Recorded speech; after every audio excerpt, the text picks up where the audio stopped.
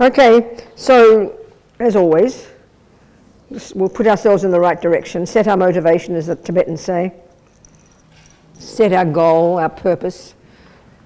And we're going to go into this today, but the whole point in Buddhism is everything comes down to the mind. The clearer your mind, the more focused your thoughts, the more strong the action, the better the results, because we create our own reality, and that's not a joke in Buddhism, it's a literal truth, you know. So the more precisely we think here, starting, okay, why are we here?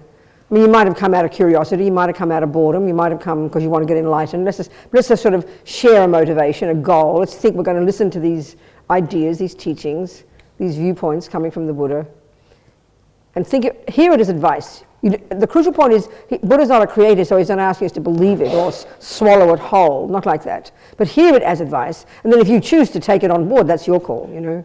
So it's advice, and it's advice essentially for two things. One, to help you develop your outrageously marvelous potential. This is Buddha's point. So two, that you can help others. That's it, the essence of it. Buddha says a bird needs two wings, wisdom and compassion. So let's think that's why we're here today. In our little prayer, the first two lines expresses for those of us who are already Buddhist. It's reiterating our reliance on the Buddha and his teachings. And the second two lines expressing this goal, this purpose, this motivation. Sangye charang soke chognam la jangcho badu dagni kyabsuchi dagi chönyen gi personam ki jola penche sangye drupha shog sangye charang soke chognam la jangcho badu dagni kyabsuchi dagi chönyen gi personam ki jola penche sangye drupha shog Sangye charang soke chognam la jangcho badu dagni kyabsuchi dagi chönyen gi personam ki jola penche sangye drupha shog. Well, as we said yesterday, you know, we talked, Buddha's expertise is the mind. This is a literal fact. I mean, and always, as I say, it's surprising to us because as soon as we hear spiritual, we don't think mind, we don't think psychology, not at all. And especially the word psychology, which is simply Greek, but it's got such concrete meaning for us. And when we say psychology, we usually mean, you know, modern European thinking about mind. That's the view we have, that's the definition, isn't it? Well, if psychology merely means the mind, or whatever it is, then clearly Buddha is a psychologist. This is not a joke, it's a truth. But it's surprising to hear it. Because when we think spiritual, we think there's another component called a soul or a spirit. Buddha has no view like that. None whatsoever. He talks only about the mind, but like we talked yesterday, his view about what the mind is, its function, its potential, are so its source are so fundamentally different that it's surprising to us, you know. And so, of course, we're going to be discussing this here, crucially, when we talk about this thing called karma, because karma is just a shorthand, means action. It's just shorthand for the law of cause and effect. But in particular, the law of cause and effect that runs minds, that runs lives, that's the law within which our lives run. And because Buddha's not a creator, then it's not made up by the Buddha. And this, I always stress it, but it's a powerfully important point. We want to hear Buddhism properly. I always, as I say, I quote every time this, but this is exactly the point. It's a telling point. A person in New Zealand one time, a scientist asked, who revealed the teachings to the Buddha? It's a perfect question if you posit a creator, which is usually what we mean by religion, isn't it? It comes from a creator, meaning it's information coming from on high. It's information that can't be proved. It would be the worst arrogant sin of all to say you're going to prove God is right. It's like that's utterly impossible. And that's the whole meaning in most religions. There's a being who is beyond everything, who's in cause, who just is, and who then, whatever reason, decides to create the universe and create us and create the laws, and who, you know, at the simplest level is the boss, therefore runs the show, therefore punishes and rewards, therefore whose wishes need to be fulfilled. And that is the very meaning of what we mean by ethics and morality in religion, you know. It's information coming from God. God is to be obeyed, and if you do good, you'll be rewarded, and if you don't, you get punished.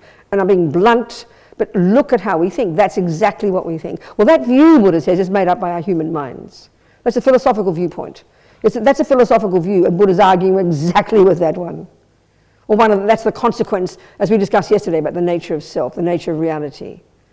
Buddha has found that dualistic view is one of the consequences of what he says is the fundamental mistake in our minds. So the same here, the view of karma leads to the view we discussed yesterday. It's a part of the whole view about Buddha's view about who we are, where we come from, what our mind is, what is happiness, what is suffering, and what are its causes, crucially, and what can you do with suffering and its causes. And his view is you can get rid of it. This is the point of being a Buddhist, As I said yesterday, the very word Buddha tells us everything. It's the end result of this path.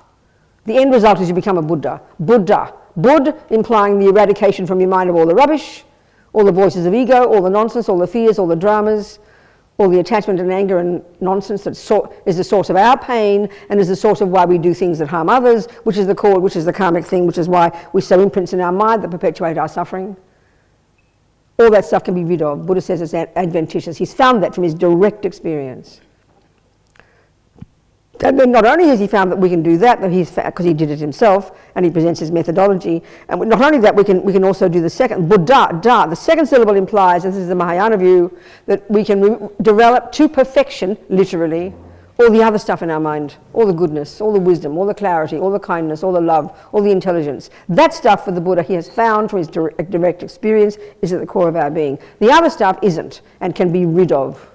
So when that scientist asks who revealed the teaching to the Buddha, it's a non-question in Buddhism. It's an absurd question. It's an assumption because it's religion, it's in revelation. There is levels of knowledge like that in Buddhism. At the higher level of the great yogis, they can get access to the Buddha's mind at a subtle level. But in the end, the Buddha's view is, Buddha's more, as I asked him his question, I said, would you ask Einstein who revealed the teachings about relativity to him? I mean, that's a laughable joke for us when we think of science. And this is exactly the approach in Buddhism. So to spell it out, what that means is, Einstein, this clever fellow with his mind, he used his noggin, he observed the world as it is. He didn't make up stuff from the sky and then plonk it on the world. He observed the way the world is. And he articulated what he observed, presented them as laws, and said, over to you to prove it if you'd like to prove the same thing as me. Buddha is exactly the same. I mean, no more and no less.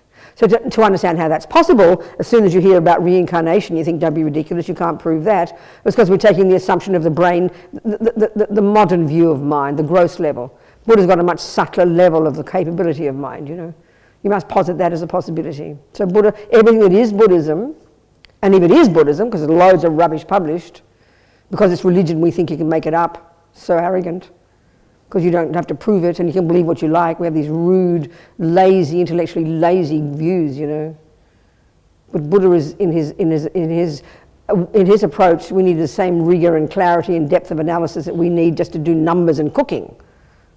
We're not used to thinking of religion like that, So Buddha's a regular guy who became a Buddha. He presents his findings about what happiness is, what suffering is. And so basically the big picture of Buddhism, which is studied in the monastic university system in Tibet, which is the basis of anything I'm telling you in this room, or anything you'll hear in this room, is coming from that system. And that comes from the great monastic system in India. The Nalanda tradition, as His Holiness calls it, all the great masters back then. And all the texts, all of whose texts are studied in the Tibetan tradition, since 800, 900 or something. So it's a worldview, basically. Buddhism is a worldview. That might be surprising to us because we thought it was about watching your breath. It's in there too. One tiny little job is in there, coming from the Buddha, that's true. But it's kind of more than that. What's that term in science? What are people looking for? This coherent, an answer to everything. What do they call that in science? Unified theory, thank you. Buddhism is a unified theory. And this is a fact, but you don't have to believe it. He's not asking you to believe him. It's a unified theory. It's a view of the entire universe, how it functions, what it is matter, what is mind, what are minds, what is suffering, what is happiness, what are the causes, and how to fix it. That's Buddhism.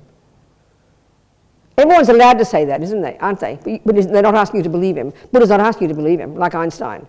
Einstein is telling you about relativity. We know it didn't come from the sky. We know it didn't come in a dream. We know it didn't come in a vision. We hope he didn't make it up. We know it's not revelation. And we know he's not asking you to believe him. And that's what we think of religion. Right? We're very stupid, Buddha's more like Einstein in that way. Absolutely. Here are my findings about reality, about what I've observed with my mind, clearly at a subtler level, Like I said yesterday, Buddha came out of this incredible tradition of these amazing Indians who'd discovered the subtlety of mind through their own amazing technique that they cultivated, which still is being practiced by the Buddhists up until now, single point of concentration, shamatha, this brilliant skill invented by these Indians, and enables you to access your mind at a subtler level, which you can then use because it's more potent and more capable to observe reality at a subtler level. That's exactly what Buddha's saying, you know. So the Buddha's deal is this. There are trillions upon trillions upon trillions of minds, consciousnesses. This is generally synonymous in Buddhism. Trillions. Humans are like in the millionth of percentage of all of them. Mind possessor is a great term in Tibetan. That's semchen, mind possessor. We say it as sentient being, which is a bit sort of wishy-washy in my opinion. Mind possessor sounds much nicer, you know. So we're a bunch of mind possessors. Dogs and ants and cockroaches are mind possessors. And Buddha would assert many others that we can't see, a whole spectrum of them. God realms, hell realms, spirit realms, trillions upon trillions upon trillions of mind possessors. All of whose consciousnesses, which are not physical, are beginningless and endless. This has to be in this view of the Buddha, because if because it's the first level of dependent arising, like we talk. Buddha would say dependent arising is the way the universe runs. It's the broadest law that runs the universe. Everything exists in dependence upon something. Nothing is solitary. Nothing exists on its own, in and of itself. We say it ourselves, nothing exists in isolation. You don't live on an island. We say these words. Everything's interdependent. Everything impacts upon something else. It's kind of obvious. And the Buddha is saying that ego, like we talked yesterday, this ego, the mistaken views in our mind, cling to things as having this absolute, concrete, isolated, permanent, solid, set in stone, unindependent entity, some reality. It's a demented view that we've got, that is the source of all our suffering and all our pain and all universes since beginningless time. And he's found methods to get rid of it in the mind, which is the realization of emptiness, which we then perfect, which then causes us to get liberated, which add to bodhicitta, causes us to become a Buddha. So all minds, he says, have this potential. And all minds are this beginningless and endless continuities of consciousness, which of course means we don't need a creator. He's not being rude. He says he would disagree with that as a philosophy, and much of Buddhism is an argument with the prevailing views at the time. Even though they talk about cause and effect and talk about things, there's many views similar to that of an essence called creator, or indeed an essence called soul, or Atman they called it, self. He disagrees with that. It's not so much that there isn't superior beings, he even uses the term superior being. We can all become one.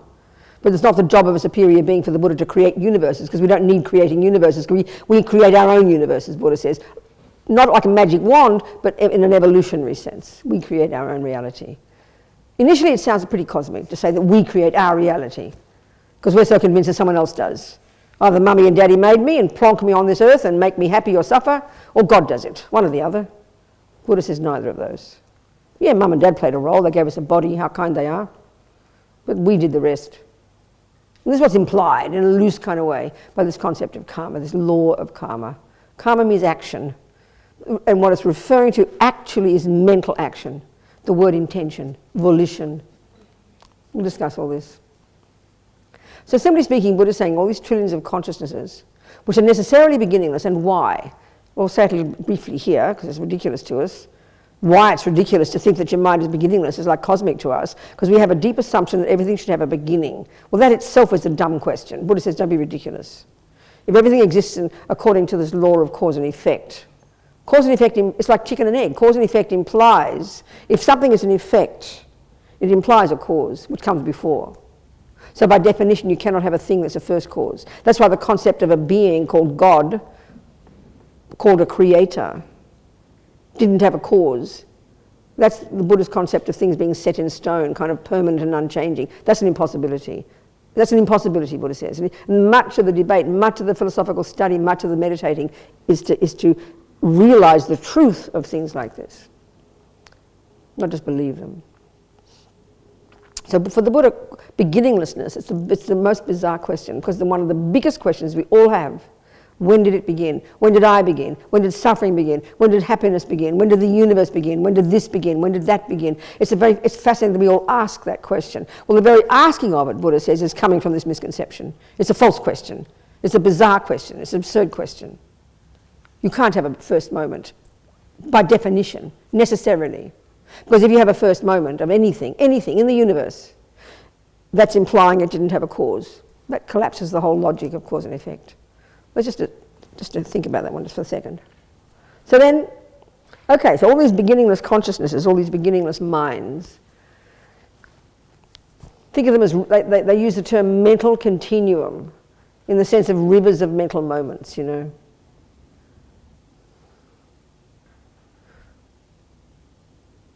So our consciousness, conjoined with this body, conjoined with this brain, conjoined with the physical matter, is in its nature not physical. That's a bit of a shock if we're neuroscientists, you know. But he's not contradicting neuroscience. There's a way of putting these two together, which is what's been happening with these marvellous conferences the last 30, 40 years with His Holiness and all the best brains in our culture, you know.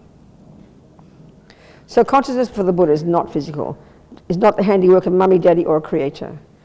Doesn't start in the mother's womb and will never begin, doesn't begin and won't end, which is a bit hilarious. Sounds a bit depressing initially. So what about it? Okay, so the law that runs it. You see, the thing is, when we think of spiritual, this is a really interesting point. When we think of spiritual, we do think of a law, but it's called God's law. And it's in his pocket. And he doesn't need to share it with us. And that's fine. So you can have faith in God, better than nothing, I promise. At least God knows what somebody, at least in Christianity and Islam, not being rude, somebody knows what's going on. And you're prepared to trust him. That's good enough. It's a good way to live your life, you know. I'm not joking. That's a preferable view. I'm not being fundamentalist and medieval here. But with respect to our amazing, you know, nihilistic philosophical materialism, and there's a view like that way back in the time of India, that all these other people, they all debated with each other. We think we even invented that. We're such arrogant people in the 20th century or something. Whenever these clever Western people, white men started, wasn't it? It's all white men's fault. Isn't it? I mean, isn't it? But we've all been white men before, so it's okay. It's a bad time to be a white man. Robin, you be careful. You're sitting there in the front row, a white man. White men started it all. Even though Jesus wasn't a white man, although the poor Christians get so upset in America, they're convinced he's white. I mean, he was an Arab, for God's sake, you know. They must be very shocked by that. It's true. Okay, I better be careful. I'll get carried away. So anyway, yeah, where was I? Yeah, there was philosophical materialism way back then, and they argued with it all. So that view, as we say, we haven't found the answers to many things yet, and at least we're trying. All these marvellous scientists are trying. There's more things we haven't got the answer for than we have. We think we have. Anyway, whatever. What I'm getting at here is the Buddhist is a third option, a third way of thinking. If you like, there are many ways of thinking. But, you know, major points. Either you've got materialism or you've got creator religions. They're the ones that predominate, aren't they?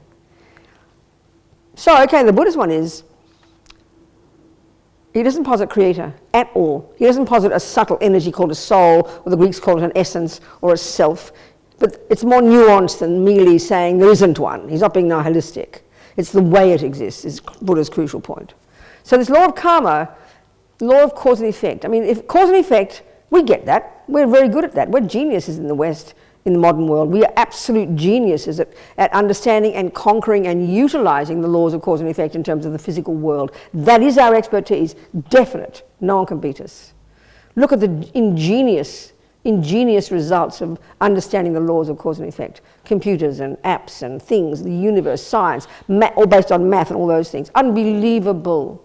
And we know there's brilliance and clarity and rigour in those laws. And we know laws, once you've proven a law, it's coherent every time. Well, that's the Buddha's approach to happiness and suffering. As shocking as it might be to us, because we really do not believe there's such a thing as a law that runs happiness and suffering.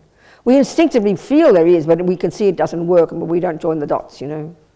So Buddha's expertise is understanding the way that, like I said yesterday, one way of presenting this worldview, Buddhism, is one is in terms of a method to stop suffering and get happiness. Another is a method of stopping ignorance and getting wisdom. Another is it as a system of perfect ethics, and they all come together. They all are integrated. And that's really shocking, like I said yesterday. We understand wisdom. We've got geniuses in our culture. But that's separate from being a good person. So like I said, you can be a genius mathematician, you know, but still go home and beat up your husband, isn't it? You can still be a disaster morally. Or you can be the best artist on the planet.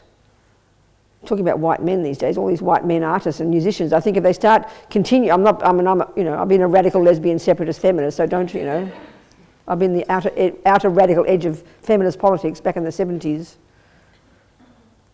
But every single man in the past, every single musician, every single artist, by definition, has done what white men do, or men do, not just white men. I'm joking, and I'm not joking here about it. I'm not being political. But there's been none of them you won't throw out. And we're going to stop Woody Allen's biography just got cancelled. I'm not criticising anyone, just looking. Well, we're not going to listen to Bach, we're not going to listen to Beethoven, we're certainly not going to watch Picasso's art. He was a naughty boy with women. We're not going to look at his art. So we've really got to start finding a way to look at all this, I think, because otherwise we're going to have nothing left. It'll be like the Afghani, it'll be like those fundamentalist ISIS, the fundamentalist Muslims smashing all the statues of Buddha, Or like the communists, the Stalinists, will become Stalinists. We've got to be careful. Anyway, excuse me, get off the plot. I'll get back on the plot. Excuse me. I have to be, yeah, okay. So, okay, karma, action. It's a shorthand for this law that the Buddha says runs the universe, or the law within which the universe runs. Like botany is the law that runs gardens, or is the law within which gardens run. And gardens, and the thing is, this is a point about natural law now, it's a crucial point. There's no equivalent in Buddhism of this massive idea of God's law, because God ran the universe. There's no equivalent. Buddha is into natural law, just like Einstein. You observe what's there, and then you articulate it. So the Buddha's key point, fundamental point, what he's presenting is his view of reality. Karma, what we talked yesterday, all this business. It's all his view, his observation of reality. But why, this is the point, why do we need, from his perspective, to get in touch with reality? What's the simple reason? So simple for the Buddha, it's a joke. Because the degree to which we are not in touch with how things exist is the degree to which we suffer and is the degree to which we harm others. And that's the whole point. So the method, so Buddhism is about stopping suffering and getting happiness, but the method is to get wisdom and stop ignorance. That's the method to get happy, to cut the rubbish from the mind. That's like we talked all yesterday. So karma is another aspect of this. So as far as Buddha is concerned, the law that runs the universe is this natural law of karma that he has identified. He didn't create it and copyright it. People who've identified botany haven't created it and copyrighted it and then dumped it on top of gardens. That's not natural law. Natural law is what is there all the time and clever people observe it. That's natural law. Like math, gravity, botany, numbers, they're natural law. Karma's natural law. It's a shock to us, but it's natural law. So if it's a natural law, it's coherent. And that means it's running all the time. So Buddha frames it in terms of happiness and suffering, pretty much, fundamentally, like we talked yesterday. If we look, we look at the way the mind works, and we look at one component in our mind, is this, it's called, in the Buddhist model of the mind, there's many different states of mind, and they divide them into 3 categories. And there's one that's called, it's like the mechanics of our mind. There's a very precise understanding of the one that's called intention, attention, discrimination. There's different parts of our mind that function to make us do anything properly.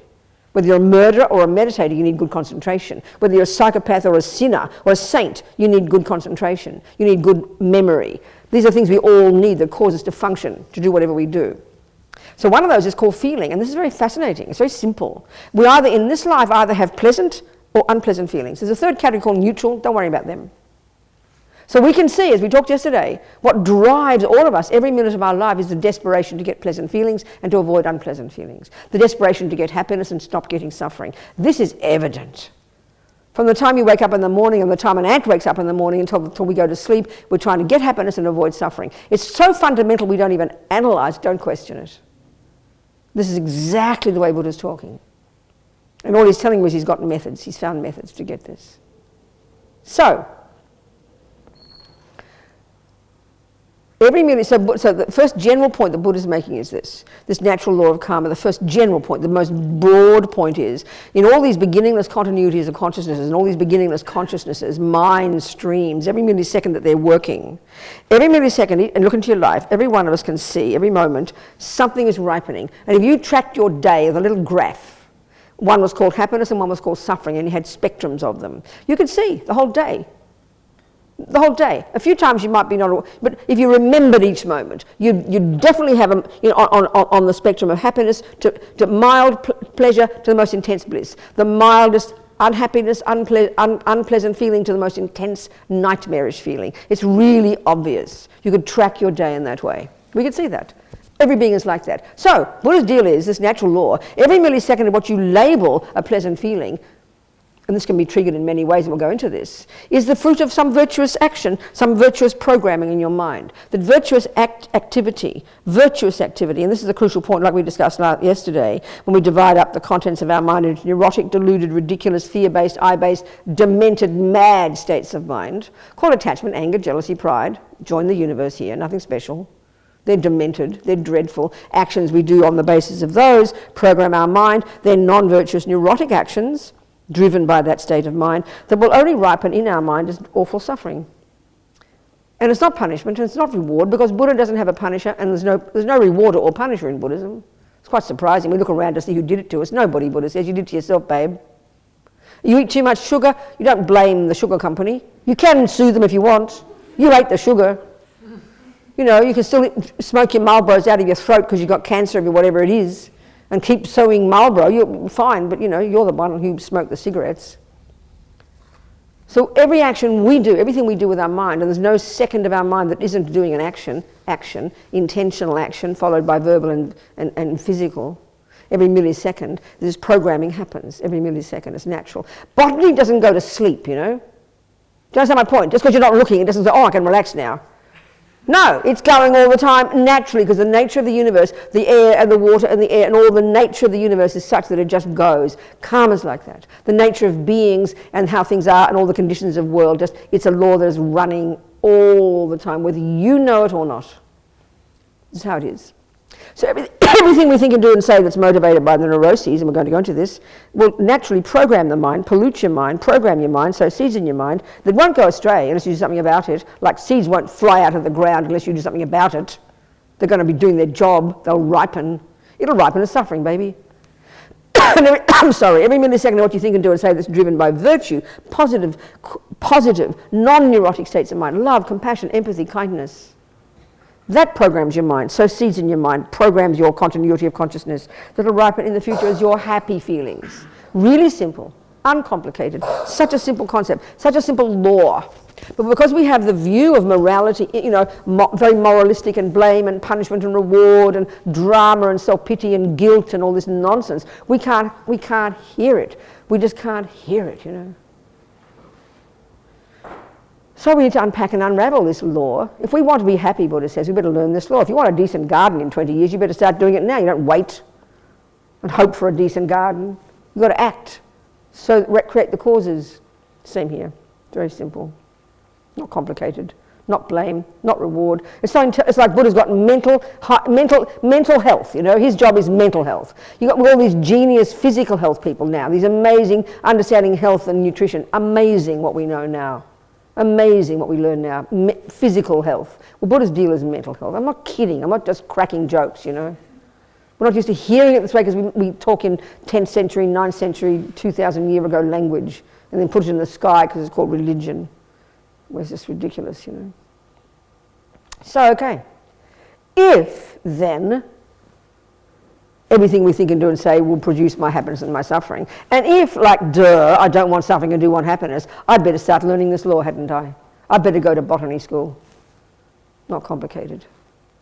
So there's many ways of describing, many ways of presenting packages, you know. So the first one, you know, the first general way that karma ripens is, karma runs is, we have to understand what negative and positive means if that's the case. If a negative action ripens as suffering, and I don't want suffering, I better know what Buddha means by negative action. Pretty clear. So broadly speaking, an action of body, speech, or mind. We have these three parts, and they all they're different stages, but they're all driven by the mind. So broadly speaking, if your body does something, you know, but your mind's not involved, there's no karma created because karma has to be the mind involved. You know.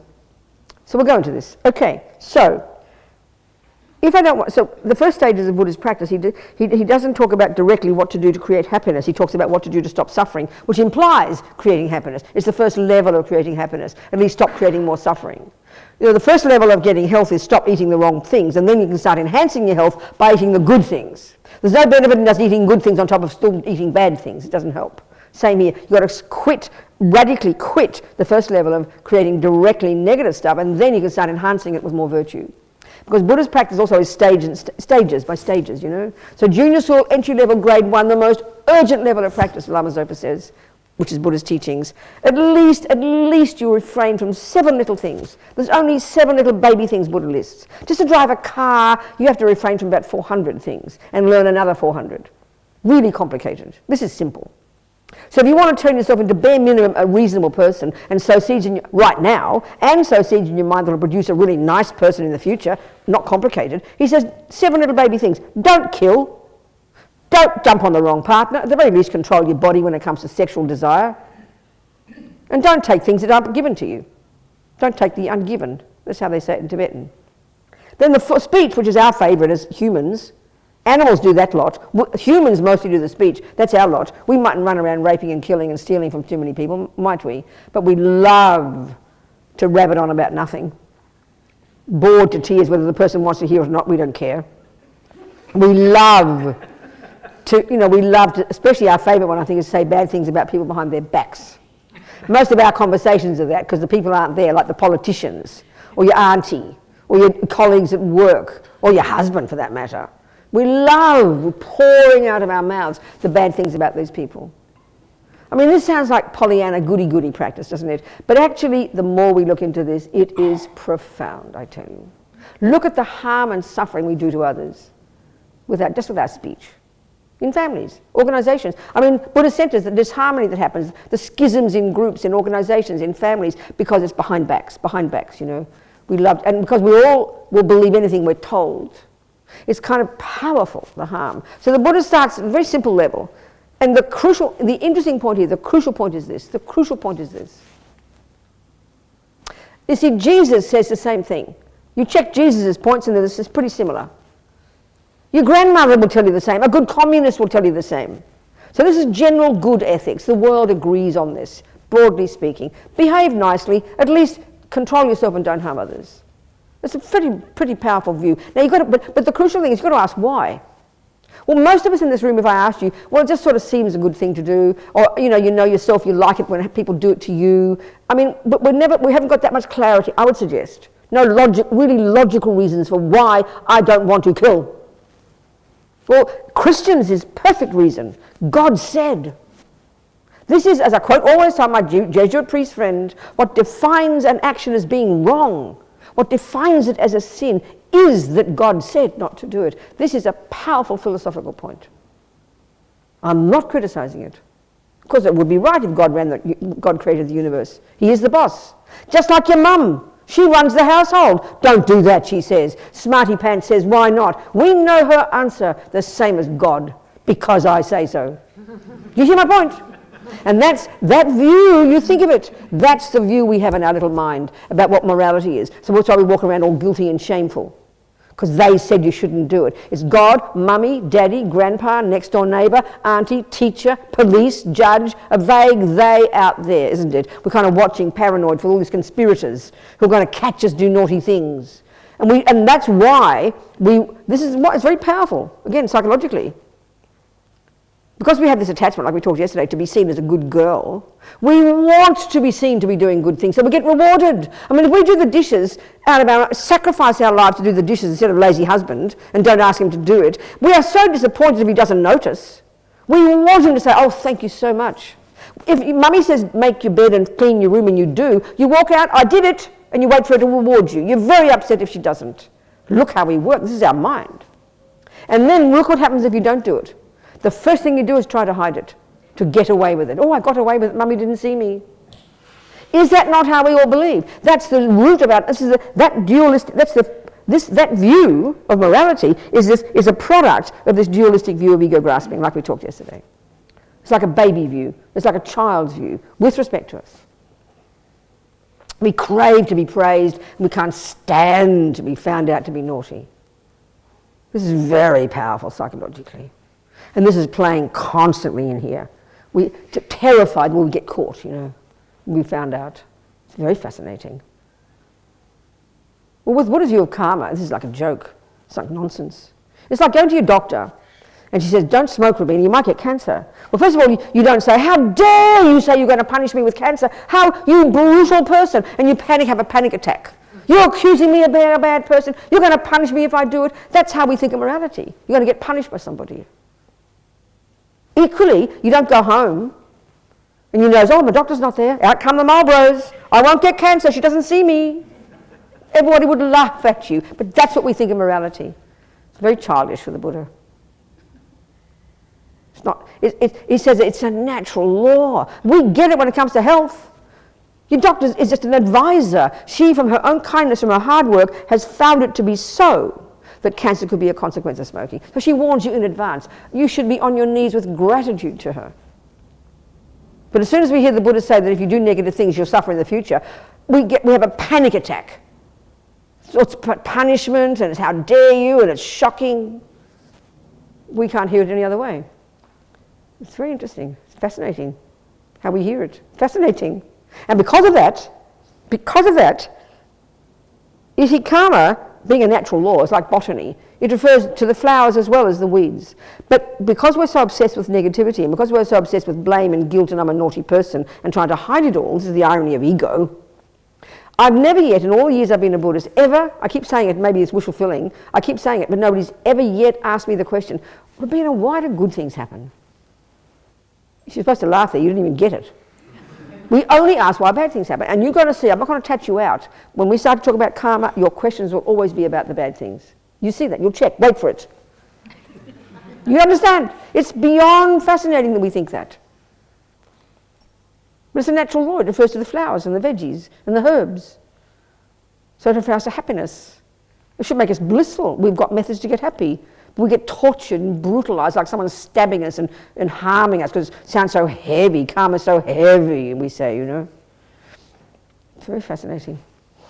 So for Buddha, it's a natural law. It happens. No one made it up. No one runs it. There's no big stick there.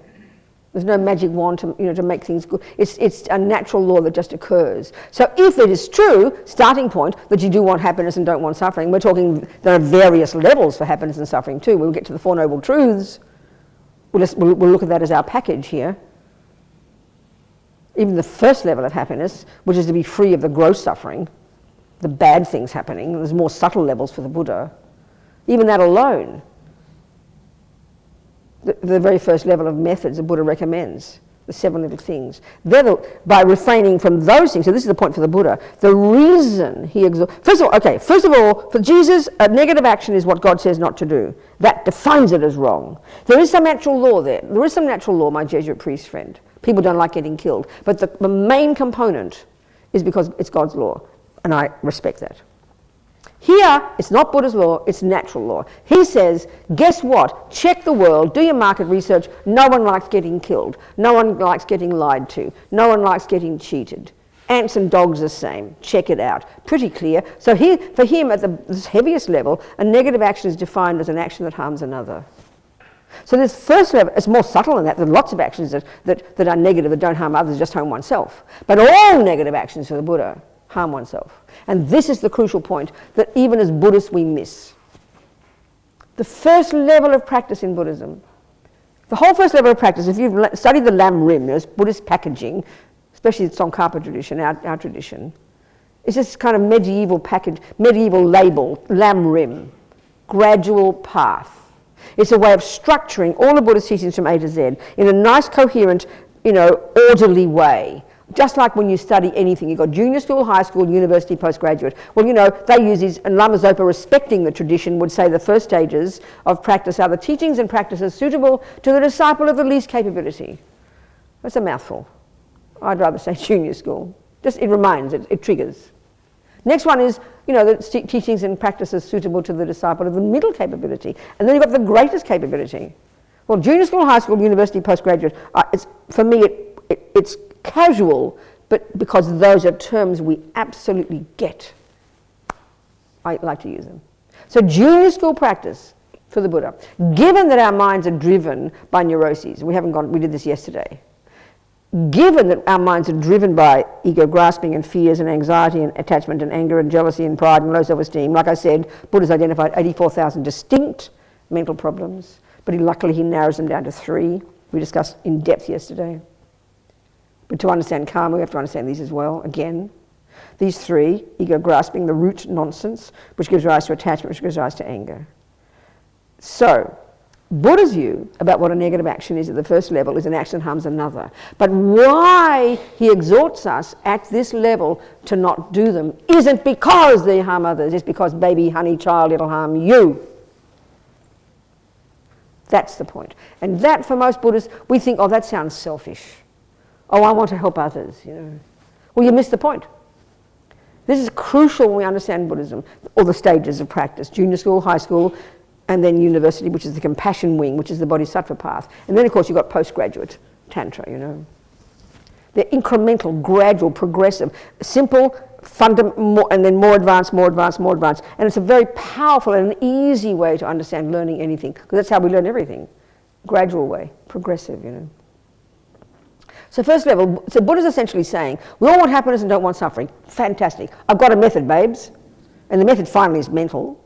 Sort your mind out. And his view of the mind, like we just get, and this is in high school, you learn this in high school. We've got all the contents of our mind are divided into the neurotic, deluded, ridiculous, I-based, fear-based, distressing, demented, terribly painful states of mind that distort our reality, cause us to make a mess and harm others and therefore perpetuate suffering. Life after life after life after life. Our own suffering. That's the first lot. Second lot are the virtues, the valid states of mind, love, compassion, intelligence, all these. And third lot, the mechanics, okay? So, actions, Buddha has found that actions motivated by the first lot, ego grasping, attachment, anger, the rest, they're negative, and there's logical reasons for these, we'll go into it, that then sow seeds in our mind, program our mind, that'll ripen as my suffering. So the first level of practice is he exhorts us to at least refrain from the most radical actions which are negative, which harm others. At least refrain from them, because they're going to ripen as the worst suffering possible, which is suffering like that. But so the crucial reason, they are actions that harm others, but they're defined as negative because they harm others, but he exhorts us not to do them because they'll harm us. That takes time to hear. This is a massive point. We can spend the day just on this point. Because we're so used to believing that morality and immorality are externally imposed ethics. We know they're kind of internal, but as long as we don't get caught, we're okay. So that means as long as no one hears me say those rude words, I'm okay. As long as someone doesn't see me steal, I'm okay. I got away with it. And especially as long as no one sees my mind, I'm really okay. In fact, we really do believe, we have this belief, I'm allowed to think what I like. I'm allowed to say what I like. We have that view. For the Buddha, that is completely nihilistic. Beyond stupid.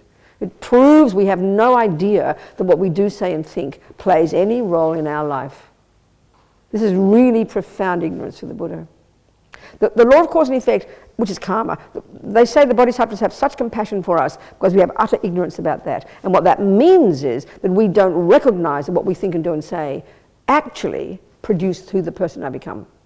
You know very well when it comes to health, everything you put in your mouth produces the body you get. Every bit of piano you think and put on and play produces the pianist you become.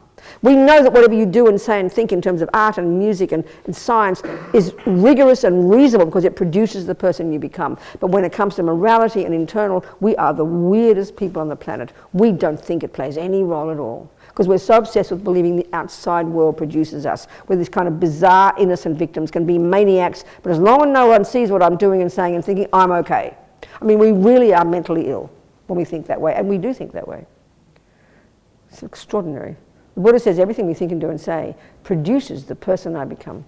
You want to be a happy person, honey child? Here's my advice. You want to keep, you don't want suffering? Here's my advice. It's so practical. We're the boss, in other words. So this idea of being the boss is reinforced so powerfully when you take the view that your consciousness didn't begin in the mother's womb and it's not the handiwork of mummy and daddy and God. You can blame them if it is. No. You bring with you your own stuff. There's two ways of looking at the mind. Certainly the law of karma, the way the mind is programmed. the quality of what we do, it then determines the quality of what we experience, and that's the law of karma. But there's another more fundamental way the mind works. Like Yeshe here said, every millisecond of what any sentient being experiences is like you're shooting a movie all day. Or like Lama Zopa says, you're taking photos all day. Everything's just being imprinted in the mind. You don't have to remember, we don't remember 99% of it. It's all there to remember though. That's why we can get clairvoyance. Everything is stored in our mind. Everything. So, the Buddha's view is, from beginningless time, this mind of ours, every millisecond, whatever we've been producing, sowing seeds, constantly acting, constantly sowing seeds, and just storing stuff in there, you know. So we need, if what goes on in our mind, therefore what we do with our body and speech, is the main player in terms of the person I become, is how it is, then I need to get in touch with my life and need to become in charge. I need to learn Buddha's botany. Not wait to be rewarded or punished, which is how we think. That's why we think about, I'm looking for happiness, I'm trying to avoid suffering, I want to be rewarded, I don't want to be punished. It's all dualistic. That's the Buddha's view that says that's just rubbish, nonsense, childish, demented, mentally ill, so much suffering. That's attachment and anger and all the rest, all the product, all the outcroppings of these mental states, you know.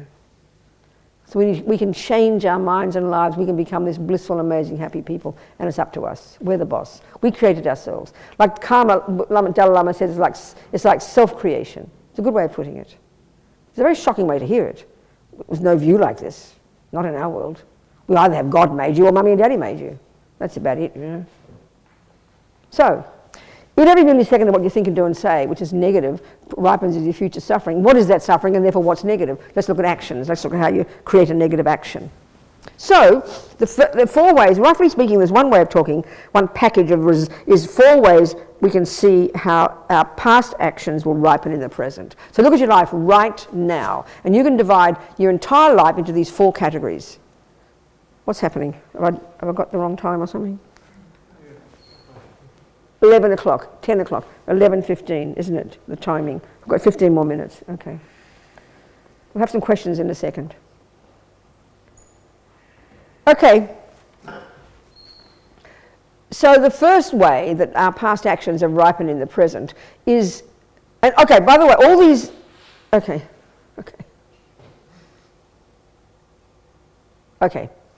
The first one is the type of rebirth we get. In our case, we're human. Second, we can see Hitler and Mother Teresa are both human, but look at the difference. Not in their arms and their legs and their noses, but in their minds. So this is the second track of karma, track if you like. The second way your past actions ripen in the present is in terms of the personality traits, your characteristics, your tendencies, how you think and feel, that inform what you do and say with your body and speech. Pretty clear. That's the differences, isn't it? What's inside you? Your love, your hate, your jealousy, your kindness, your compassion, you being good at music, good at football, all your personality traits, all your tendencies. That's your mind. That's your mind. That's the second way your karma ripens. So they're the main cause of those is your habits. These are a bunch of habits, basically. We wake up in this life with a bunch of habits. The first one's called the fully ripened result, your type of rebirth. The second one is called intentions or actions or intentions, I will, similar to the cause. Similar to the cause. Having lied before, you continue lying. Having loved before, you continue being loving. Having stolen before, you continue stealing. Having playing some kind of creative music type things, you continue playing music. You go on YouTube and you can't believe these little 3-year-olds have played Bach, you know. You're quite sure someone's Photoshop YouTube. You can't believe it, you know. Well, I remember one little 7-year-old American was writing pieces for 62-piece orchestras, you know. Or some little children are psychopaths. We don't like to think that in our culture. Torturing creatures, you know, that kind of thing. Habits, bunch of habits. Second way karma ripens, a bunch of habits. Intentions similar to the cause.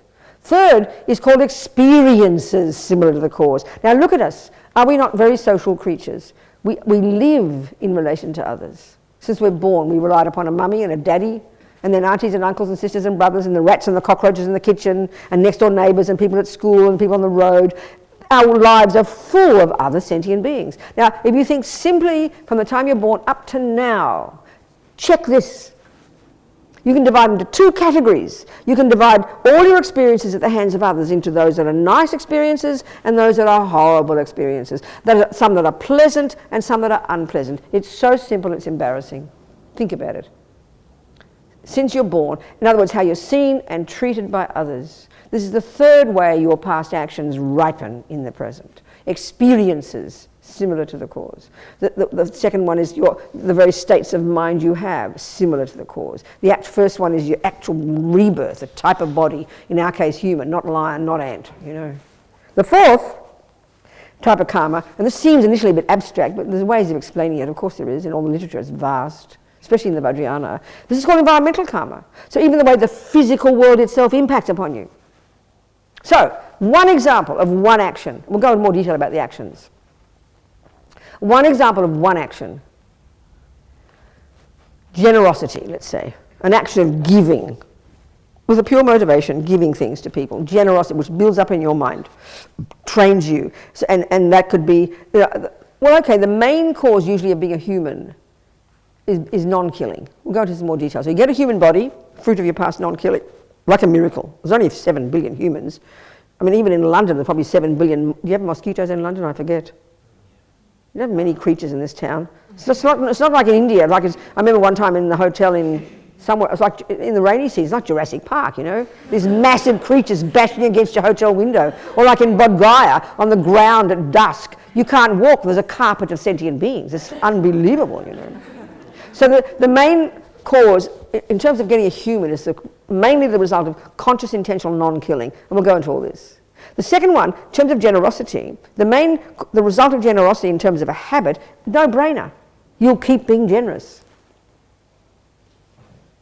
You'll be generous. Whether you're poor or rich is another discussion. That's the third result. So the result of generosity in terms of being an experience is that you are given things. You get things easily. You get a good job that pays masses. You get education that gives you a job that pays millions. You get a job, you have mummy who leaves you money in her will. You get things easily. In general, that's one of the key things that makes our lives so special. In general, in terms of getting a decent human life, one, you need non-killing to get you the human body, but two, to get the resource, to be born in a place or an environment or a country where you've got resources. Like just even being born in London with a small salary. You're not on the street. You're not living in a desert. You're not living in a country where you've got to work 8 hours for a bowl of rice. This is the miracle, and the main cause of that is our past generosity. The main cause of how even having access to a job is a generosity. Unbelievably powerful one for your own benefit. Generosity. The fourth result of generosity is one of the environmental results, where everything is delicious and lovely and works well, So you just reverse that and go look at the lack of generosity. Environment, nothing works properly. I mean, all the environmental ones for the different actions are slightly different. But the way the very physical world impacts upon you.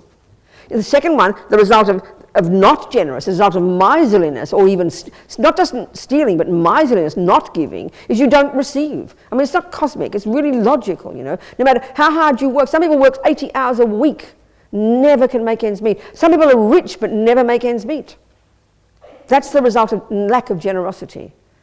And then mentally you feel like you've got nothing. You feel mean and miserly and afraid and worried. You feel, even though you have got some money, even though you have things, you feel like you've got nothing, So you're really ungenerous. You don't like to give 1 penny.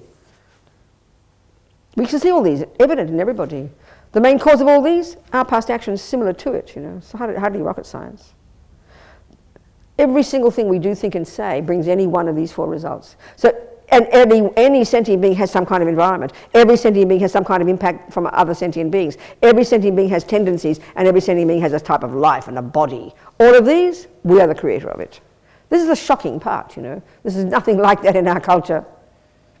God is the one we think is doing all that. No, we are, Buddha says. Big surprise. So we better learn to know this law if we're in charge of our lives, and we're the one who creates our own experiences. And that's the point about, even without too much detail, just even the concept that I created the cause to come to this mother, I created the cause to have this experience, even without much detail, it's already very empowering, because it cuts the greed, like we talked yesterday, it cuts the hubris of I deserve good things and don't deserve bad. There's no logic to that.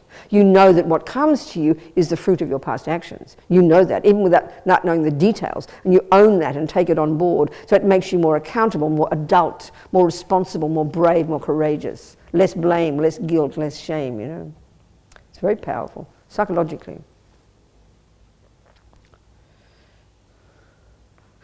So just for briefly now, because before we have a cup of tea, or cup of whatever it is, let's have a few questions. And we're going to go into much more, I mean, I did a broad overview, but I'm going to go into more detail about what a negative action is, how you create it, what are the components, what a virtuous action is, the different ways of result, and crucially, how we purify it. This is the main thing, how we fix it, you know. So questions, please, if you have any. Yes.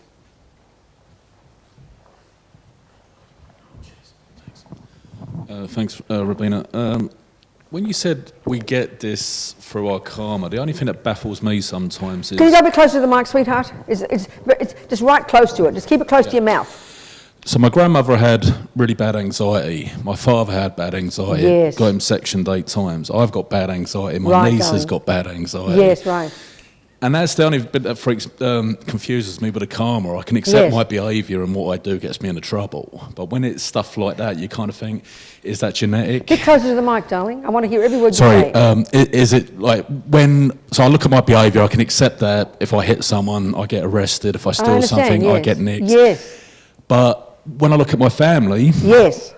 And you're saying it isn't mummy and daddy, but then I look at genetics and they're saying there's evidence that says that's right. It's passed through genetically. That's right. There's too much evidence in my family. Again, I don't know, I'm not well educated, but the evidence suggests that there's something flowing. I understand. From the family there's no contradiction. What's your name, darling?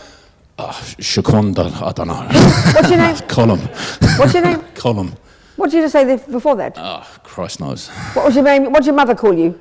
It's a long story. Let's just... No, what's your name, darling? Column. Who? Colin, as in Nelson's. What's he say? Colin? Yeah, we'll call it Colin, yeah. No, sweetheart, I want to know your real name. So I can call you what you call. Yeah, Colum. Column? Yeah. C-O-L-U-M? L-M. O-M, Column. No, this is why I don't like using the name, because no one gets it. It's Colum. No, but I want to know your name. I want to know your lovely name that your mum gave you. It was Colin until 16, What's your then I got my name? passport and it was Colum, and it's pronounced Colum. What did your mother call you when you were born? Colin. Well, why did you say this other word before? Because when I got my medical certificate, it's a long story. I don't care about the long story, just tell me the name. All right, it's Colum. Was Colin. That's what would you say before, a long word? Oh, Shakiki or something. Why do you say that? Because I saw it in a comedy film once, it sounded funny. So you're just joking? Yeah. So your name is Colum? Yeah. Thank you. Thank you, Colum, for explaining your name. Wow, it's hard getting. Sorry, it's the white man figure, just, you know, So, we've got to be awkward. So listen, darling, listen, okay. Okay. The fact that you're human, first of all, is the result of your, it's like you won the lottery. Every day, in the Buddhist view, if we understood that and took that on board, you'd be blissed out every day that the fact that you got a human mummy instead of a dog mummy or an ant mummy. First of all. So wow, well done. Second, in your mind, you've got all these tendencies. So you've probably got lots of good tendencies as well. You're kind, are you? Are you generous? Are you intelligent? Are you good at things? What are you good at? What are some of your good qualities, Colum? I like equality. What, darling? I like the idea of equality. What are some of your good qualities? You've got an appreciation for justice. Yeah. Well, that's a marvellous quality, isn't it? That's because you've done that before. You've got generosity and you've got kindness, so you've programmed your mind in lots of... But I can be a bit of a devil as well. Let me finish. You've got lots of wonderful qualities. You probably don't go around raping and killing too many people, right? No. Don't steal too many things. Don't lie. So you've got ethics. That's unbelievable, like a miracle on this planet. Due to your past good ethics, you're born with a tendency to want to be a good person and a kind person and a moral person. Pretty amazing. You're a very special person, Colum. And within that mind, you also have, like you just suggested, what you're referring to as anxiety. However you analyse that. We can discuss that, whatever. And you can see that also mummy and daddy have got it. I accept your point. Well, I was born in a family. My mother was a musician. So she saw that her little Bobsy, me, had that tendency, so she helped me play music. So it's very simple. Our materialist view, like you're suggesting, would be that I'm good at music because I got it from my mother. No, the Buddha would make a slightly different way of saying it. My mother was good at music because she'd practiced it before. I'm good at music because I'd practiced it before, and we conveniently got born to each other. The same with you. So your mummy and daddy have certain tendencies, not just the anxiety, other ones as well. You know. So then that means you've got some karmic, you've got connection. So you, due to your tendencies, you get born to a mummy with similar tendencies. So even though, and you can see it in the genes, of course you can, but you created the cause to get born to that mother. So that's where the karmic one comes in. So it doesn't contradict. You see my point? Yeah. Good. Okay. Thank you very much, Colin. Somebody else up here.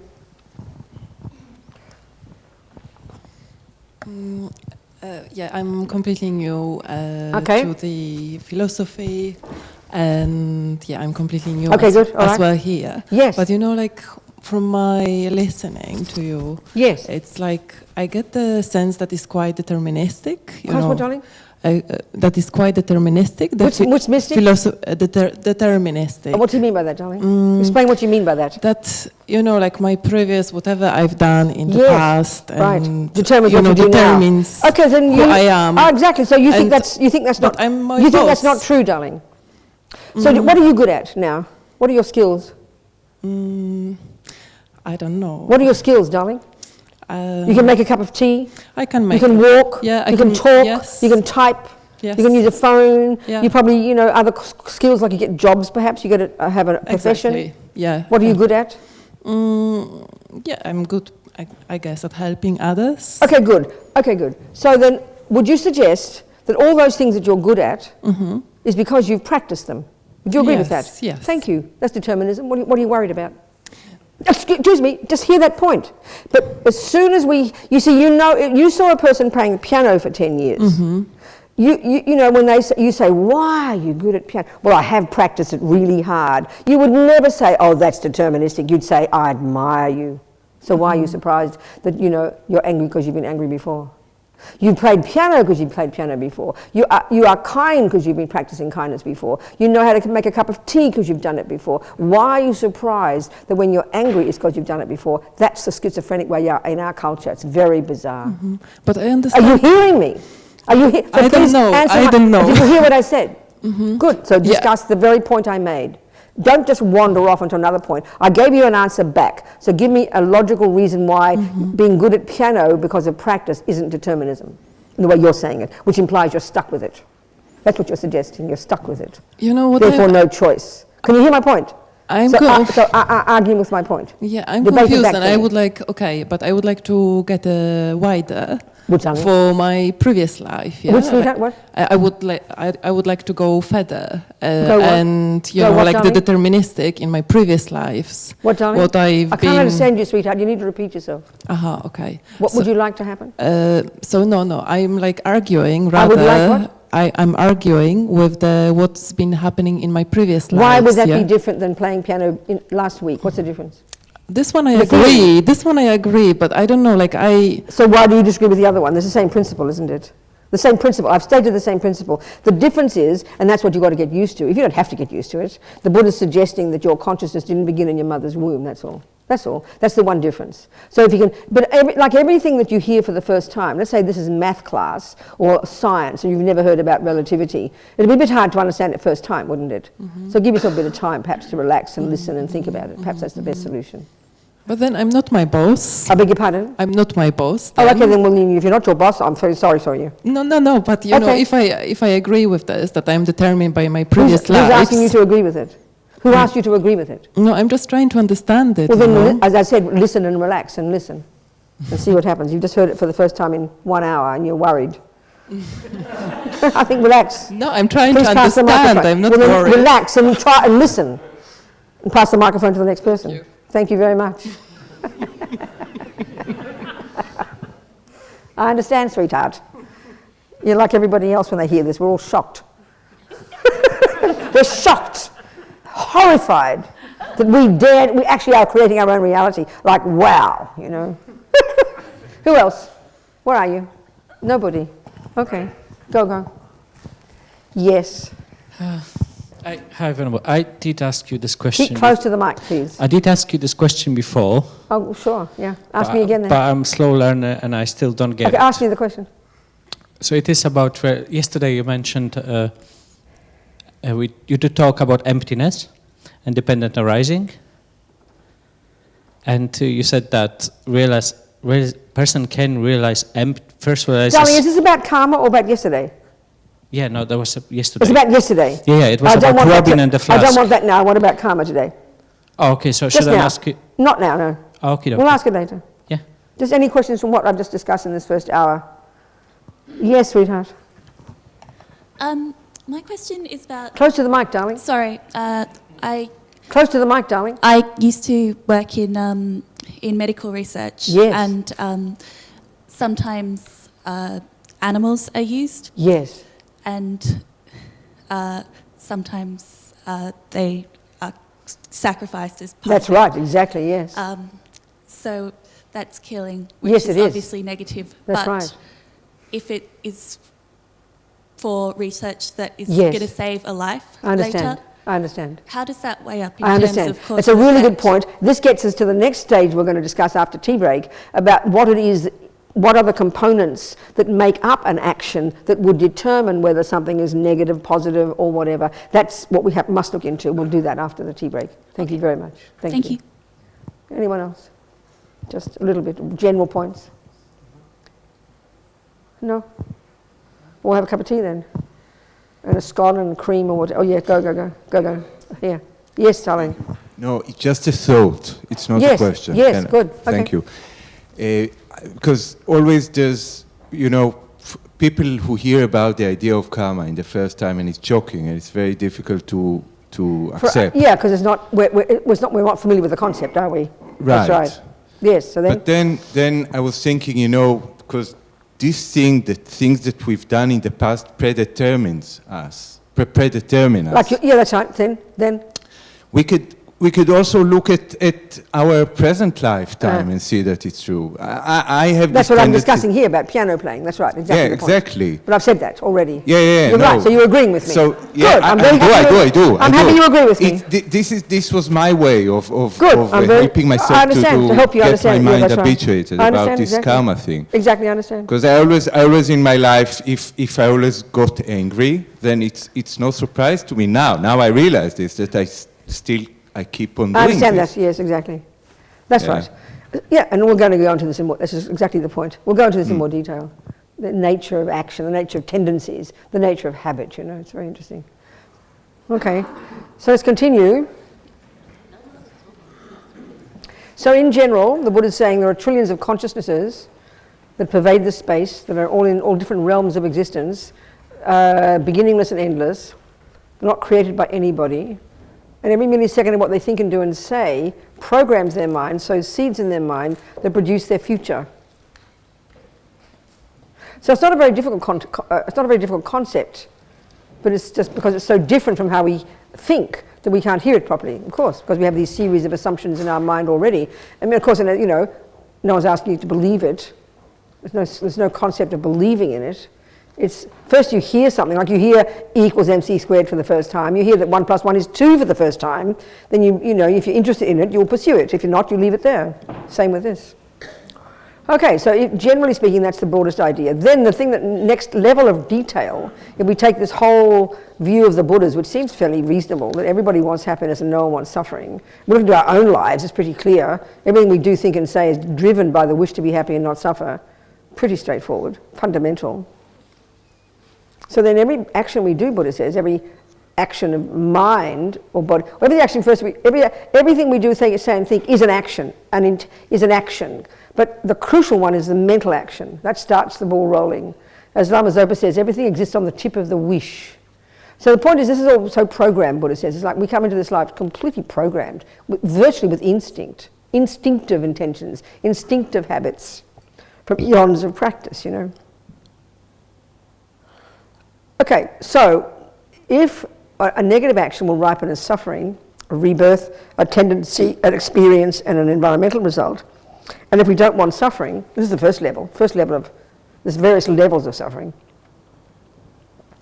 then it's very clear that we need to know what are the things that would cause it. So then the first step is to stop creating it. As Lama Zopa says, the most urgent level of practice, entry level, junior school, grade 1, urgent, now, starting now. At least attempt to refrain from using our body and speech to harm sentient beings. And remember, the basis, the reason, the logic for that, they're determined by, these actions are those determined to be those that harm others, but the reason he exhorts us not to do them is because they'll harm us, because everything we think and do and say programs us. And that often is, we think, oh, but that sounds selfish, Oh, I have compassion for others, because this is really like compassion for yourself. But this is the starting point. This is the starting point, You've got to see you're sick of suffering, so you've got to stop creating it. First step. Okay, so if a negative action is one that sows a seed in my mind that ripens as suffering, I better know what makes an action negative. So we've got to start with the basics. I mean, everything in the end is, it's really the way it works, it plays out, is so subtle, so nuanced, so sophisticated. It's impossible to see all the ins and outs of it all, but you've got to start with basic principles. Every law is like that. You start with the basic principles of botany. Then when you're a genius botanist, you can really manipulate the whole, you can do so much. It's so sophisticated. You know exactly what ripens when. It's highly advanced. We start with the basics, start with the principles. So, as I said, actions can ripen as a fully ripened result, which is a type of rebirth, a tendency, an experience similar to it, and even an environmental result. These are the results, and this is our life. We live in environments. We have people, we're seen and treated in a certain way. We have certain tendencies, and we have a type of rebirth, a type of body, in our case, human. Okay, so if we look at the model of the mind as we discussed yesterday in some depth, we've got 3 categories of states of mind in this mental consciousness of ours, all these millions of thoughts and feelings and emotions. And Buddha would divide them very simply into 3 categories. Like I said, first, the negative or neurotic or deluded or non-virtuous ones that are the voices of ego, and in their nature are delusional and disturbing and break our hearts and cause us to harm ourselves and therefore cause us to harm others. So the 3 main ones of these, like I said, Buddha's identified 84,000, but he narrows them all down to really the 3 root delusions, as they call them, the 3 poisons, the 3 toxic emotions, this primordial misconception, delusion called ego grasping, which we discussed in detail yesterday, which is the root of the problem, which clings to a fantasy, nonsense, mistaken sense of I, on the basis of which we have this profound emotional hunger called attachment that's frantic to get what that I wants, and then the panic attack of aversion, anger, despair, whatever, when it doesn't. These 3, ignorance, attachment, aversion, speaking simply. So these are in the first category, the neurotic ones, the actions such that if they're motivated by those, they, as motivations, are the things that determine that those actions become negative. Because they're necessarily self-centered, they're necessarily fear-based, they're necessarily distorted, delusional, disturbing. Then you've got valid states of mind, virtuous states of mind, love, compassion, kindness, forgiveness. You know, these, many of these. We've got these, that's clear. They're the 2 key things. They're the main ones that motivate either one of our actions. It's quite simple, really. Although it's such a mess in here because we can't tell the difference. There's a big soup in here, we can't tell the difference, you know. And because we don't pay attention to what goes on in here, we haven't got a clue what we're doing half the time. Because we're fully developed, we're fully occupied with the outside world, aren't we? We're not noticing the inside world at all, which is what our job should be. So we can navigate all this. So, okay, an action that's labelled negative, such as killing, for it to be a seed that you pop into your bank vault, and it's just an analogy, obviously, it's a simple analogy, for it to then, and because all seeds naturally grow, this dynamic energy, they multiply, for one of those seeds to be labelled negative, such that it's dropped, when you do the action, it drops into a main seed into your main bank vault, which is the one that, one seed of which will be the one that will determine your next rebirth, or your other rebirths. This is triggered at the time of your death. We'll go into this. There need to be 4 things in place in order for it to become what's called a complete action. So here we are in our case, you know, Colum and the rest of us, we've got a human body. Of course, if we're Christian, we think God made us, and if we're materialists, definitely Mummy and Daddy made us. They gave us genes and DNA and a body, no problem. They did that, definitely. But we created the cause from our past virtue to get the human body. We found our way. Mummy and Daddy were lying there having fun, and we come barging in, you know. We did that part of it. And then our consciousness conveniently conjoined with that egg and sperm, and then with Mummy's kindness and the womb intact, we developed into us and popped out, and here we are. Okay, so the action that was the main cause of this would have been an action of non-killing. So there's an extra component here that is super clear for the Buddha that makes all the actions completely powerful, and this is when we do actions in the context of living in vows of good ethics, and we'll discuss that later, okay? So so of all the actions that are harming, I think we can kind of agree, I don't know, maybe killing seems the heaviest one. I mean, all the news, we're so preoccupied with killing, aren't we? We don't have all the news stories all about the stealing or all the countries where they're stealing from each other, all the countries where they're kind of, you know, we do a bit, but killing is somehow the heaviest. Seems like it. Well, Buddha would certainly agree. One of the heaviest actions. And indeed, I mean, we can see too, killing in general. In general, killing does not come from because you love somebody. You're not walking around loving and compassionate, going around killing people. So clearly it's from anger or attachment. Not too complicated. We make it complicated. Looking like needles in haystacks for all the past things in the life to see what happened, why that person kills. Well, the simple logic for the Buddha is, one, it's a karmic habit from the karma, it's a habit, but two, what motivates it now, you know, it's not love and compassion, that's for sure. In general, it's anger, fear, attachment. So then it's, for an action to be called negative, for an action of killing to be labelled a negative action, such that when it's a complete action, drops a seed in that main bank vault, which if it does not pulled out will eventually ripen as many suffering rebirths, because one simple action brings many fruits. There need to be four things in place when you do it. So let's reverse that and look at a positive action, an action of non-killing.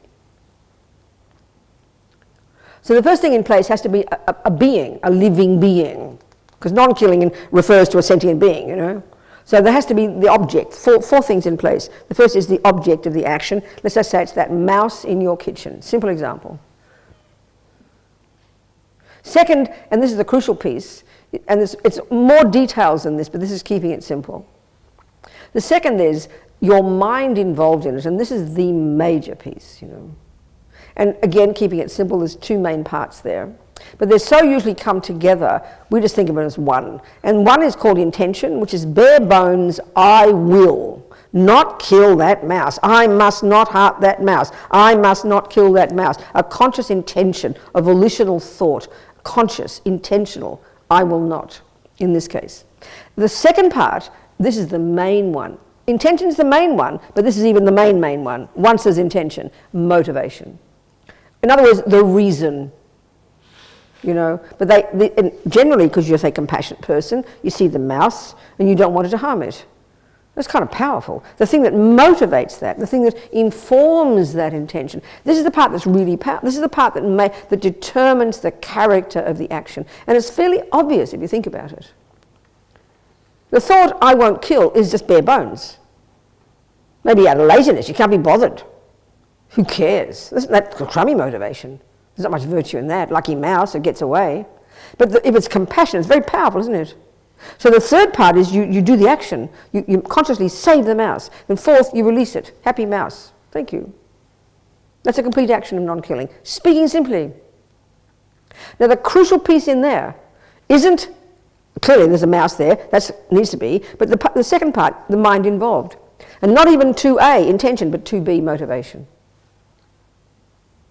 Oh, poor little mouse, don't want to harm it. That's what kind of, it's like it colours the whole action, and that's what makes it virtuous.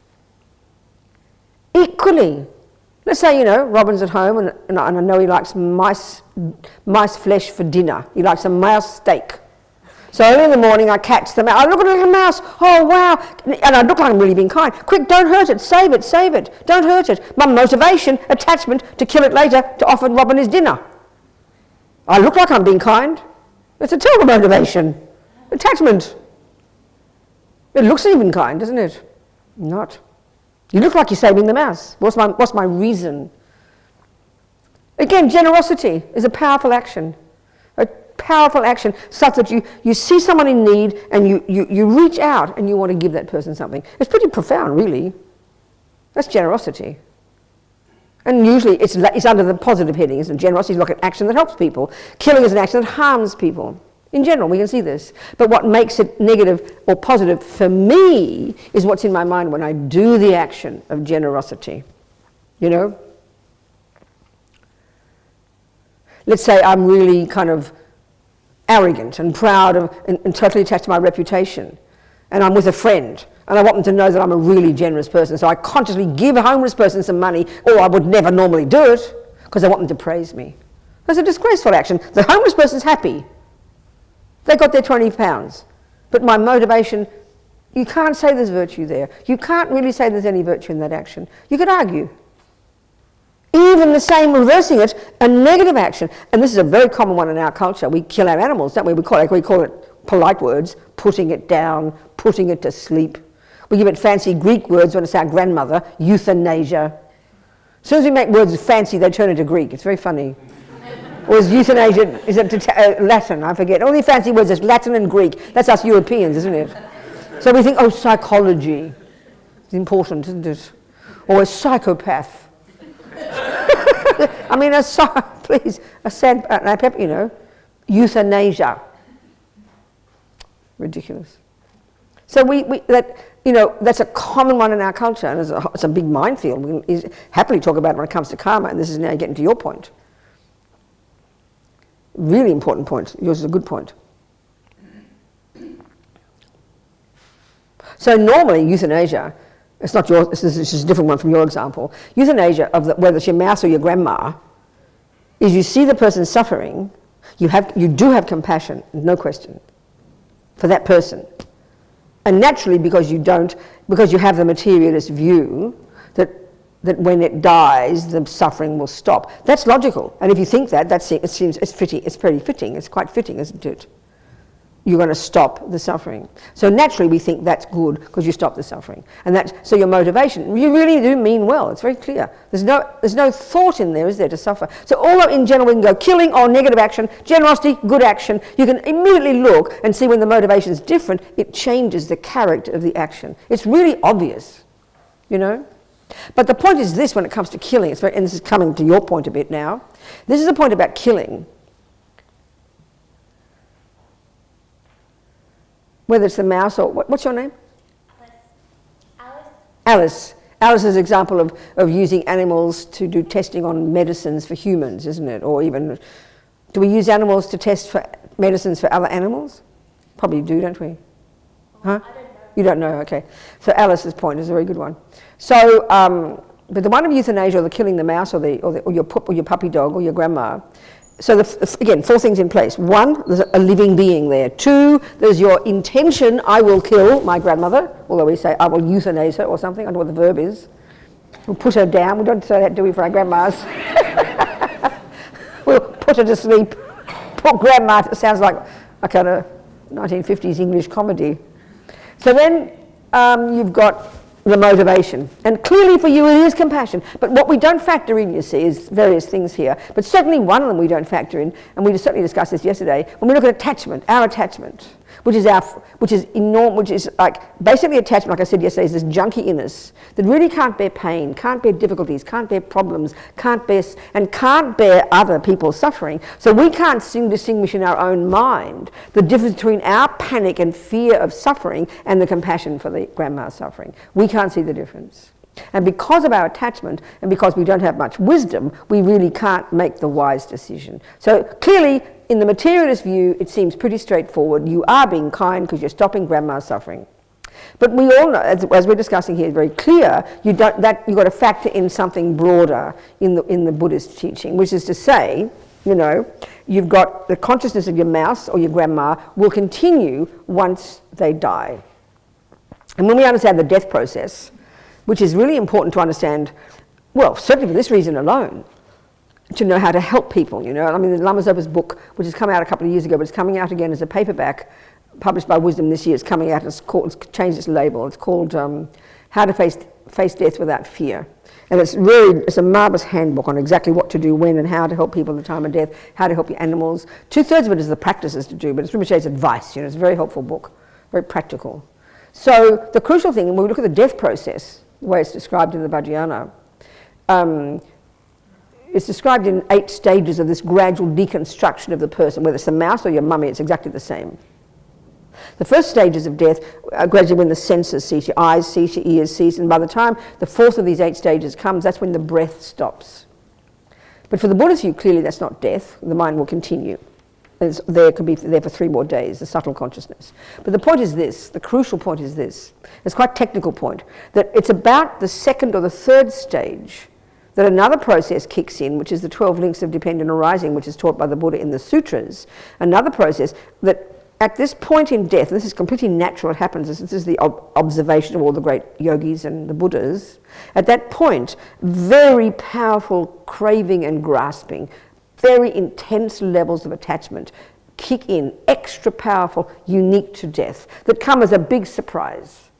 This is why if you plan to kill yourself, it sounds all very rational. But nobody factors this in because we don't remember dying, you know. But it's a very powerful extra level of craving and grasping. In particular, grasping at this, grasping at life, grasping at the body. It's just spontaneous, it's profound and very automatic. So that's what causes fear. There's intense fear because you got to let go of this body, this person. It's a terror. This is why the majority of people die with such fear. It's primordially deep, this grasping. So it's at that point, that grasping is the condition that, this is like the 7th and 8th of the 12 links, that triggers the number 2 link, which is the karmic seed stored in your bank vault. It's like you put the craving and the grasping are like the ATM card you put in, and you put your number in, and out comes the money. Well, that triggers the karmic seed, that grasping at the time before you even stop breathing. You still got your wits about you. And so then the karmic seed is triggered by that grasping. So if you're really freaking out, extra freaking out, that can only trigger a negative seed. And that means your next life will be intensely suffering. This is technical. It's not blame, not punishment, not reward. No one's doing it. It's been observed.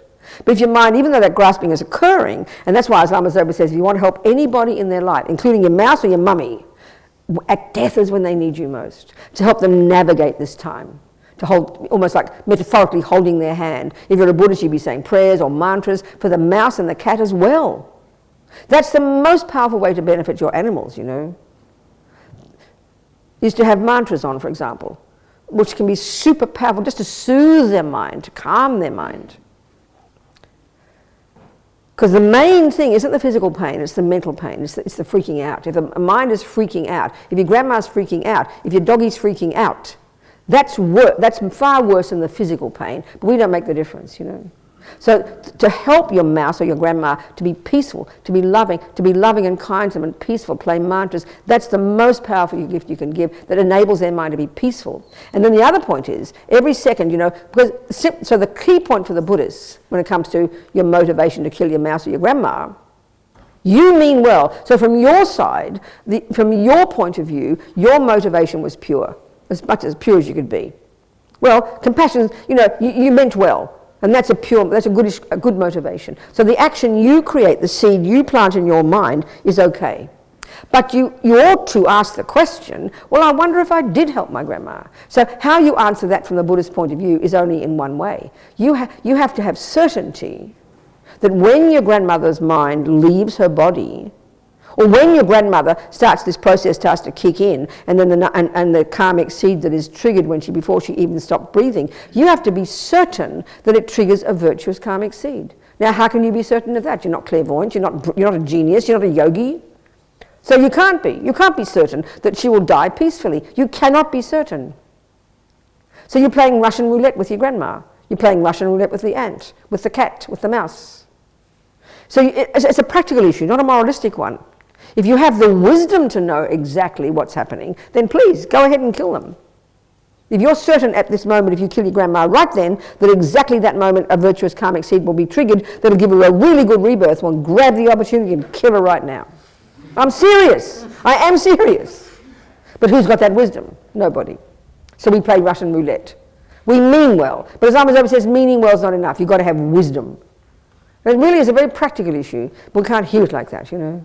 It's a bit the same. I mean, it's the same as, let's say, I mean, you know, if there is a possibility that a consciousness will continue to take another rebirth, and if it is a possibility it could be a very suffering rebirth or a happy rebirth, that's a pretty intense basis for a decision, isn't it?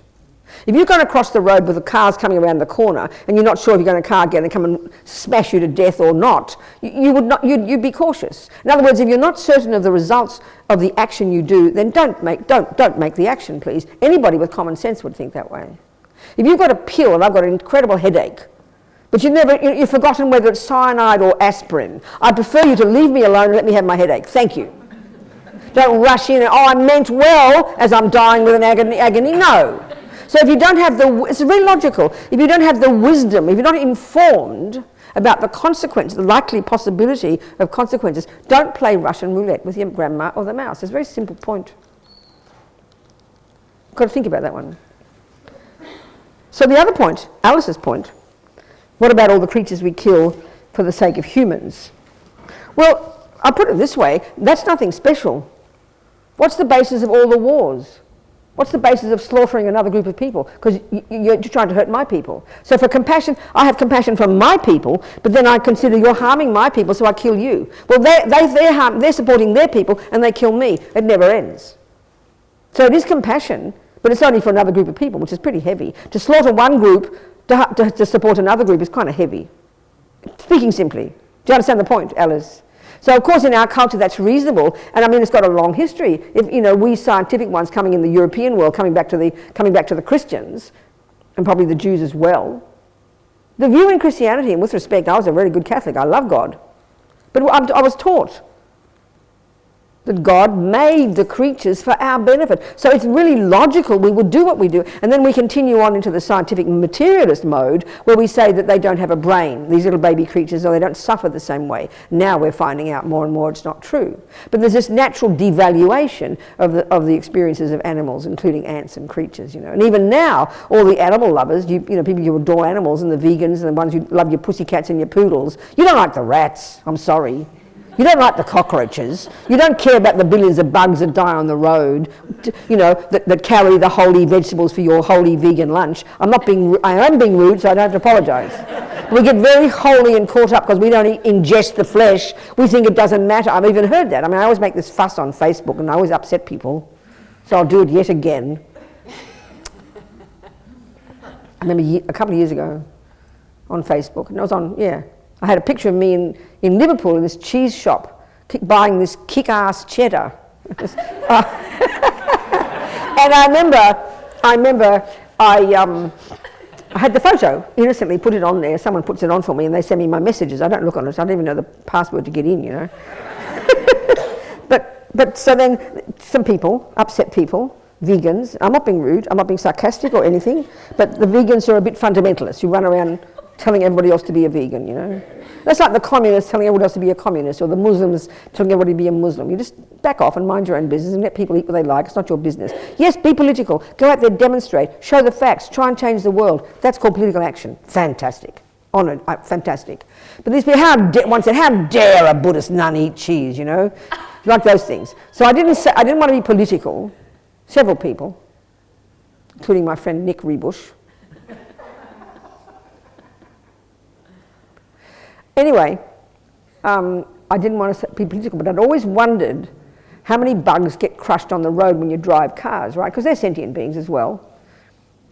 So sure enough, you Google it, someone's done the research, some Dutch fellow, and I forget the proper numbers, but it was like per kilometre, just on the number plate, like trillions get smashed to smithereens, We know this, we know this. We know this. But somehow, because I think, my own opinion, I keep saying this, but my own opinion is because we're very obsessed with eating, we're very attached to food, to eating. Somehow it seems, and this is even what the people responded to, we don't think it matters if creatures die on the road, because you don't eat them. If we had to drive cars to smash the creatures and then collect them and eat them for lunch, then we get upset. But somehow, so the other one, then I put another story on, and then the person said, oh, you mean we shouldn't drive a car? I didn't respond. Because it's not that easy to make your choices if you start wanting to not harm any living beings. You can't really live. You can't survive. Just by existing, we're slaughtering. Our body's a walking zoo, So this is where the crucial thing is intention, motivation. Do your best not to harm.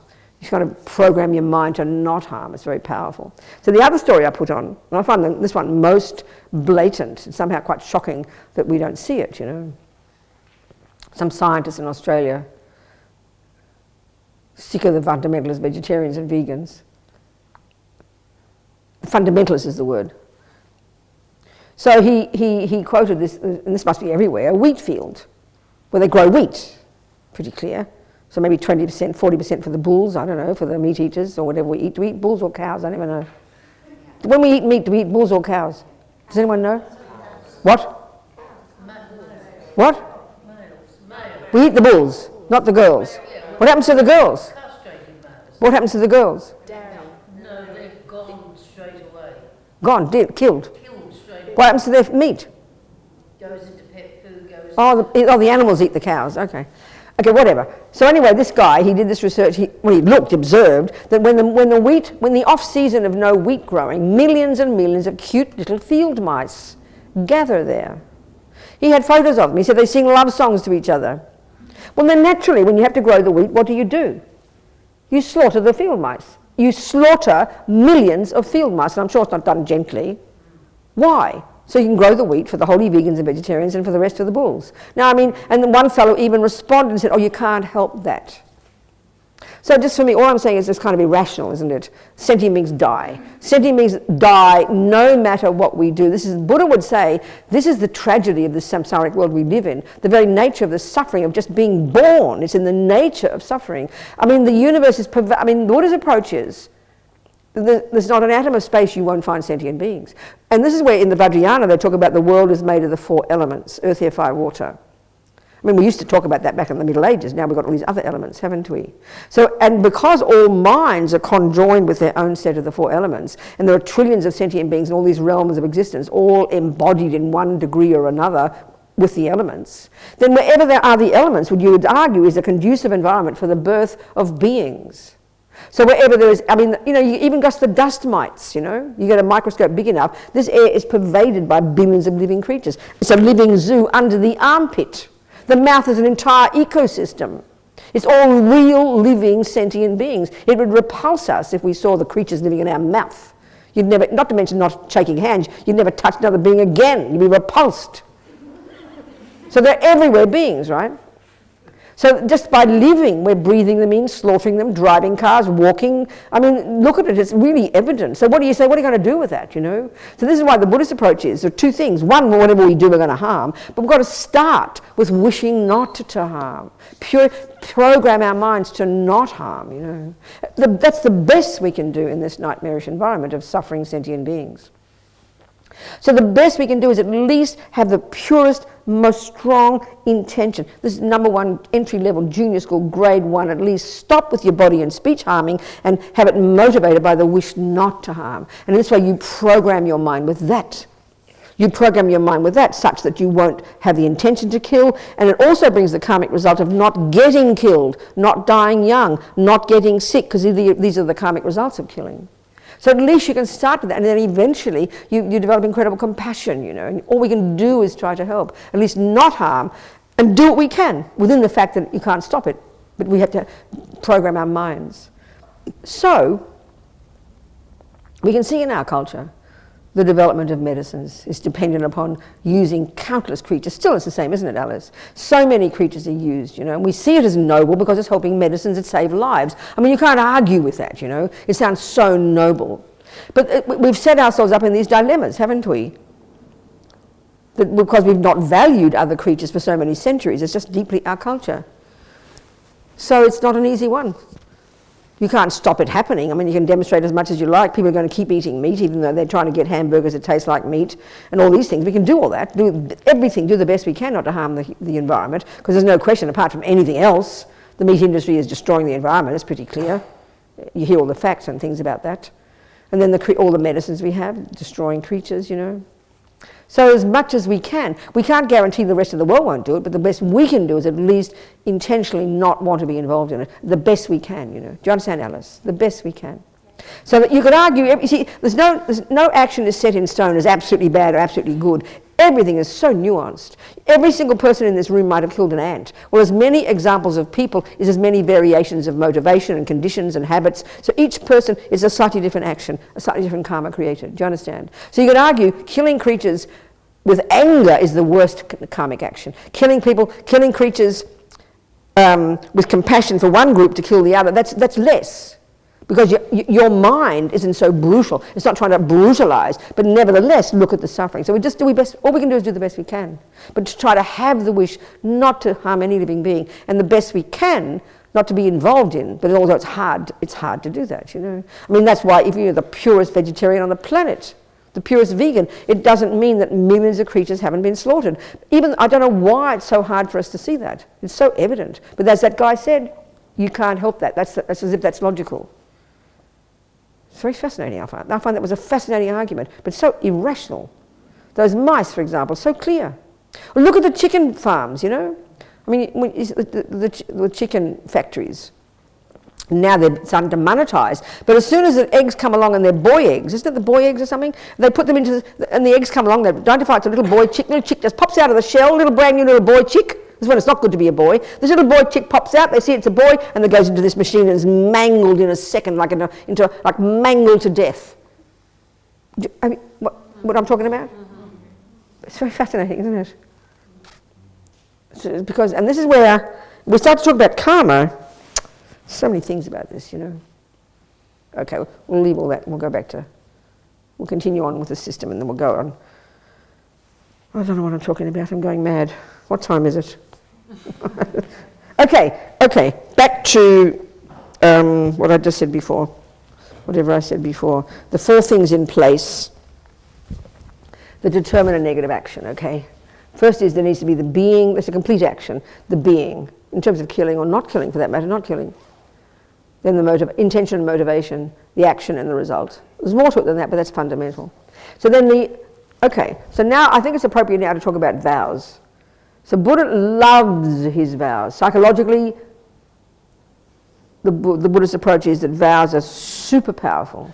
And I think, again, there's logic to it if we unpack it. If we hear vow, we get hysterical because it sounds like religion, you know, someone's squashing you into doing something. But there's such logic to it, if you think about it. So the Buddha's point is this.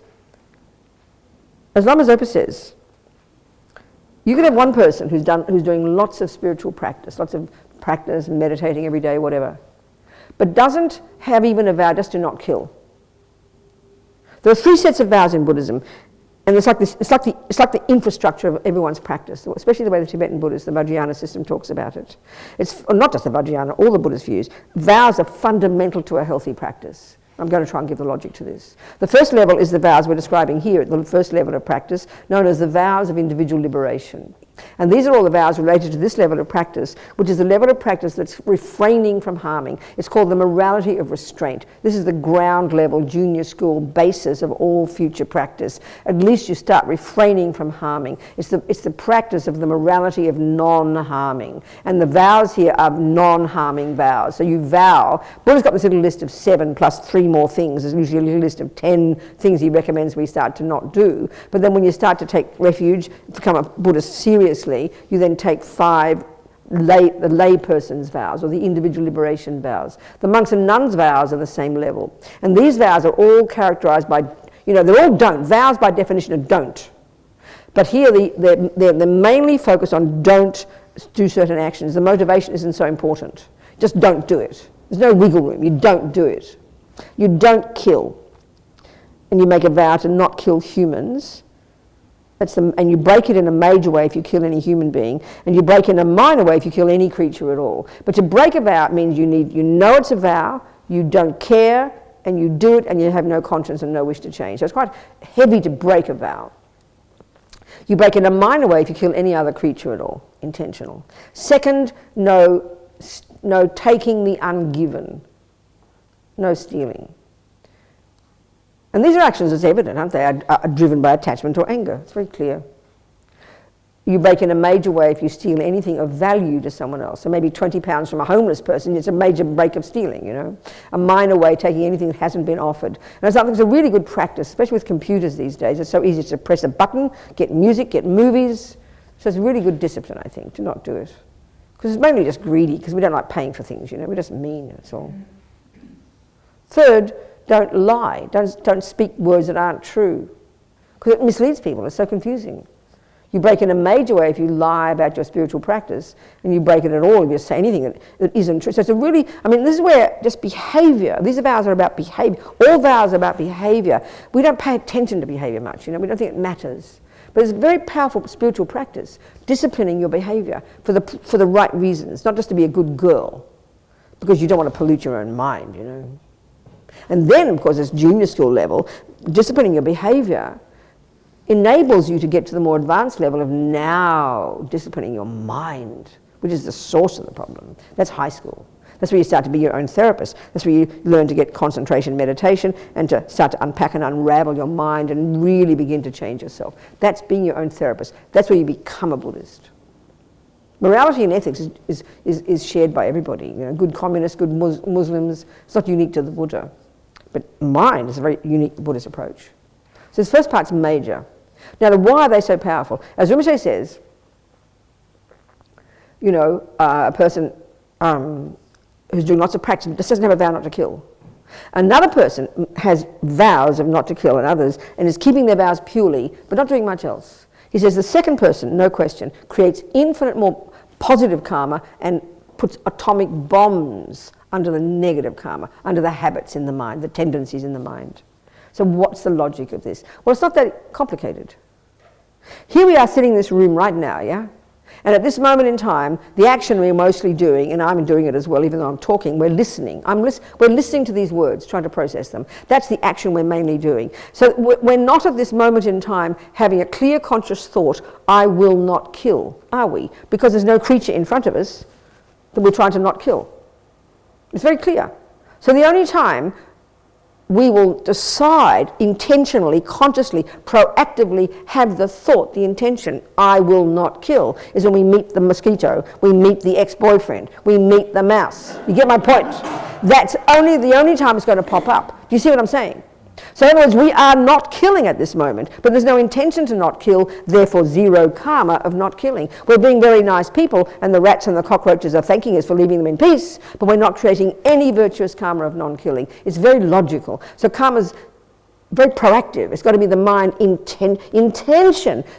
Intention is in the mind every millisecond. Every millisecond it's driving everything we think and do and say, but it's totally programmed so we don't notice it.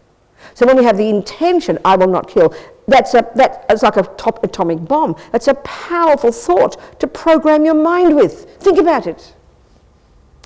Karma's programming your mind. That's what it means. You're programming your mind into the person you become. So I will not kill is powerful. But the point is this, because we're not bodhisattvas yet, our motivation, even if it's good, is kind of weak. We don't have very powerful virtue right now. So the motivation, I mean, if there are 47 ants all attacking you, believe me, you're going to give up and not kill them. You've got to kill them. Most people say that. You've got too many rats, too many roaches, can't help, I had to kill them, we say. No, you didn't have to, you decided to kill them. If there's 47 poodles, you'd not kill them. So it's intention, I will not kill, and then the effort you have to make. Karma's obviously mental. It's clearly mental. The mind starts the whole thing, you know. So now the point is about with vows. This is the point. This is the point about vows. This is Buddha's point. When you sit down in front of somebody, and I think about it, you know, you're sitting there, let's say a person who gives refuge, gives lay vows, the person you've decided to be one of your teachers because it's an important choice you make, that person received that kind of permission, if you like. Okay, Lama Zopa's given me permission. In certain circumstances, I do that. So he's given me permission. So I've received this, the ability to do this from my teacher. And then they got it from their teacher. And they got it from theirs. So you would track this back in an unbroken chain of beings, of human beings, right back to the Buddha. It's kind of powerful. So the Buddha, so then you take the refuge and then you take the lay vows. So it's like a power source you're plugging into. I think of it like that. It's very nice. But the point is this, the Buddha says. They say in the teachings, I think at a certain level of the teachings, that a vow is a subtle physical energy visible to clairvoyance. It's so potent. So think of it psychologically. You kneel down in front of somebody and you vow, you make a powerful decision. You say, from now until the time of my death, I will not kill. And every day you reiterate that vow. Every day you do the purification practice, and Lama Zopa says we're insane not to do it every day, and we'll talk about it later.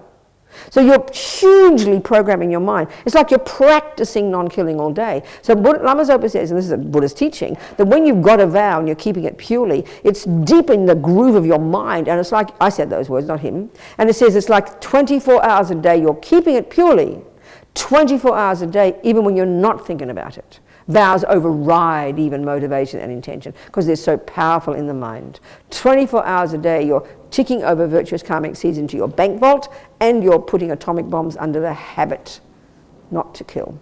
So in other words, they say in the teachings you can't get ahead of the game without living in vows. And I think about it makes sense.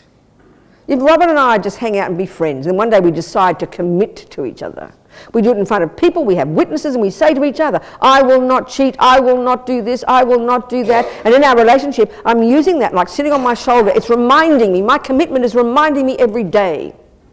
That's how vows are. They like protect you. It's like when you know, it's obvious. You can say for 27 years, oh, I must go on a diet.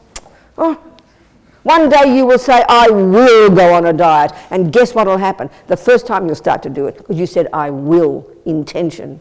It's clear vows, commitments are powerful mentally, psychologically. Then how come we can do anything? It's very clear. So Buddha loves his vows.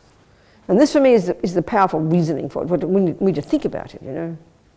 And so the logic of this is because we need to end this life, just even thinking of death, with bucket loads. You notice I'm cleaning my mouth with my fist, my wrist. Do you see that? I'm being a good coronavirus girl. See? So you can get germs on there as well, can't you? Oh, God. You do notice, you do touch your face a lot, don't you? But they never say it in the newspapers, don't pick your nose. They'd be too embarrassed to say that. That's what we do in private. We pick our noses. So this is one we should not do. So I'm trying not to do it. Anyway, vows. Where was I? Vows. I'm being ridiculous today. I'm so sorry. Saying stupid things. Vows. Okay, vows, yeah. Vows, very powerful. And then purification. So, okay, no. The bottom line is, we've got to, speaking kind of, it seems very sort of spiritual materialism talking like this, but it's really practical. Buddha's very practical. The bottom line is, if I am the person in charge of my mind, if I do not want suffering in the future, and if I do want happiness in the future, and if things take time to ripen, I've got to start the work now. So I've got to be doing the job. So the bottom line is, the very minimum, very least, I want to end this life with bucket loads of delicious, rich, intentional karmic seeds of non-killing, non-stealing, non-harming, not to mention proactive, intentional, blissful seeds of generosity and love and compassion and wisdom. All of it, the lot, of course I do. So the more I practice every day, the more I program my mind, the more easily I'll be able to navigate from this ridiculous life, which is all finished, and go on to the next one, so I can carry on my spiritual path without too much interruption. It's just kind of logical. So the bottom line is we need bucket loads of karmic seeds, and they've got to be intentional or in vows. Best. Potent, powerful, easy peasy. You can stick your feet out and watch telly all day if you're living in vows. So there you go, vows. So how about some questions before lunch? It's not a bit of time before lunch. Questions. I've just said a little bit more this morning. Yes, darling. Yes. So the question is, if in my apartment I have mice or ants or any little creatures, and I try to iterate everything that they go away, but then they didn't. Don't. Yeah. So if I call these agencies, I don't know how you. You can do what? If I call an agency to kill them, right? What's the question? What is my karma? What do you think? I mean, think about it. Think about it. Think about it. I mean, just analyze it through with this. Okay. You see, the first part of karma is the hardest one. You're like asking me, if you've just heard about nutrition, and you've just heard that sugar will cause you to get diabetes. Do you understand? And you've heard that, and then you see that every food you eat has got sugar in it. So your question to me is, well, what if I'm forced to have to eat the food with sugar in it? What will be the result for me? Well, it's a no-brainer, the result. You'll get diabetes, dear. So it's up to you, isn't it? Isn't it? And it's worse if you get someone else to kill for you. It's worse. I mean, I'm giving a very blunt reply. I'm not going to be sort of, I want to do a blunt reply on purpose, not to make you nervous, because we can discuss it. But if we understood the system and the logic of this, if it is a natural law, and you follow through logically, you'll know the answer to the question. So the thing is, it's very hard to be motivated because we don't think. This is really abstract for us. I mean, you've been a Buddhist for a while. We've all heard these things for a while. We all know we've heard these things. But it's really hard to hear that everything I think and do and say first will bring consequences to me. Forget the harm we do to others. Forget the help we do to others. It's hard to hear that I'm first and foremost programming me with goodness or badness. It's hard to hear that. Yeah, I was asking because these four parts of an action that causing. Exactly. No, I so it was not me that was doing the action, but I also understand that it's worse if whether it's you or anybody else, it's still a question you're asking, so I'm trying to answer it for you. But, I mean, whether it's you or someone else you're talking about. No, I mean my karma. I'm asking about my karma. If I, like, if I tell somebody else to do it. So I don't understand the question then, because you know that you're asking them to kill the creatures in your house, aren't you? Is that what you're saying? Right. Is it 1 or is it 1,000,000?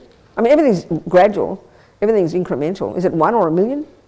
Or is it a theoretical question? It's not a real question. No, it's a theoretical question. It's a real question. It's a theoretical question. Yeah. I mean, you tell me what you think. I'm not going to answer you. You tell me what you think, Sandra. Based on what you know, tell me what you think. Think it through. What do you think?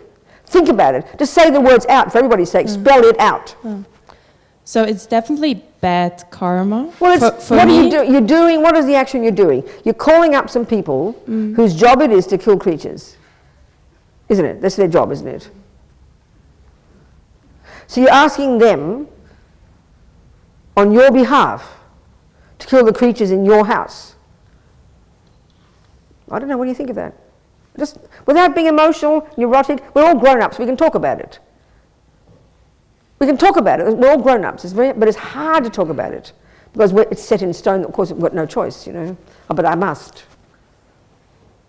So the thing is, I remember one time, our friend Venerable Pemo, a meditator, was at our retreat center, Lama Zopa's retreat center in the mountains in California, way up near Big Sur, out in the bush. It takes hours to get there, and Yeshe said it's such a good place, even the birds are quiet. It's a serious retreat center. And she was out there a couple of years doing her retreats, and she had a little house, and when you go to these places, because it's very remote, you bring your big sacks of flour and this and that and blah, whatever. But I forget what she had what are these creatures that turn into moths? What's a moth before it's a moth? Is it a little bug type of thing, isn't it? Isn't it? A caterpillar. Yes. Okay, well, she opened her flower. No, she had all these bugs. All these moths came. Her house was flooded with moths. Do you understand? Hundreds of them, probably thousands.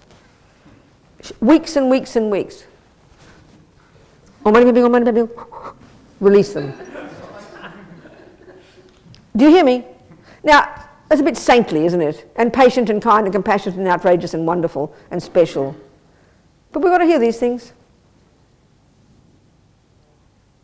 Tibetans live with the creatures. You know, when you're living with Tibetans and you go up to Dharamsala, you do your retreat, and you meet the cockroaches, and you meet the ants, and you meet the little rats and things. You know, even in Jamyang, well, I shouldn't tell you too much, but in Jamyang, or a mouse, you kind of tend to go, oh, little cockroach, be careful, and you blow it on, and you try to get rid of it and try and keep your house clean. But you develop a different view, you know. I mean, creatures are normal. I mean, it's all view, isn't it? There's an assumption in your question that we think is absolute, especially in Zurich. I mean, Zurich really is clean, I promise you. Switzerland really is clean. I can't believe it, you know, it's shocking. They say it about Switzerland. And that's the karmic result of, the environmental result of non-killing, non-stealing, all of them. Really good environmental result, karma, Swiss people have. I remember one Tibetan Lama was asked what he thought about the West. Well, he probably thought about Switzerland. He said, it's so clean, and you keep on cleaning it. So the point is, there's an assumption, isn't there, Sandra, in your question, that somehow it's terrible to live with creatures. What kind of creatures are these? What are they? What are they? No, I was actually thinking about an example of Tom when he lived in Melbourne, and they were... Yeah. What are these creatures? So what are these? What creatures are we discussing? Were it mice that were in the apartment? Oh yeah, mice. Mice. Okay, mice. Well, you see, I mean, mice are, yeah, I know. It's everything, I mean, I'm not going to give a simple answer. I'm not going to do that because we're grown-ups. And if we take this principle of karma and see it as a law, and if we really try to treat it seriously and respect it, when we know we want to not create negative karma for ourselves, and also even want to have compassion. So life's tough sometimes, you know. And the mice come along, karmically they think it's their house. They think it's their house too. You know, they don't pay the mortgage, but they think it's their house. So somehow, I mean, I remember one time also Yeshe Rabton, in one of our lamas from the early days, he, in his retreat, long-time retreat up in Dharamsala, in his little tiny house, and he wrote this little kind of poetic text afterwards about his experience. And one of the little verses, in his little commentary, he was describing this little family of mice. Well, first you see one mouse, and then you see 2 and 3, and of course he's meditating every day, and he's observing these mice. And he said at some point, he said, in order to stop them tickling my head when I was meditating, I had to wear a cap. Now, think that through, Sandra. That's quite shocking, isn't it? It's a bit like St. Francis, you know, loving all the animals. So you think that through, there's many steps we have to go to even get to even considering that possibility. So that doesn't mean you have to keep your house dirty. It doesn't mean you have to love every mouse, but really we look at our minds and look at the assumptions that we have that we do not question, that then say mice don't matter and aren't they repulsive and it's good to kill them. There's a whole lot of layers of assumptions we've got to look at here. I think that's the real point. So keep your house clean. But, you know, do what Pemo said maybe. Try and find the root of it and get to the root. But we don't have any patience for that, and because we don't value mice, and then because in our culture we think, well, it's not my fault, so I'm allowed to do it. But that's like saying to your doctor, well, I really can't stop smoking. Can you please get me off the hook and forgive me so I don't get cancer? Everyone would laugh at you for that. We've got to be accountable. That's the real bigger picture for me. The bigger point is this. Do you understand? Thank you. Yeah. What else, people? Yeah. I've got a couple of questions, Good, darling. Robina, please. How does it work if you are cooking and selling meat products? Meat products. Everything, you see, everything is incremental. Everything is kind of, because everything is so interdependent. Walking down the street, you're slaughtering creatures. You sit at a meal and someone has cooked meat for you, and they've killed them, the meat's been killed by the butcher, 7 people back probably. So everywhere we turn, you eat the vegetables, darling. Yeah. And when we take that view, even though they're veggies, you're not eating meat. The creatures died in the growing of the veggies. So these are the conditions we have to look at. I mean, this is the way to see it.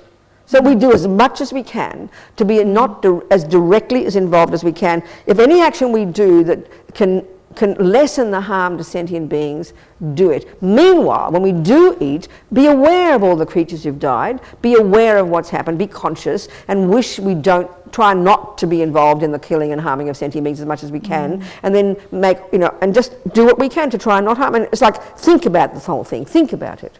Yeah. That's all I can say. So selling burgers. Pardon? Say like selling burgers for, a living.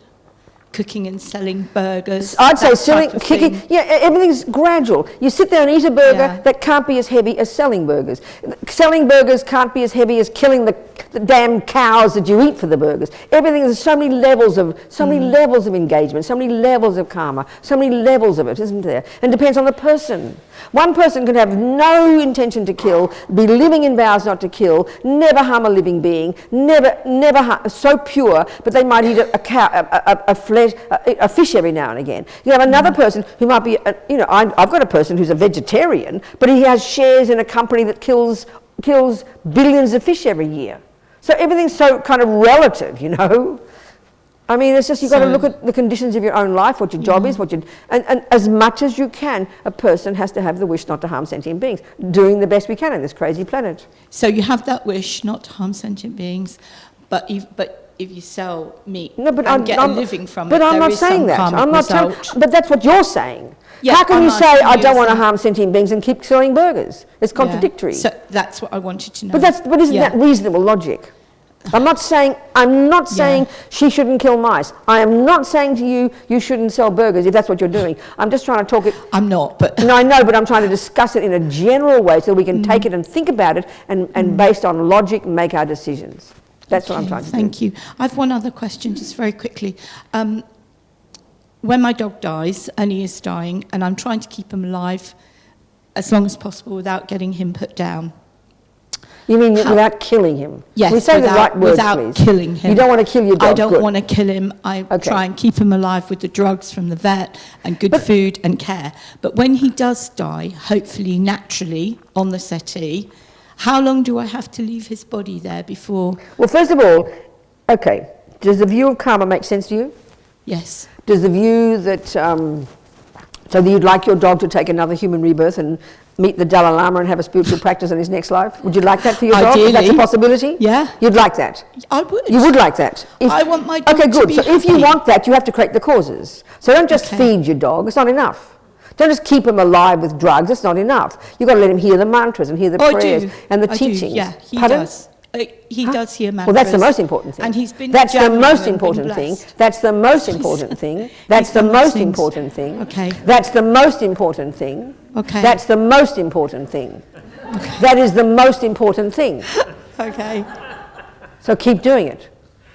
And then when your dog suffers, suffering is part of life. But your dog, being dog, adores you, holds on to you every inch of their life, worship and adore you. That's very good for your dog. So keep close to them, make them peaceful, let them hear mantras. Even if they're suffering, every second of suffering is the cleaning up of its karma. And because you don't have the wisdom to know exactly which karmic seed will be triggered when it dies, back off and try not to kill it. And allow it to die peacefully, but as happily and as peacefully and as virtuously as possible. Knowing every second he has a little human life next to you and hearing mantra is a powerful, good imprint on his mind. Every second of that can only benefit your dog. Okay. When he do you hear me? I do. When he does die, how long do I have to leave his well, body if you read there? Lama, you should get Lama Zopa's book, but in general, 3 days is best. Okay. 3 days is best, darling. Okay, Because when he thank stops you. breathing, if he's dying peacefully, and that's when he needs to hear the mantra, especially then, right then. And then he stops, if he's dying peacefully, his mind could stay in his little body up to 3 days. But you can, so keep him close to the mantras, keep mantras playing for the whole 3 days in a safe little place, and keep it quiet. Don't have noises around, because when the subtle mind of a being, a human or an animal, can still be aware of what's going on, and it's distressing, so put it in a very quiet, peaceful place, with mantras playing very quietly, and then at some point you can check, and the best way to check if the mind is still there, one very practical way is you put your hand just above his heart chakra, in the center of his chest. If it's still very warm there, that means his mind is still there. Okay. If it's very cold there, it means the mind is gone. But before you have to bury him or whatever, what you can do, you touch on his crown chakra, which is towards the back of his head, and you pull the hair there very vigorously. And that, if his consciousness is there, it can help it go through the crown chakra, and that's a very good thing. Okay. I remember one time in Kathmandu, when we were driving along the ring road with all the cows and the bulls and the traffic and everything, on the way to the stupa, the Swayambhu stupa, and the woman driving the car ran over a family of ducks. Lama Zopa was in the car. This little family of ducks, right? Mummy and the ducks got away except for one little baby duck. And the little baby duck's on the middle of the road in Kathmandu ring road, and Lama Zopa for 1 hour. In the middle of the ring road with the cows and the trucks whizzing by, doing poa on the little duck. Oh. This particular practice they do to help the consciousness of the little duckling go to a pure land, you know. So there's this little duck, and you can even, his little heart was kind of exposed in this little body, going beep, beep like this. And Rishi's doing all these prayers and pressing on his little crown chakra. I thought, what a lucky duck, you know. I think at least half an hour, maybe not an hour, whizzing along the ring road, amazing. One little duck, you know. Thank you. Thank you. Okay. What else, people? Lunchtime now. Any other urgent questions before you eat vegetarian food? Yes, Alessia. Over here. Over here. Over here, yes. And one more, after we'll have you later. Thank you. Can you please explain to us why, in my understanding, to have a rebirth in the upper realms as opposed to the lower, yes, one needs to have a lot of merit, more than the human, is that right? Okay, no, I think it's good if we talk about that after lunch. Okay. Go into the new, so all the different realms as well as the pure lands, and discuss that point. Because yeah, that's a good point. We'll discuss it after lunch. Yeah. Another grey area is flying. Tiny bit closer. Another grey area is just flying. I have Flying? a boyfriend in Cuba. Sorry, flying? I have a boyfriend in Cuba, and I'm thinking of how much damage I've been doing. I'm thinking of climate change, and I'm thinking of gases that harm the environment, and the harm I'm doing by climbing into an aeroplane and flying to Cuba. Yes. So how should we think about that? You mean that point in particular, or the general point of the whole, not harming the environment? General point. I think we should leave that till after lunch as well. Thank you. Can we do that? Thank you so much. Okay, so let's have some lunch, but let's have a motivation for lunch. Let's have a motivation for lunch, thinking instead of attachment, or add on top of the attachment, like cream on the top, have compassion, okay? Thinking all the people who cooked the food, and who drove the food, and who grew the food, and who harvested the food, and all the creatures who died for this food. Remember all these sentient beings, and we're going to think we're going to eat this food and be fat and rich, fat and happy, so we can continue to practice, so we can repay the kindness of sentient beings. Lama Sangye Lama Chödejan, Lama Gerunte, Kongi Jepa Lama Te, Lama Namla Chöpa Boom. Okay, so, right. Where are the people? They're coming. We'll start. Okay, so there were two things I said we discuss later. What were the two things? What were the points? Huh?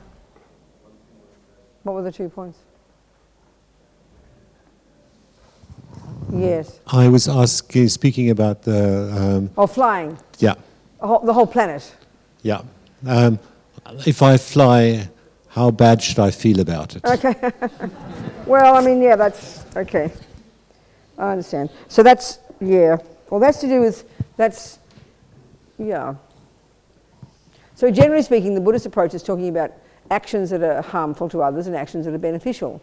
And the first point is, of course, he's saying everything we think and do and say brings results of happiness and suffering to ourselves. And then so the starting point in the practice of morality is really just to play safe. Don't kill, don't lie, don't steal, and do as little as we can to harm others.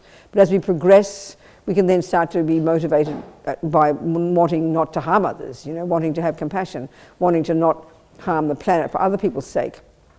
So it's a minefield, isn't it? Because even though you might never drive a car, you might not kill anything, you might walk here and walk there, or be like, Rita, what's her name, who takes boats everywhere, whatever. But still, it's all we can do is what we can do. But in the end, everything's so vast and so massive and so interdependent that, the tipping point even just think of the meat eating, the tipping point for a number of people to stop eating meat, to start saving animals, but then everything's so impacting upon everything else, it'll probably cause 47 disasters somewhere else. So in a way, because things are interdependent, and because the world is so complex, and because there are so many things we do that are destructive, it's hard to sort of just pinpoint one thing. It's like wherever you turn, it'll be something else. So if we all stop flying aeroplanes, all the pilots and the air hostesses and everybody will all lose jobs, then there'll be an economic disaster here, and then all the companies will go broke, and that'll bring starvation over here. So you can't win, in one sense, without being cynical. So all we can do individually as well as we can is practice good ethics and try to be reasonable within the world that we live in. I don't know what else to say, Do you see my point? Because things are too complex to say that if you do perfect over here, everything else will be perfect. It's just not true. So we can't be too idealistic, but we've got to be moral, and you understand? And the thing is, the other point is this. We always talk in very grand gestures about, it's fine, political action and doing this and help this in the big grand way. Like, for example, environmentalism, if we can really learn, yes, not the plastic here and there's something there and the this, that, and the air, this, and the miles, that, all of this, great. But if you keep in your own life being immoral and lying and stealing and killing and cheating on your husband or your wife, you're never going to get the result. Because the long-term view in Buddhism, which of course is a big term, a long-term view, of course we don't have this view in the West, is that every result, for example, polluted environment, from the long-term point of view, and this is talking about like 1,000 lifetimes ago, that's the collective result for all the people who experience it from their past killing. So there are deeper long-term causes that Buddha would say coming from actions of beings in a long, long past. So it's as much as you can fix things now, there are long-term causes that make the results inexorable. So there's many ways of looking at it. Do you understand? All we can do is do our best to not harm sentient beings. That's it. Do our best. And to live a good life, moral life, and try to be of benefit. Isn't it? And it seems to me you've got to weigh things up. I mean, if you take the Bodhisattva view, which is to do as much as you can to be of benefit to sentient beings. Let's say you could be a multi-millionaire and fly in private airplanes here and there, but if you're using all your money and all your resources and all your time to be of benefit to countless people, you've got to weigh up the disadvantage of messing up flying on an airplane with the advantages of benefiting so many people. So it's always contingent. It's always got to weigh up, weigh up things. And it's always not a simple answer, I would suggest. Do you understand? Yeah, what was the other point that somebody brought up and I said I'd talk about it later? What was it? Do you remember? Where? Oh yeah, okay, good. No, it was the God realms. You mean the God realms, don't you? Yes. Okay, good. So Buddha's view, Buddha's view of the universe, as I said, these countless sentient beings. Countless, trillions of mind possessors. Never any more and never any less, because they're beginningless and endless, right? So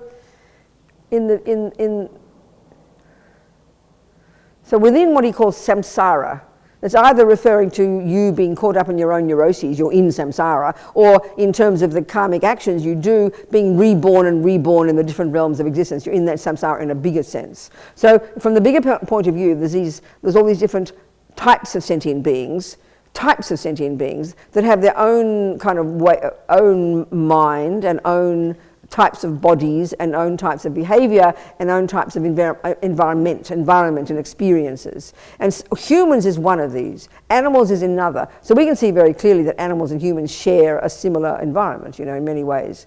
But then there are other beings that we can't see with our eyes and have their own experiences and their own levels of suffering and happiness and their own environments and their own physical energy. So the only way to understand this really is the Vajrayana explanation. I find this quite helpful.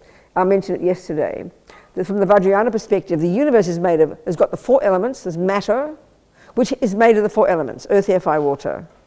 And then there are minds, trillions upon minds. So according to this model, the Vajrayana, all consciousnesses are inextricably linked, all minds are inextricably linked to their own set of the 4 elements. And this is expressed very clearly in for example, the Tibetan medical system, which is based on the Vajrayana. This is a bit similar to the Ayurvedic one, to the Chinese one, that assert these subtle levels of physical energy. Well, it's very clear in this model. We've got gross consciousness, subtle consciousness, and very subtle consciousness. And each level of our mind is inextricably linked to a level of physicality. So the gross level here, clearly this is our bag of bones here, inextricably linked with our gross consciousness, which is, you know, the sensory and so on. But we've got subtle consciousness, which we don't posit in the modern psychological models or in neuroscience. And so that's the only time we experience our subtle consciousness, unless we're a great practitioner, is when we dream. So the dream mind is subtle mind, subtle consciousness, and the dream mind is also, it's existing right now, the subtle mind, and there's a subtle level of physicality as well. And this is where you go to we've made up, okay, I said yesterday, we've got this subtle nervous system of 72,000 subtle channels. It's subtle physical energy, but you can't see it with your eyes. But it is said to be subtle physical. And then coursing through all these channels throughout the body are these subtle wind energies, or prana. This is exactly coming from the yoga system, the Ayurvedic system, and similar to the Chinese. And then this, and all our states of mind, all our mental states of mind, this is clearly a very different model from the neuroscientific model, are all connected to those different wind energies. So you go to your Tibetan doctor, she'll feel your pulses. And she will notice you've got this imbalance of these certain winds that she's very familiar with. It's the basis of their understanding of health. And she knows that's related to your attachment. So your attachment, because this is why you're having panic attacks. Or she'll notice it's related to your anger. All the different states of mind are linked to their own set of their different their wind energies. And they're intimately connected. So from the Buddhist point of view, as Lama Zopa said, in the Kala Chakra Tantra, these texts, in this esoteric system, they describe in depth the intimate relationship between internal and external energy. Well, internal is the mind. External refers to the physical. So, as Rinpoche says, every time you say you're angry, that, because it's connected to its own set of the winds in your body, the anger pollutes the wind. So first of all, the anger programs your consciousness to continue to be angry. It produces the habit. This is a fundamental component of karma. It's simply the habit to keep doing or saying or thinking something. That's what learning is. We just learn to do things. You keep playing the piano, you're not surprised you get better at it. Well, you keep being angry, don't be surprised you get better at it. Although we have a different model in our world. So the anger continues to program your mind with anger and sow seeds in the mind, which is the analogy they use, which produces the future. But the crucial thing is it also pollutes the wind energies. So karmically, that means in the future, eventually, the actions you do mentally and verbally and physically program your wind energies, which in turn create the cause for you to have a certain kind of body. Literally attract you to a certain type of rebirth, a certain kind of body. So or your love and your kindness and your virtue. So your love, if you're programmed with love and kindness and virtue and goodness, then one of the types of rebirth you'll get will be a human birth. Because at least as a human, you might have the same problems as animals. You've got the anger because Buddha's model of the mind refers to all beings. So an animal will have a predominance of the ego grasping and the anger and the attachment and the fears and the jealousy 1,000,000 times heavier than humans. Because humans also have those, but we've got access to our virtues, which is the saving grace of being a human. So the Buddha would say that's the best of a bad lot of rebirths, because at least you can practice more virtue, you can make decisions and make changes, because you can access your intelligence if you're fortunate. I mean, look at the human rebirth, how hard it is. But there's in samsara, in Buddha's, this kind of spectrum of rebirths. It's like there's different suburbs in samsara, and the top suburbs, from the most virtue, which have the most blissful result, they're literally called God realms. And that's really equivalent to the Christians and the Muslims' view of paradise or heaven, which is why I think over the centuries it seems humans who've, you know, so-called spiritual humans or philosophers and thinkers or spiritual philosophers have seems to have observed similar things. I don't know, it seems like it, doesn't it? Christians talk about heaven, Muslims talk about paradise. They've observed similar things. Well, the Buddhists would call them God realms. So the state of, it's a real mind having a real experience, but their mind, because it's so virtuous, has done lots of goodness, lots and lots of goodness, lots and lots of virtue. They've purified their subtle physical energies so that when they're reborn literally with subtle light bodies. Their subtle elements are manifesting as subtle light, and their mind is conjoined with subtle light. Now also because all the environments we experience, we can see we all live in environments. So as Lama Zopa puts it, and this is also related to emptiness, and this is karma, everything we experience out there, whatever appears to us out there, the environment, whether it's ugly or beautiful or magnificent or sweet or clean like Zurich or dirty like somewhere else, whatever, all of that is literally the result of our past karma. The way the very physical elements manifest is due to the karma we created probably 1,000 lifetimes ago, because environmental karma takes a long, long time to manifest. So literally a God being is a being who, due to masses of virtue, has got a subtle light body. Their subtle physical energy is so pure, and their karmic appearances are radiant and blissful. That's the fruit of virtue. But the point is, for the Buddha, it's a waste of time. You're so blissed out there, but you think it's the end result. That's why he would argue with the Muslims and the Christians. They say that's the end result. Now you're in heaven with God. That's their interpretation of it. Buddha would say, yes, the fruit of virtue, it lasts a long time, but you're still in samsara. You haven't realized emptiness yet. You haven't cut the root of all delusions. So even though it's the fruit of masses of virtue, it's not a useful rebirth. It's far better to get a bag of bones as a human and have all the misery of being a human, because you can access your virtue. Because the bliss is so enormous that you can't imagine that you're still suffering. But you've got the root of delusions there. Your virtuous karma runs out. It's like a petrol tank. Karma runs out, and you haven't realized emptiness, and you're back in the lower realms again. So it is the fruit of virtue, but it's a totally wasted time. It's a waste of time to get that rebirth. Does that answer your question? I would like to know how to avoid that. By wanting to be born as a human and to practice a spiritual path. They're the difference. That's the one crucial difference. It's a conscious thing. Okay, if you're a Christian, that's exactly what you want, the end result.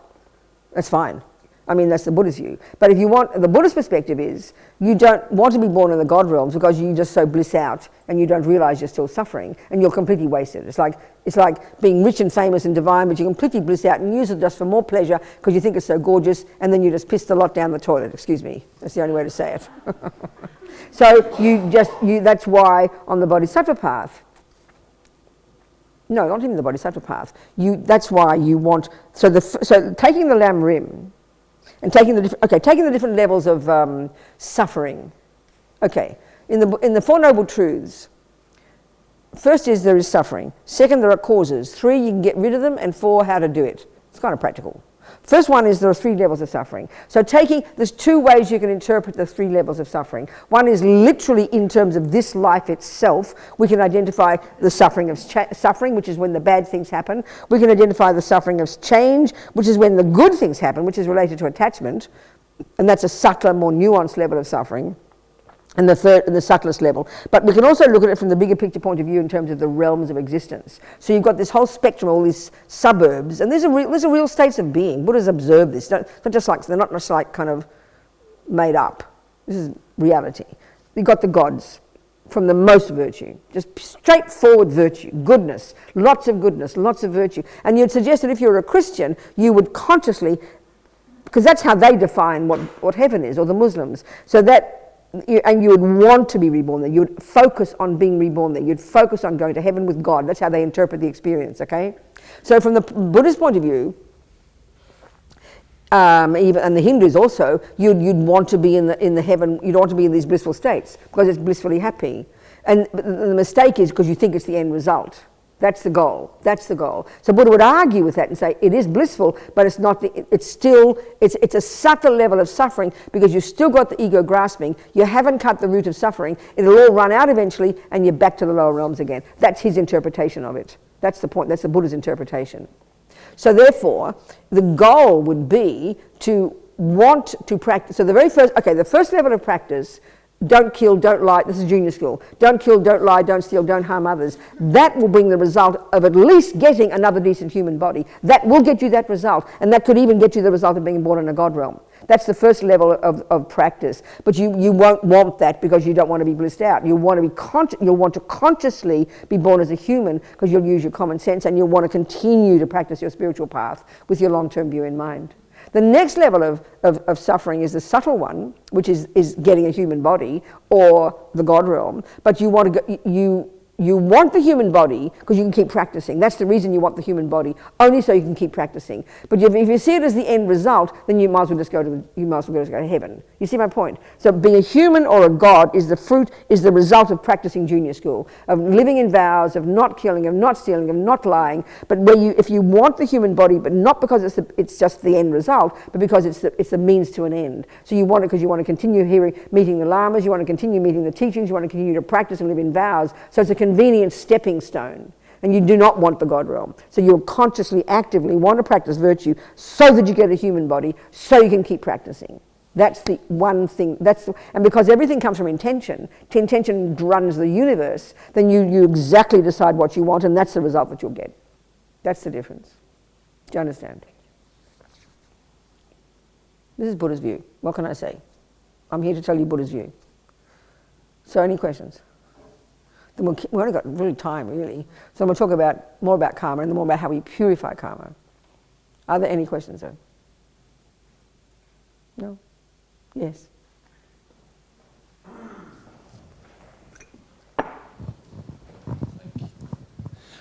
Could you just explain what dictates the moment of reincarnation? How it works, technically? Yeah, how you... Okay, roughly, that means we have to look at the death process. Okay. Roughly speaking, like this. So we take this view that our consciousness goes back and back and back. We'll take the view that we've been doing every millisecond of what we think and do and say during those countless lives. None goes astray. Everything gets stored in its own bank vault naturally because it's a natural law. Karma takes care. So given that if we're on this path, let's say the Buddhist path, and want to get enlightened, the long-term goal is to become a Buddha. And so we aim for that. That's our long-term goal. We aim for that, but we're going to have to go through these stages of it, So the very least would be we want another decent human rebirth so we can carry on practicing our spiritual path. So you'd make that your goal. So, okay, what happens is that at the time of your death, this is again why Lama Zopa in his teaching in this book that's coming out, he says if you're going to help anybody, whether it's a mouse or your mummy, when they die is when they need you, because there's this technical thing happens at that time, and that's when the people need, unless they're great practitioners, that's when you need help to quite literally navigate this moving from this life to the next, okay? So roughly speaking, like I said before, it's described in terms of 8 stages, and the crucial time is in this first 4 stages. The crucial time is also before, the weeks and days before. If a person's dying slowly, which from the Buddhist perspective is the best way to die, because you can be prepared for it. I mean, just to die suddenly, which is how we tend to think in the West, is the best. But no, it's not, because you're not ready. You've got to be ready. Your mind's got to be ready, accepting impermanence, recognize it's going to happen. You're practicing your virtue, you're programming your mind, you're doing a good job, you're learning to rejoice in your life, you're giving up attachment. And so when the time of death comes, you're ready for it. You've programmed yourself to be ready, which is a really major way to live our lives, So the time of death, when it starts to happen, it's described in terms of 8 stages, and when you're familiar with it, you get to see when it does happen. And in general, they say in the text that probably the process itself, when it kicks in, is a couple of hours before you stop breathing. But it could be shorter and it could be longer, but it's broadly speaking described like that, okay? So, but what is interesting about this process, physiologically and psychologically, it's exactly the same as the process of going to sleep. Meaning the deconstruction of your various elements and your capacity for cognition and your hearing and your seeing, it deconstructs in the same way. And that's why the great yogis can use their sleep through meditation to become familiar with this process. So when death comes, it's easy for them. They know how to stay in touch with it. So, okay. The first stage, at each of these first four stages, various things cease to function. So the first one is your eye consciousness begins to go. Your body becomes heavy. I mean, now look, when you're tired, your body becomes like lead. You feel your eyes drooping, don't we? Your capacity for holding a lot of information kind of comes narrower and narrower. And this is a very inexorable process of sort of becoming unconscious, isn't it? You can even be sitting there talking to a friend, and your eyes are still open, but your eyes are glazing over because you can't see anything, because they're all these energies are ceasing to function. So then your ears first, then your capacity to hold a lot of information, then your earth element. The next one is your ear consciousness begins to cease. Even though you're sitting in front of a friend, you just miss the last 10 seconds. That happens regularly, you know. Your eyes are gone, your ears, your capacity to now distinguish even between pleasure and pain ceases. And all these things are happening very automatically, but one learns to become familiar with it through meditation. And then the third stage, the heat. This is a very simple way of describing it. The heat in the body ceases to function. Your capacity for other senses, the ears, the eyes, the heat, the earth element. You're getting narrower and narrower and narrower, you know. And then the point gets where you finally, the breath stops. Your ears have gone, your eyes are gone, your tactile is gone, your nose conscious is gone, your taste conscious is gone. All the bits and pieces of deconstructed, stopping. But before that happens, about the time you stop breathing, maybe the second and the third point, like I said before, another whole technical explanation kicks in where this intense fear rises, as we're dying, and this is natural for animals and for humans, it's very primordial, intense grasping and mainly holding on to this me and mine. Not even so much your friends and your neighbours and your money and your stuff, but it's very primordial because your mind's getting less capable. Just to the body mostly and the sense of me. And it's intensely fearful. Because we can see with attachment, look in daily life, it's multifaceted. One of the functions of attachment is not want to let go of what you've got. It's pretty clear, isn't it? When you hold on, you've got something that you believe is yours, it's terrifying to let go of it. Even just possessions we think are gorgeous, not to mention people, is very scary. So the thing we're most attached to is me, and that's merely indicated by this body. So this primordial fear rises at the time of death. And this is very natural, unless you're really a great practitioner and you've gone beyond it. Do you understand? So that's why, when this is so natural, at least if you've got friends and supporters around, your beloveds, and this is the way for your dog as well, that's going to have the same fear. But if you're there keeping your dog comfy and feeling secure and loved and supported, this is the most powerful way to help people.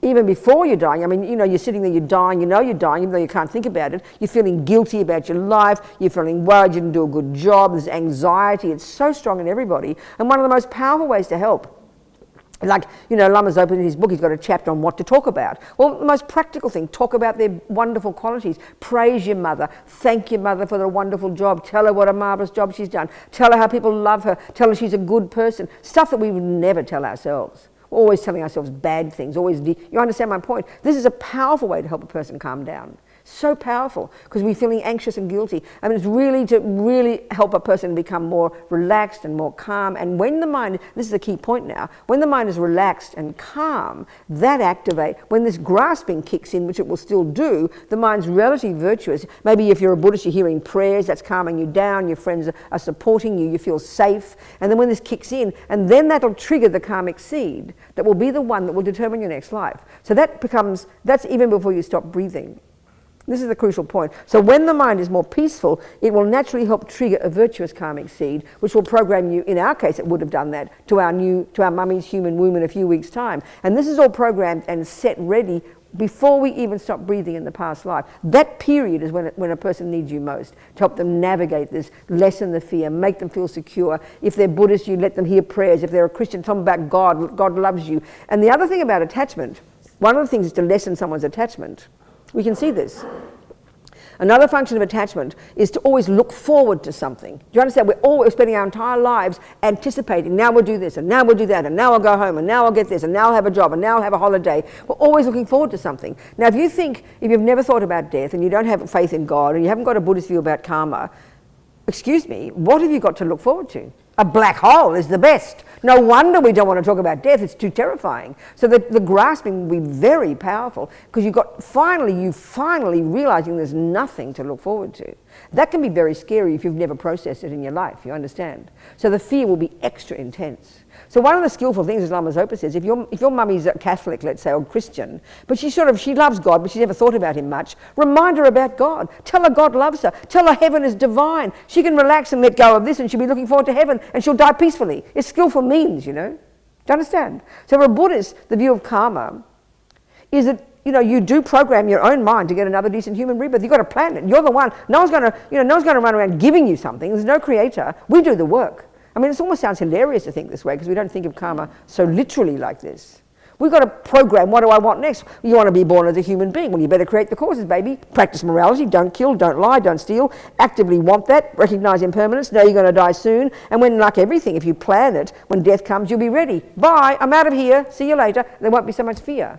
So it's very practical. So it's at that period before you stop breathing when the new rebirth is triggered. So in our case, who knows what we might have been? We could have, as Lama Zopa says, we could have been a kangaroo or a dog, you know. We've all been in the lower realms in the past, Lama Rinpoche says, Buddha says. So at some point, if your doggy can die peacefully, that can help trigger one of its own virtuous karmic seeds, and next life it could get born human. That's not impossible. So we must have at some point done that. But whatever our life was in the past, and it's not more than they'd say it's not more than about a few weeks, 7 weeks before a conception in our mother's womb, okay? We would have been in another body. Could have been less time than that, but usually not more. At that time of our death, when the process started, we can deduce that a virtuous karmic seed was triggered, which would be the one of particularly non-killing, and as Lama Zopa says, probably a seed practiced, put into the bank vault, if you like, practice in the context of a spiritual path, and even more so, practice in the context of keeping vows of morality, because vows make them so powerful. So one of those karmic seeds was triggered, which already programmed us to go into our present mother's human womb a few weeks later. That's already programmed. Second, at the same time, will be programmed all the seeds that will become our personality. They were triggered to fit this particular human life. This is why the Buddhist view is very clear that your qualities don't come from your parents. Already programmed before you even left the previous body.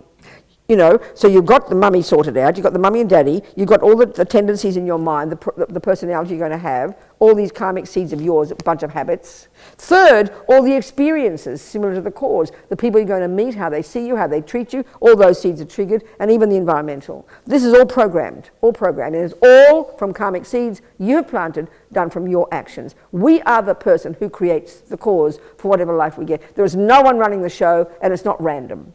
I mean, both of these ideas are very shocking to us, you know. This is the Buddha's view. What can I say? So clearly, if you live your life in this framework, and you live in your vows, and you recognize you're going to die, and you're planning for your future rebirth, whenever it might be, it's all sorted. You organize. We're very good organizers. We love organizing everything. And the Buddha says, why not organize your next life too? You know, nothing wrong. And then when you organize, you're not scared. You know, it's already planned. Already, your bags are packed. Out of here. Bye. It's organized. I mean, it sounds hilarious putting it like this. It's not how we think about it. Even as we're good Buddhists, we still think, oh, you know, I'm sure Lama Zopa will take care of me when I die. I'm sure you'll make sure I get a good human birth. That's baby. You're the boss, baby. You're the boss. Plan it yourself, you know. So, yeah. So then what happens is then when you stop breathing, you're not dead yet. And this is a very interesting point. In the book, Lama Zopa's book, there's a series of chapters. What to do if your loved one dies at home, what to do if your loved one dies in hospital, what to do if your loved one dies suddenly, what to do if your loved one dies and they want to give their organs, and then finally what to do if your loved one's a meditator. The practices are all the same, but they're various scenarios, you know. So the ideal scenario for this tradition of Buddhism is that you're in a peaceful environment, and you can leave the body for 3 days. So, I mean, with respect to doctors and nurses, hospitals are about the worst place to die. Not being rude, because one of the key things is evident. As your mind is even if you're getting sicker and older, and as you're certainly starting to die, your mind becomes incredibly sensitive to the tiniest noises. You can become unbelievably distressed. So the most powerful point, and Rinpoche stresses this the whole time in the book, the most important thing is to be absolutely peaceful. The environment should be so, even before you die, it should be beautiful. You've got senses, right? So everything you look at and hear, it should be conducive for you to help you develop your qualities. I mean, not to have noise and ugly and distressing and dark and miserable. The mind should be spacious and open and relaxed, you know. So especially when the death process starts, the only sounds, as Rinpoche says, should be, you know, if you're a Buddhist, should be mantras or prayers, or even for your animal. Really important, because that can help the mind be extremely peaceful. Even when the mind's very subtle, prayers and mantras can be unbelievably powerful, you know. I always tell this one story. When my friend of mine in Sydney was in the ER, and she was in a deep coma.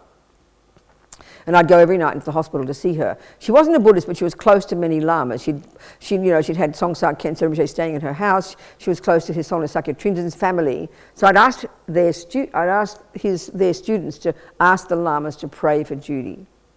So I went to the hospital every night to see her. And I'd just say prayers in her ear. And then every now and again I'd say, Judy, Songsar Khyentse Rinpoche is praying for you. Judy, His Holiness Sakya Trinzen is praying for you. In her ears, right? So she came out of her coma, all perky and fine. And she said the only thing she can recall from those weeks in a deep coma was this voice. She didn't know it was my voice. It was a husky voice, she said. So it was a blue lady coming through the window, saying exactly those words. Judy, His Holiness Sakya Trinzen is praying for you. Judy, Songsar Khyentse Rinpoche is praying for you. Exactly that. I find, what can you do with those things? It's kind of powerful. You hear many stories like this. When people are in a coma, I remember Jeffrey Hopkins, when he got this American professor, Buddhist scholar. I interviewed him in Mandalay when he had what's that disease when ticks bite you? What?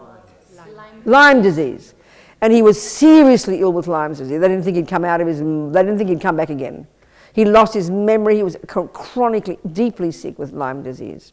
And he said when he came out of his coma, during the coma, the only thing he could recall was a particular mantra that Ling Rinpoche had said, never forget this mantra. And he said that he felt was his saving thing. You hear many stories like this. People hearing the sounds of prayers and things, because it's more subtle, you know. It's very powerful. So anyway, what am I saying here? So okay, once you stop breathing, so there's a scenario at home. Best is to be at home and stop breathing, and that's the best scenario. You can have prayers during the 3 days, because they've noted that it takes up to 3 days for the subtle consciousness to go through the process of continuing these 8 stages. And I'm not going to go into too much detail here, but it's this constant deconstruction of these various elements, you know. I mean, okay, they say the subtle body is consisting of these subtle channels, these subtle winds coursing through those channels, and all our different mental states. They're all subtle consciousness, all connected to those winds. And as these continue to get, and also the third component of this physical energy is called the red and white kundalini, this subtle red and white liquid drops that come from the mother and father.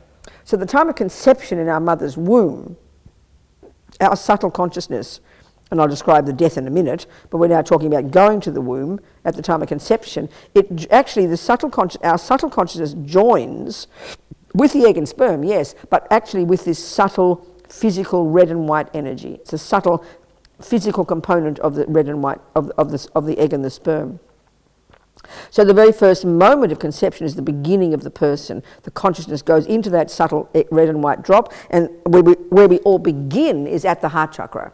What this means is in the subtle nervous system, 72,000 subtle channels, there's a central channel which starts at the crown chakra and goes all the way down to the cervix for the women and the penis for the male. There are 2 side channels that go up and then down. There's all these millions of these subtle nervous systems. It's highly complex. And there's wind energies coursing through those channels linked to the mind. So the death process is this gradual deconstruct, and this is the sleep process too. When we go to sleep, all the energies have left all the side channels and are now all gone into the central channel, which is why we're unconscious. Now this is what's happening at the time of you stop breathing. You're not dead yet. Your subtle mind. So these energies continue to get ever more subtle, and the white kundalini goes down here, the red comes up, and they all end at the heart chakra.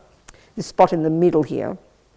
All the energies are subsumed to, or deconstructed, or come to the very subtle consciousness and the very subtle physical energy here, indestructible, at the red and the white drop at the heart, which is what began at the time of conception. So finally, after up to 3 days, when the consciousness, this very subtle consciousness, or the clear light consciousness, leaves the body, and the way they say is that everything we've ever done since beginningless time is programmed in this consciousness of ours, none of it goes astray.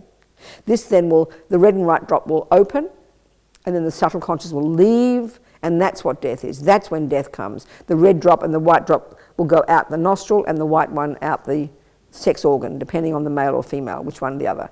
And these are subtle physical energy. And then the second this red and white drop open at the time of death, that's when the consciousness leaves, and that's the end of this life. That's the end of this life, not when you stop breathing.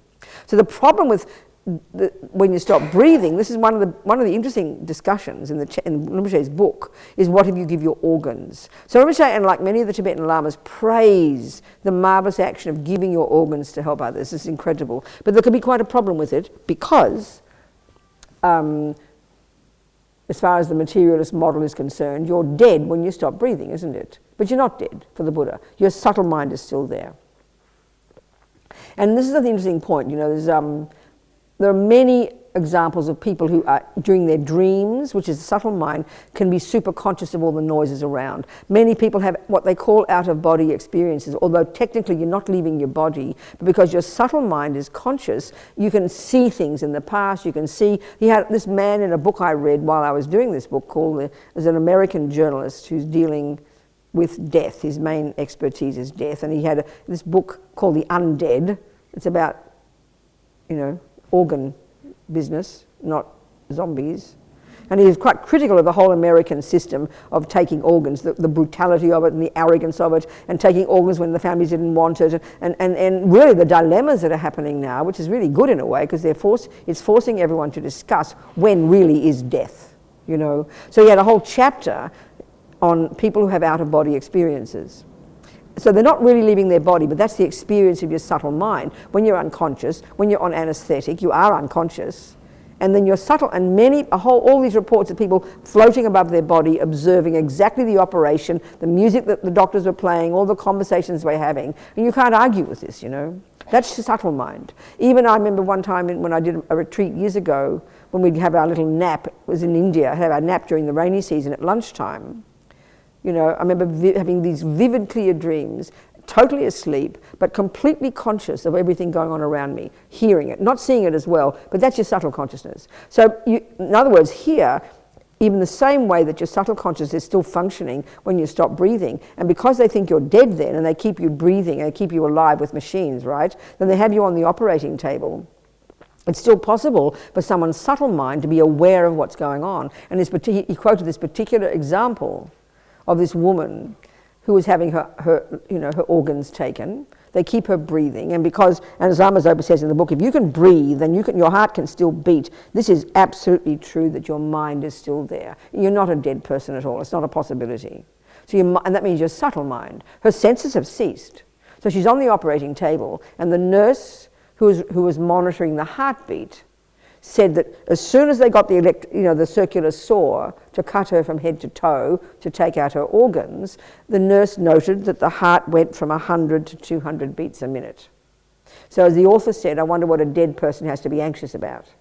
But this fits perfectly with the Buddhist view, I would suggest, that she was having one of those out-of-body experiences. She was dead. I mean, she was stopped breathing, like the people who are, she's unconscious. But just like the people under anesthetic, her subtle mind is conscious, and she's obviously observing. She knows she's still her. She's observing they're going to cut her from head to toe, and of course she's having a panic attack. Don't they realise I'm not dead yet? Of course she'd panic. It's a really interesting example, very powerful. So this could be dangerous because, Lama Zopa says the motive for giving your organs is so marvellous, that's guaranteeing you'll have a very blissful death and you'll get a really good rebirth because the motivation will cause that positive seed to be triggered at the time you die. But there she is, still in her body, suddenly you can reverse the karma. She can freak out, that could cause her to die, and that could cause a negative karmic seed to be triggered. So it's, as Rinpoche says, the yogis have got to talk about these things, but the hospitals have to be careful. Because this is not the Buddhist, this is not the Western view. But it's interesting, this book, it's forcing them to discuss these things. And as one of the doctors in this business was quoted in the book, he said, I can now say with certainty, consciousness is not a function of the brain.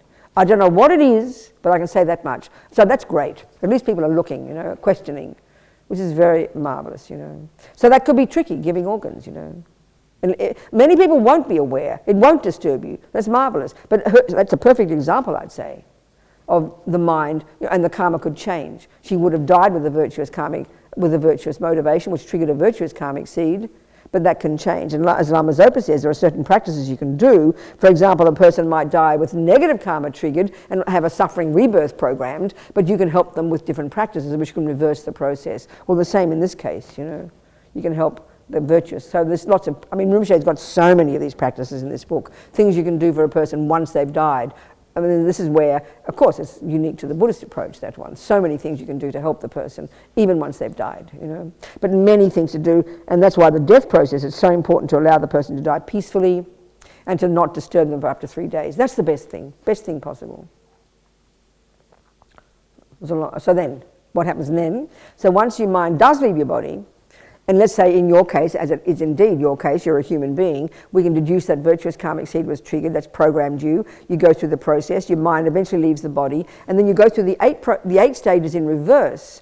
And this is what happens in sleep. You go through the 8 stages, you get to your subtle mind, and then you wake up in a dream, don't you? You go through the 8 stages and you wake up in a dream state. That's your subtle consciousness. So after death, your mind actually left the body in the past life, and then it went into this intermediate state, or the bardo, which experientially is exactly like a dream state. It's a subtle state of being. It's no longer the sense of who you were. That's all over. Whoever you were before, that's finished. And you're in this state of a subtle consciousness, and it's very intense, like dreams can be kind of weird and intense. And basically you're bopping around waiting for your new mummy and daddy to hop into bed.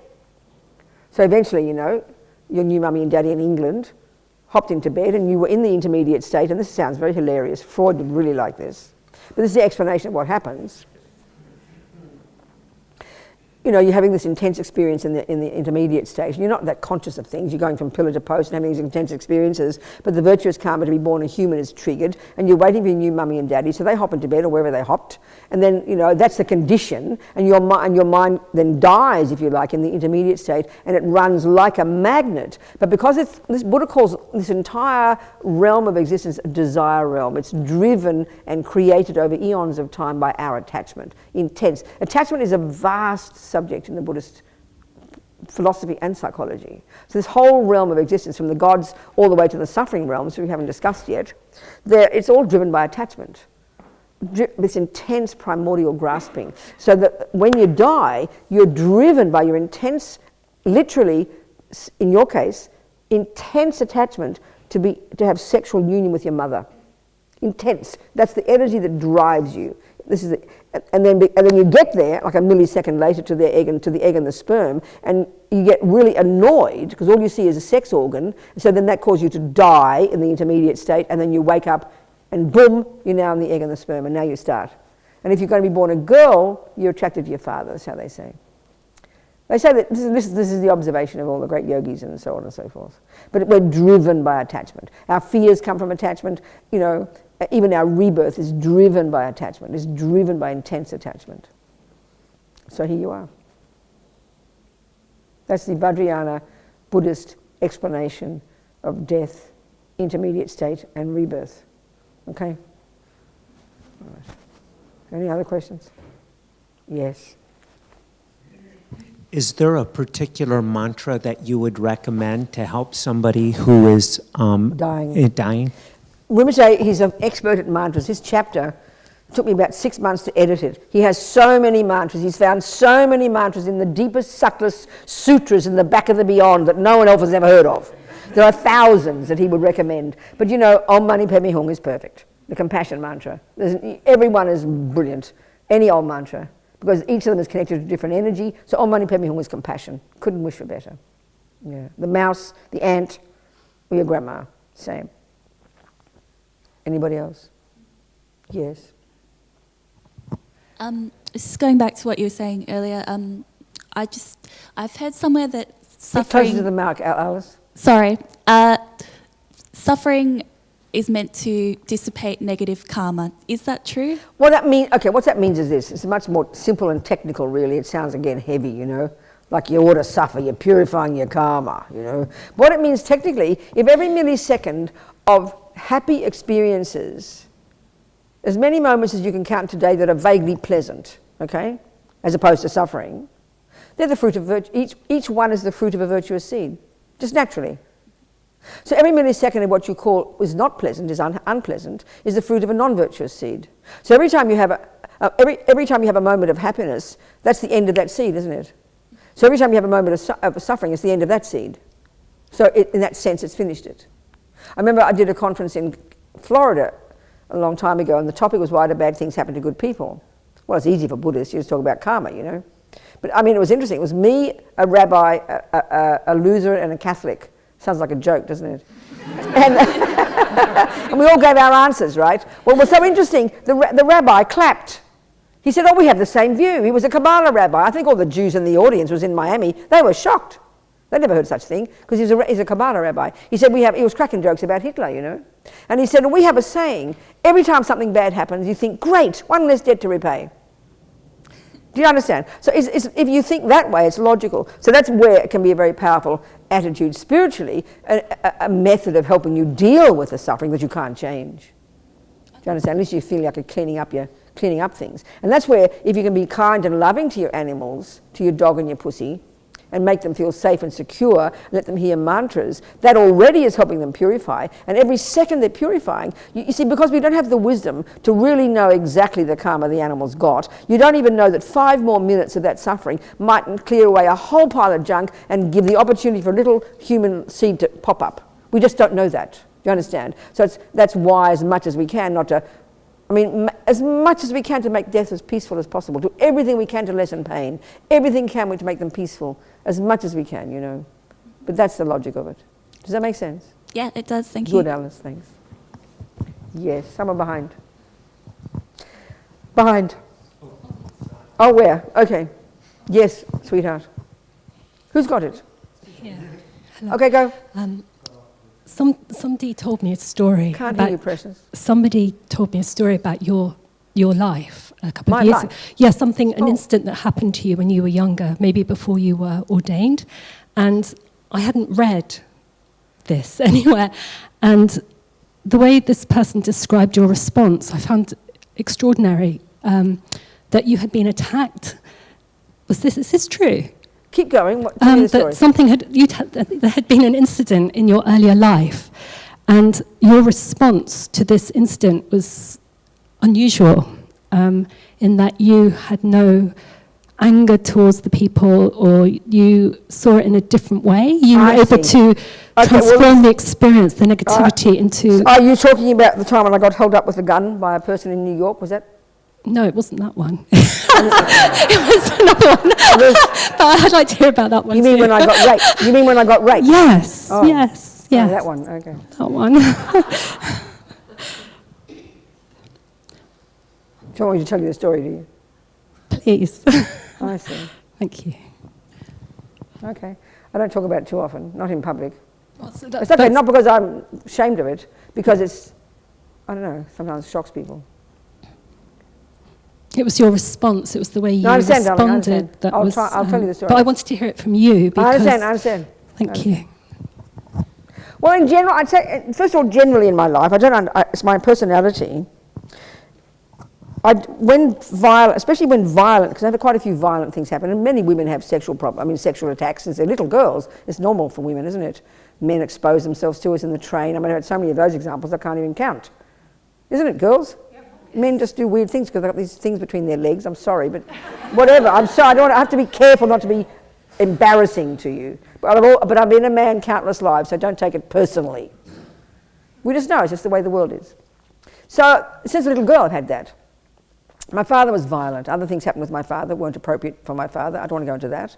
But for whatever reason, because I'm a bit kind of feisty is a polite word for it, it doesn't disturb me. It doesn't disturb me. I don't know why. I don't mind violence. It doesn't mean I like to be violent. It just doesn't upset me. So this particular example, I've had several other examples, variations of this one, including being held up with a gun. I think that's probably the easy one. It's the same thing.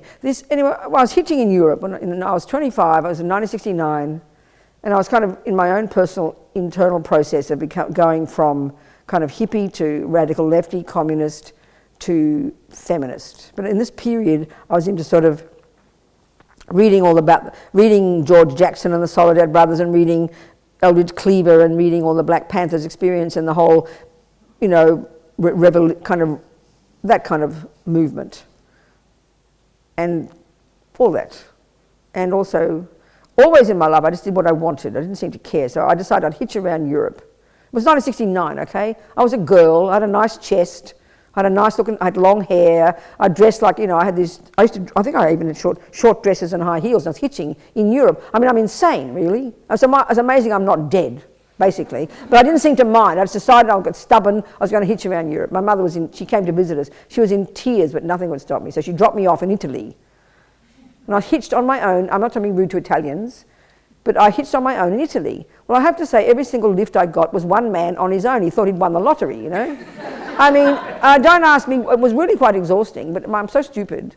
But I just decided I want to hitch around Europe, so I did. So I had to deal with every single damn man who picked me up. It was quite exhausting, but I didn't seem to mind. I don't know why. I don't understand myself. Well, I do really, but never mind, just joking. So every single time I got a lift, it was just a drama, you know. And because I was a hippie, I don't want to be too personal here, I was a hippie, I enjoyed men's company, so I enjoyed men's company. I did what hippies did, you know. And I met some lovely human beings, got nice lifts from people. I didn't say yes to the ugly ones, I said yes to the nice ones. I'm just telling you about me. I was very, you know, I thought I'm going to have fun, right? So anyway, this particular time, 2 men in one car picked me up. It was the first time ever 2 men. Never before, always 2. And I knew I was in trouble the second I got in the back seat. It was an American car. And again, not being personal, they happened to be Americans. I didn't know. I thought they were Spanish, but they were Puerto Rican. So now, ironically, 40 years later, the very people I work with in prisons are these people, these ex-gangsters. You know, they were gangsters, basically, boys, gangs, and Puerto Rican gangsters and Mexican gangsters kill men and rape women. That's their modus operandi. That's just what they do. That's how they are, okay? I didn't know that then. I was sitting in the back seat, and I knew I was in trouble, but I was trying to act like a silly girl to sort of make them kind of bored, you know, but it didn't seem to work. So at some point they said, we're going to rape you. Well, then the naughty person comes out to me, the aggressive person, the angry one, the aggressive one, who isn't afraid, and they got the shock of their life. And I started becoming aggressive and arguing with them and shouting at them, who the fuck do you think you are? How dare you? I kind of debate. Who do you think you are? How dare you? I said, why don't you ask? You know, these things, I mean, it's very shocking, but it's just my nature, okay? So in the end, speaking simply, I completely became the boss in this environment. I knew I had no choice. I was a hippie, so I didn't mind having sex with boys. That's why I don't tell it too personal. It's a bit upsetting for some people, especially men. I mean, men get embarrassed. When I tell the story in a really deep detail way, men feel sorry for the 2 rapists, not me, you know?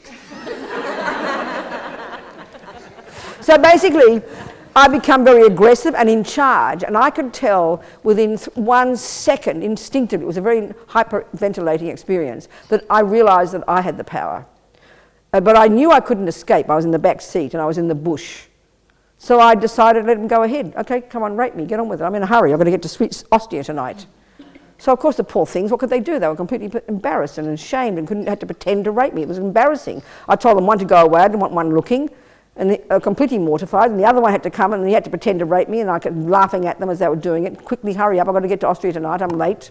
They were completely ashamed, totally guilty, totally mortified, couldn't rape me, but pretended they had to try. And all they kept saying was, don't tell the other one. Don't tell Fred, don't tell Fred. The other one said, don't tell Joe, don't tell Joe. They were hopeless. They felt ashamed, embarrassed, and like I was their mother.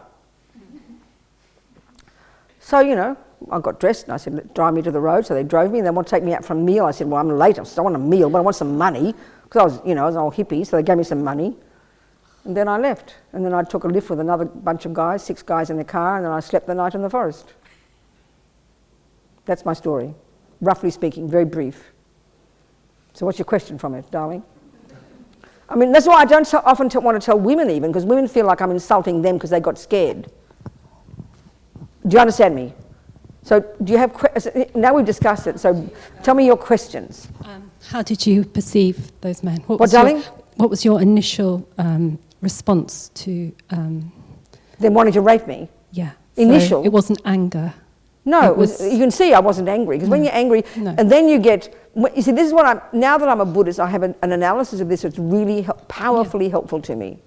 What I realized from that experience, and the same other experience I've had similar to this, exactly the same as a guy a few years later held me up in New York, it was exactly the same thing, a gun right here. What I realized from this, the learning I got from this afterwards, is when there's no fear, there's no suffering. That's the point. That's the Buddhist, when there's no fear, I did not suffer. Those guys suffered worse than I did. They were furious, they were upset, they were embarrassed, they were ashamed, they denied, their pride. And this is the thing when I see and I hear about people suffering when you've been taught, when you've been raped. Common one of being abused or raped. Or any kind of when someone's dominated you. What I've observed is that we are full of rage against the person, but we're full of shame and guilt and rage that we didn't handle it better. That's one of the major ways we suffer, I think, when someone is able to dominate us. You're enraged that you didn't become dominant, that you didn't say this, and you didn't do this, and you let it happen, and then all the guilt happens as well. But for whatever reason for me in that situation, don't ask me, it's my personality. Were you aware of karma at this point? Were you aware of the concept of karma at this point? Oh no, of course not. I was a hippie and a communist. No, I never thought of karma. It was just no. But because also the same. You see, when I remember I got held up with a gun with this boy. This is funny. This is a comedy actually. My sister and I had been both in London. Jan and I had been in London for years in the 60s and early 70s. All our political activity. This is the same period this happened. But then we went to New York in '74, and we did all this. We worked hard. We were involved with a group called the Friends of Soledad, which is supporting George Jackson and the Soledad Brothers and all the Panthers in London. We had demonstrations. It was in 1971. We had lots of things. We'd had an office in Little Newport Street, and full time working on this for this group. So anyway, what am I saying here? I forget what I was saying. I'm scattered. What was I saying? What? Oh yeah, so anyway, we were both full-on radical lefties, working hard, living on the dole, having demonstrations, saving the world, getting arrested on Fleet Street, trying to change the world, blah, blah, blah, blah, blah, blah, blah. So anyway, Janet at some point used to steal. We both used to go shoplifting. We'd go down Oxford Street at Christmas time, and we're very low-level shoplifters, and we'd buy Christmas presents from Selfridges and send them to our family. And I mean, like this whole stupid thing when you're a lefty, you think you're stealing from the rich, you know? And I stopped after a while, it was just stupid, but Janet got caught. Anyway, so we kept doing it. This is a joke now, but she kept doing it. So we're in New York. We went to New York in 1974. She's still stealing. So we go from this bar, 2 in the morning in this Irish bar on Lower East Side. We didn't know that New York people, everyone lives in fear of being raped and murdered every minute. There are 42 locks on their doors. The women used to wear bells around their necks. I mean, people are so paranoid in New York. We didn't know that. We're walking back in this gang-infested area of New York City at 2 in the morning, and Jazz got a glass of wine. She'd taken a glass of wine from the pub. That's why I told about the stealing. She was still stealing, right? So we're walking on the street with a glass of wine, and this dude comes out of nowhere with a gun and in my breast. Give me your money. You know, so this whole thing, exactly the same thing happened. I become super alert, I get focused, and then I start becoming like bossy. And I remember this, I'll never forget this guy. He was young, and I instantly recognized he was more scared than me. Instantly I recognized, he's like this close. And I started giving him a lecture. I said, who do you think you are? How dare you? I said, we're just as poor as you give us more your money, you know. And he could not believe this, you know. First, because you've got an English-sounding accent. In America, if you have an English-sounding accent, you're like the Queen of England, you know.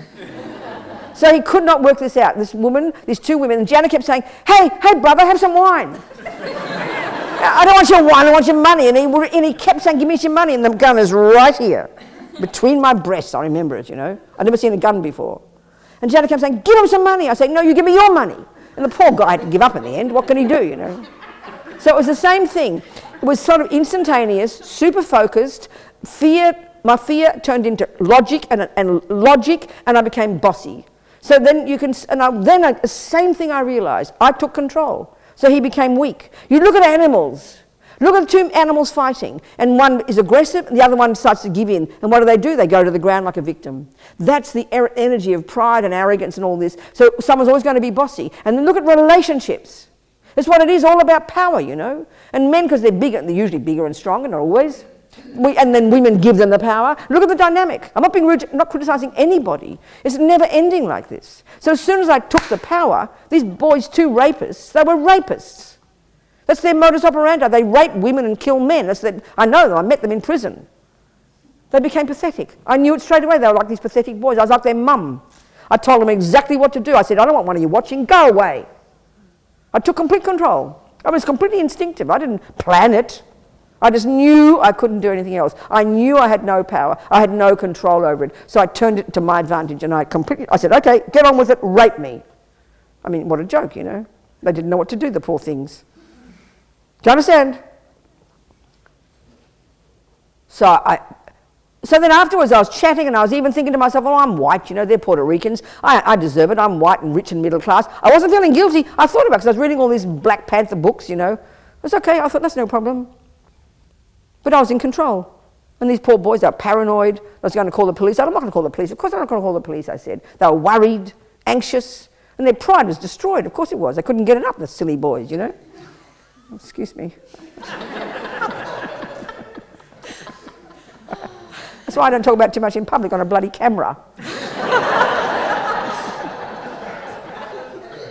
But obviously I did it then because this person told you, you know. All I'm saying is, now with a Buddhist view, I understand this with the mind. You know, I understand pride, arrogance, attachment, anger. So whatever reason I utilize that part of myself, I would have looked, if you'd just seen me, you would have seen me shouting at these two men. You would have probably felt sorry for the blokes. If you'd seen it in a narrow way. If you saw me with this gunman but didn't know he had a gun, you'd see me telling this fellow off. Do you understand? So and there was no fear. So that's my personality. So as soon as there's no fear, I became powerful and they became weak. This is what I find very fascinating. Do you understand? So I learned from it. This is my nature, this life. What can I say? Do you understand? I remember one time nearly having a car accident. Same thing happened. Going very fast in America, going across the intersection, and a car coming the other way and making a right-hand turn in front of me. And my mind it was going fast, completely clear, and I saw a little small space and I drove into it. So I can see, and this is where I can see, and this is the Buddhist teaching. I'm not saying I've realized emptiness, I haven't. But I can see that the Buddhist view, as you get less fear and less aggression and less drama and less guilt and less anxiety and less shame, you become more clear, more wise and more brave. And even in dire situations, you can keep your sanity and make wise decisions. I was able to be crystal clear, no fear, no drama, no panic, and it was like a miracle. I saw this one little spot and I took it. You understand? Are we communicating? So because I now understand Puerto Rican rapists and gangsters, I've worked with so many of them in the prisons, I understand that whole dynamic, you know. They're just these human beings. They're human beings who've got this particular philosophical view, and you go around raping girls and killing men. This is their ridiculous, you know, bizarre philosophy. They're just two dudes, you know, like, who had a mother. And within a second, that part of them came out. They didn't have power. And I said to them in my discussion, I said to them, why didn't you ask? Which is such the most shocking question. They were so shocked by that. And of course, they had a typical male answer. Oh, we didn't know you were like that, they said. Like that, meaning a slut, you know. They were so shocked. I was being funny and happy and girly. Get on with it, come on. I don't mind having sex with boys, come on. They could not believe it. They were so shocked by the whole thing. Do you understand? And then I was chatting to them afterwards in the car, laughing and cracking jokes and talking about the brothers in New York and reading this, and I was reading, they didn't know about Eldridge Cleaver, they weren't political activists, they were gangsters, you know. They didn't know what to do, they were so ashamed and embarrassed, and their pride was mainly offended, because each of them said to me while they were pretending to rape me, don't tell the other one, guess what, don't tell them. Are we communicating here? It's a very powerful experience for me, and I learned about my mind. It blew my mind, actually, that experience. About power, fear, guilt, sex. Do you understand? So I'm not criticising any woman who doesn't respond that way. And I'm not trying to criticise men and make them feel bad.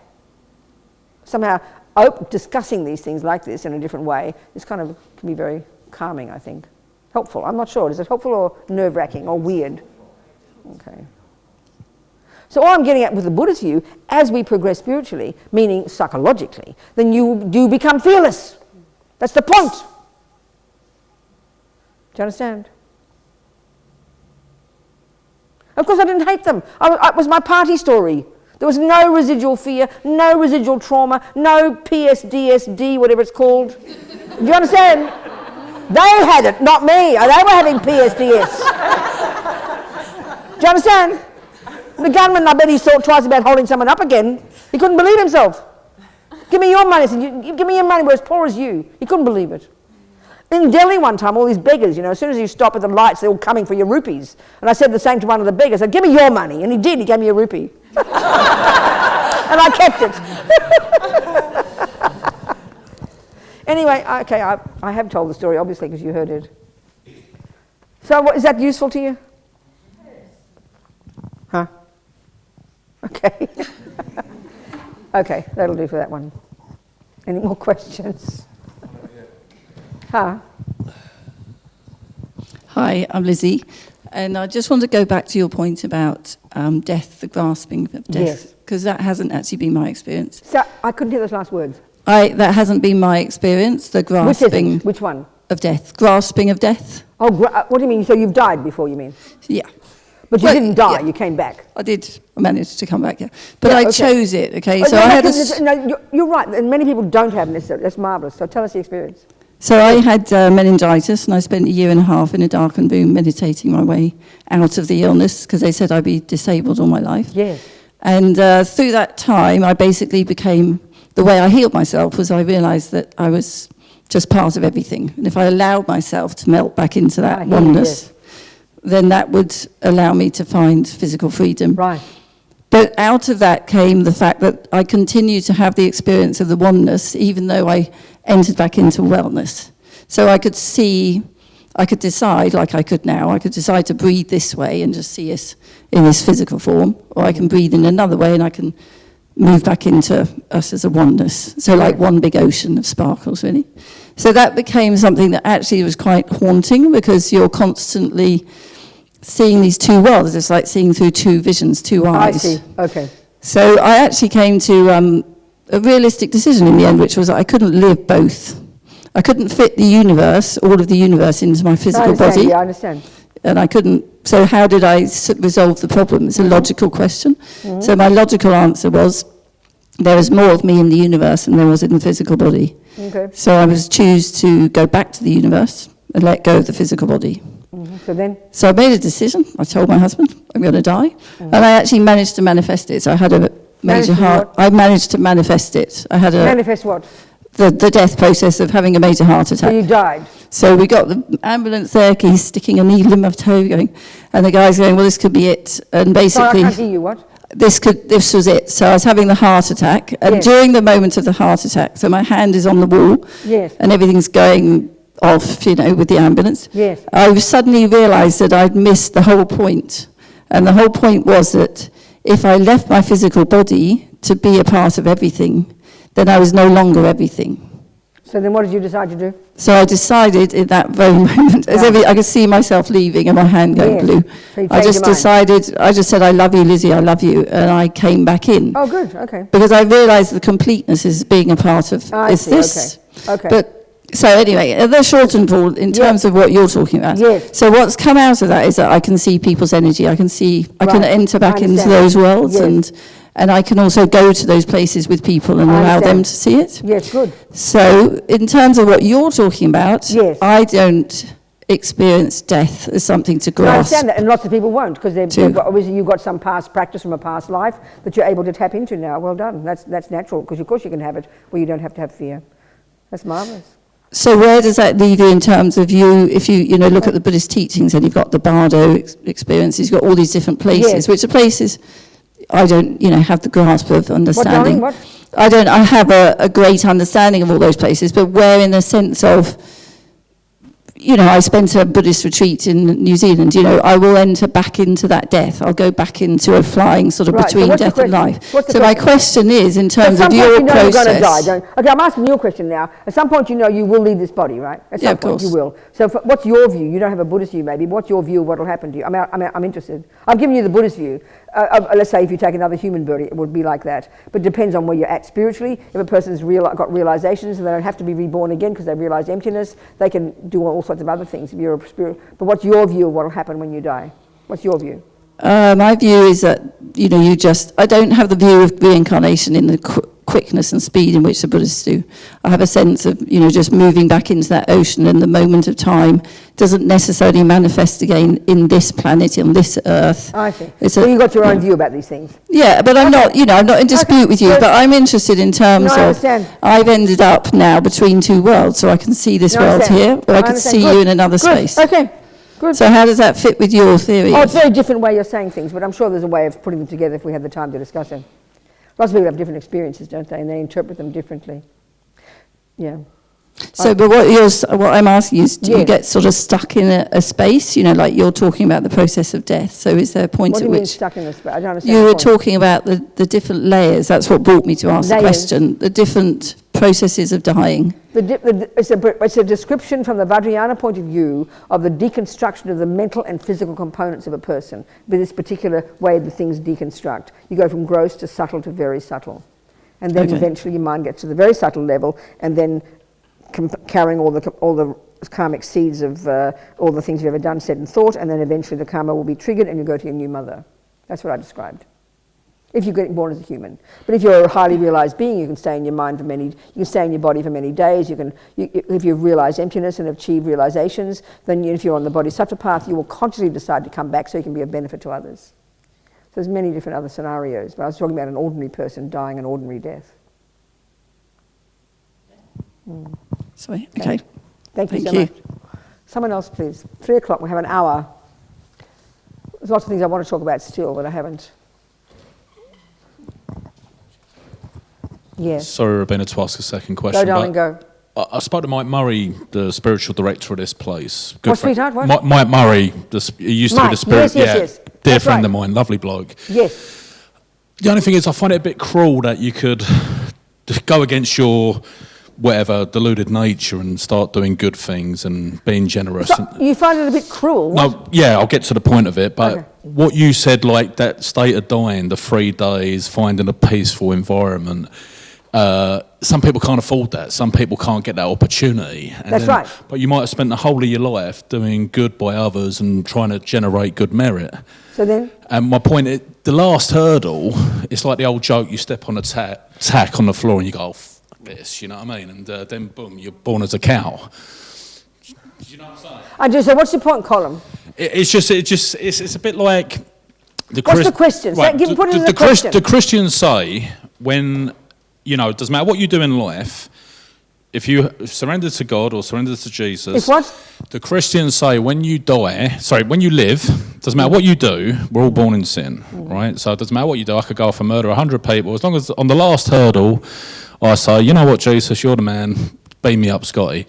You're sorted. Now, what you said and what Mike said, and this is the bit I can't accept, I find it hard to accept. You could do all good virtuous stuff throughout your whole entire life, and the last hurdle, you get it wrong.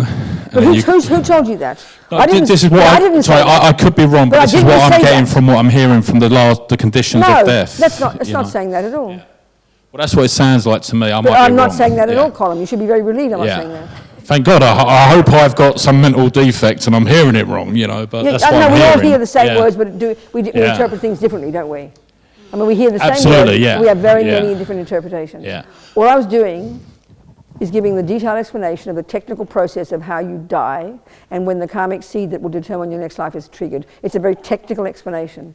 All I'm doing is giving you that. Totally get that. Giving the ideal scenario. Yeah. And I know in this tradition that's their view, and Lama Zopa has written this. You see, this has got nothing to do with fair or unfair or punishment and reward. It's a natural law. I'm just describing how things happen as a natural law. But to me, it doesn't sound. I'm just who am I? But it doesn't sound natural. But I'm trying to tell you, I'm not saying what you're hearing, but you want to keep saying that you're hearing it. Yeah. That means you want me to say something else. I can't. But you're interpreting it in a certain way. What you're interpreting it is, I've been a good boy all my life, then I come along and I die wrong and I go to hell. It's not fair. That's exactly what I'm hearing. saying. Yeah, but that's your problem, not what I'm saying. So if you... But you just said it. I said what you were thinking, not what I was saying. I'm going to go back to... I haven't had a drink in 15 years. I think I'm going to have a Guinness after this. And then you agreed with me. No, I'm trying to tell you it isn't like that, but it's up to you whether you're interested to hear that. Yeah. You should go, oh, what a relief. Please explain it more. But you keep repeating the same words, Colin. Fair enough. Point taken. Thank you. So it's like this. I mean, if you live a life of virtue, if you do everything you can to benefit sentient beings and control your body and control your speech and control your mind, I don't care if you call yourself a Christian or a Mickey Mouse. If you live a good life and program yourself with virtue, your death will be fine, Colin. What makes you ever think it wouldn't be? I must have mental problems. I'm hearing something. No, I told you exactly the way death happens. And I said exactly that ordinary people, at the time of death, there's naturally enormous... Ordinary people, we can deduce maybe you've got some spiritual practice, which is why you experience things differently, and that's completely reasonable. But ordinary people who've never thought about death, who don't have a spiritual practice, who've been ordinary people, who've never thought about it, naturally there'll be enormous fear. Wouldn't you agree with that? They've never thought about death. They've never thought about disappearing, and then now death is coming. Fear is the commonest experience of that. Would you accept that? Well then, that's natural. No one's punishing or remaining you for having fear. It's just a natural thing. So then, if you're dying with fear, that can easily trigger a negative karmic seed. But if you've lived a good life, and whether you have faith in Jesus or faith in whoever, or just live a good life and are not afraid, and are recognize impermanence, and you're not afraid of death, then that fear will still come, but it won't be so intense, and you'll die well. You die how you live, Colin. They're not different. It's like you've driven a car all your life. You're going to be driving the car well, and you'll probably deal with an accident when it happens much better than a person who's never driven. But you're hearing it as punitive and negative, and fear comes, you're going to go to you're hearing it like that. So where's your question now? Try and keep it as a question. I get the point now. Good. We're a result of our actions throughout our life. So with me, violence was a big part, seeing a lot of violence as a child, blah, blah, blah. So like you, when I see violence, it doesn't really bother me. Okay, so ask me a question. But my point is, if I'm doing virtuous action all my life... And you're training your mind to be virtuous and peaceful and patient and humble and kind and not lie and not kill and not steal, and you program that in your mind, I am saying to you, Colin, if you are like that and you recognize impermanence, your death will be happy death. But if you never lived your life, never thought about these things, your death won't be so cool because you'll be freaking out. That's pretty reasonable. What's your problem? No, we'll save it for another time. There's definitely there's another element to it. I'm a little tired as well, so I can't really spark up the brain that quick at the moment. So but you haven't quite asked me a question. You keep making statements. Fair enough. My bad. Colin, what's your question, darling? Tell me a question. Honestly, now try and articulate as a question. I'm so tired. I can't even focus on it now. So thank you anyway. anyway. Take to somebody else and see if you can come up with a question. And if you can come up with a question that helps focus things. You know. Do you understand, darling? Thank you so much, Colin. But I understand your point. Yes. Who else? So I don't know. I don't know whether maybe I can understand the question which Kam wanted to ask. Let him have his question. If it's not your question, don't worry about it. Okay. I thought you wanted to follow on that. Okay, then I don't. Excuse me, it's his question. I'm talking to him. I don't need you to clarify. I know exactly what the man's talking about, but I'm wanting him to get clear. I'm not going to spoon feed him. I don't need you to explain him to me. I know perfectly well what the problem is. Yes. Yes. Hello, my name's Claire. Hello, darling. Hello. Sorry. Stay close. Treat it like an ice cream. Okay, right. Yeah. When we have with our ordinary sort of thinking, or no, rather, when we have an energetic sense of something shifting for the good in our lives, can we associate that with the possibility that we're clearing the karma, or is it too, I realise we can't see most of what our karma is. We can't analyse it and say, right, I'll tick that all off, can we? But can we have a feeling that something has been resolved to encourage us? Of course we can. Of course we can. But all I'm trying to do here is give kind of technical explanation of something. This is like a botany class. So we're not describing the beautiful flowers and the divine things and the marvelous bliss they bring. I'm just trying the technical explanation of how a flower happens. All I can do is stick to the technical thing, which sounds kind of very laboured and boring, but all I can do is do that. But then, so what you're saying is a nice way of putting, and I can only agree with what you say. Of course you can. Of course you can. We see every day. If I'm trying to understand you properly. I don't use the language you use, like I don't use your language, but I'm trying to interpret what you're saying, in the way I'm understanding it. But yes, of course you can feel that. Oh, yes, I think I was just trying to overcome a sense I had of it's like, it's sort of, I could be in a state of mind of thinking, I'm doing all this, but I've really no idea if it's helping, Oh, I said, no. You see, okay, now this is where it's really good to be very practical. I'll get it on the ground again.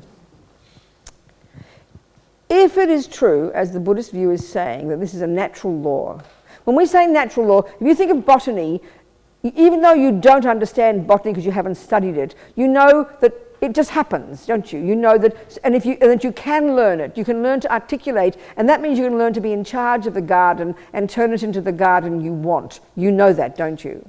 So when you know botany, okay, if you don't know botany, you can be very distressed by gardens. You don't know why things are growing. Suddenly one day this big weed comes and it starts growing under your roof. Another one comes, you don't know why they're happening. And even let's say you've never heard of botany, no, you'd be living in fear every day. All these weird things popping up in your garden. You don't know where they're coming from. You don't know why. Do you see what, I'm using the analogy here because we don't have a view of karma in our materialist world. So we don't know why suddenly things come out of the blue. Suddenly you have a car accident. Suddenly a bad thing happens. No one knows why. Suddenly you win the lottery. No one knows why. It's all just good luck and bad luck. I mean, that's how we live our lives. It's very superstitious. It's very ignorant, actually. We don't think there's any causes for anything, and we just think it's all good luck and bad luck. That's how we live our lives. And even scientists say, no one knows what happens after death. So arrogant. Lots of people know what happens after death. There's some experiences there. Lots of people have these experiences. So there is other way of seeing things. So the Buddhist approach, if we take it simply, if karma is a natural law, which means every millisecond of whatever any sentient being says and does and thinks, programs that mind or sows seeds in that mind that will ripen naturally as the natural fruit of those actions. So as Buddha is saying, an action that's motivated by attachment or anger or fear or jealousy or ego will ripen as suffering, one or other kind of suffering.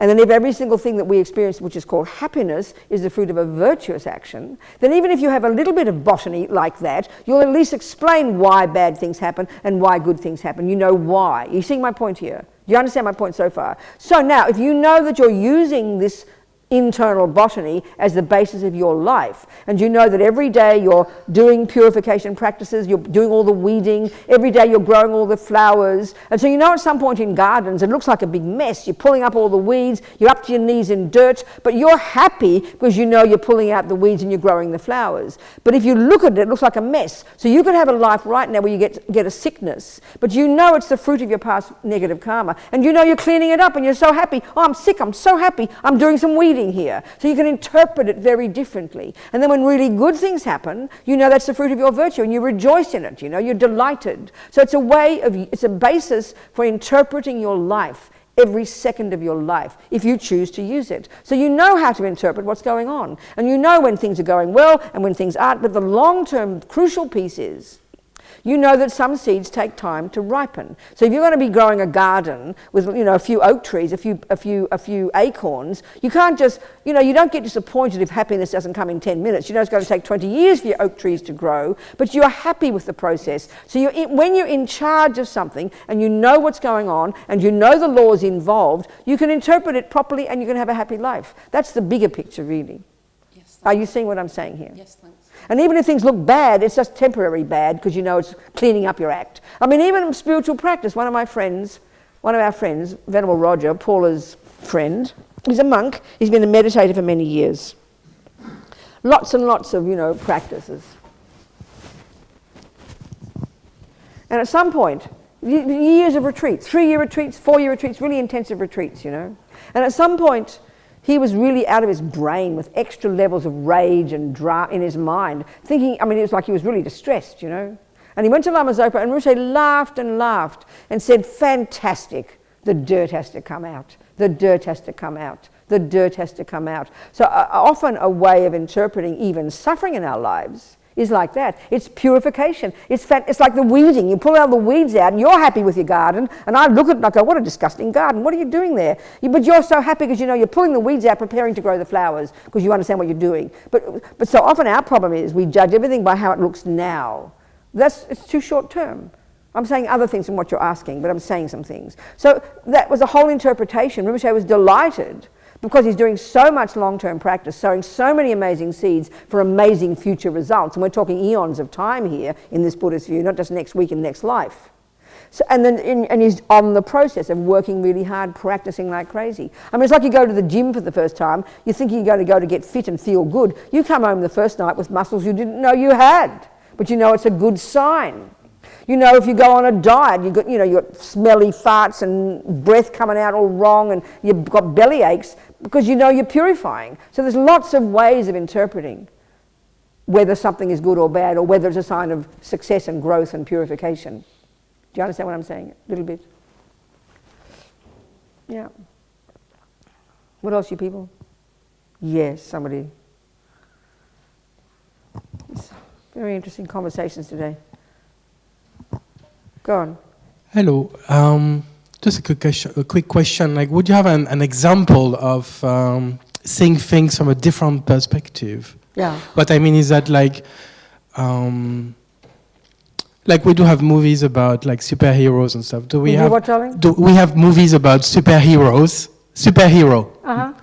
And what about like a movie of someone who developed like these qualities in their relationship with someone who is rude to them, with some animals we call pests, things like that. I'm lost completely, sweetie. Oh, okay, so I'm just wondering if you knew of any books where like you had example of that, example of people what, darling? who change their relationship, or people who change their relationship with other people or with animals. Or I just do not understand your question, my dear. Okay. I'm so sorry. I want to understand you. No, I'm just looking for like positive examples. Of what? Of going from a wrong relationship to a right. Of what relationship? A wrong relationship to a right relationship. Darling, I don't know how to interpret your question. I'm not trying to be lazy or boring. Exactly. In books or films or literature. I hear that, but I don't understand what the examples of what. I don't get his words. No, I'm just looking for exactly recommendations or a model. Of what? Of positive behavior, of like a new way of thinking about. Sweetheart, all I can do in this room is talk the Buddhist view. I'm not trying to be boring. I'm not trying to be narrow-minded. My job is to try and describe Buddhism. It's all I can do. I can't describe. I mean, what's your name, darling? The lady. Pierre. No, not you. The lady. Okay. Oh, sorry, Lizzie. Lizzie, because your husband told me about you, didn't you? And I mean, your experience, I can't describe I can give you a Buddhist analysis of what you're saying. You've got a very different way of seeing the universe. Your experiences are very different. I could give you an exact Buddhist analysis, but there's no need to. It doesn't matter. There's very many different views in the universe. There's so many ways of seeing things. I don't know about those other ones. I don't know much about Buddhism, but all I can do is try to be authentic and give you the accurate understanding of what I've learned from my teachers and my mentors in the past, and give you accurate information about Buddhism. So when you ask me that question, I can't even understand what you're saying. But I could answer, yes, if you want the Buddhist examples, you read the biographies of the great yogis. You read the biography of the great bodhisattvas. You read the biography of the Buddha. You read the biography of the Dalai Lama, because they're the living examples of the efficacy of this particular model of practice. So they're the ones I would tell you to read. Read the life of Milarepa. Read the life of Lama Yeshe. Read the life of the Dalai Lama. These are Buddhist examples of the fruit of the pudding of this particular practice. That's my answer to you. That's the best I can give you. Okay, excellent. Are we communicating? Yes. Good. Yes. I mean, the reason why I ask the question is it's always nice to have a bridge, like from one particular, from one particular behavior to another particular behavior, right? But Milarepa is a good example, of course. Like what, darling? Milarepa is a good example, what, sweetheart? Of course. Milarepa. Yeah, I can only give you Buddhist examples. Okay, I mean, also as the Catholics, you can read to Saint. I loved all the Catholic saints when I was a girl. It depends on, but you know this already. You know there's all these wonderful life stories of marvelous people, amazing yogis and spiritual practitioners all over the world in as many systems as you'll find. Read the biographies of some of the Australian Aboriginals. They're amazing beings. But all I can do is tell you the Buddhist ones. That's my job. Do you understand? Yes. Thank you, darling. Fascinating group today. What else? Nothing. So I've got 40 minutes to talk about something. Yes, Cam? Just going back to the death process and the in-between state.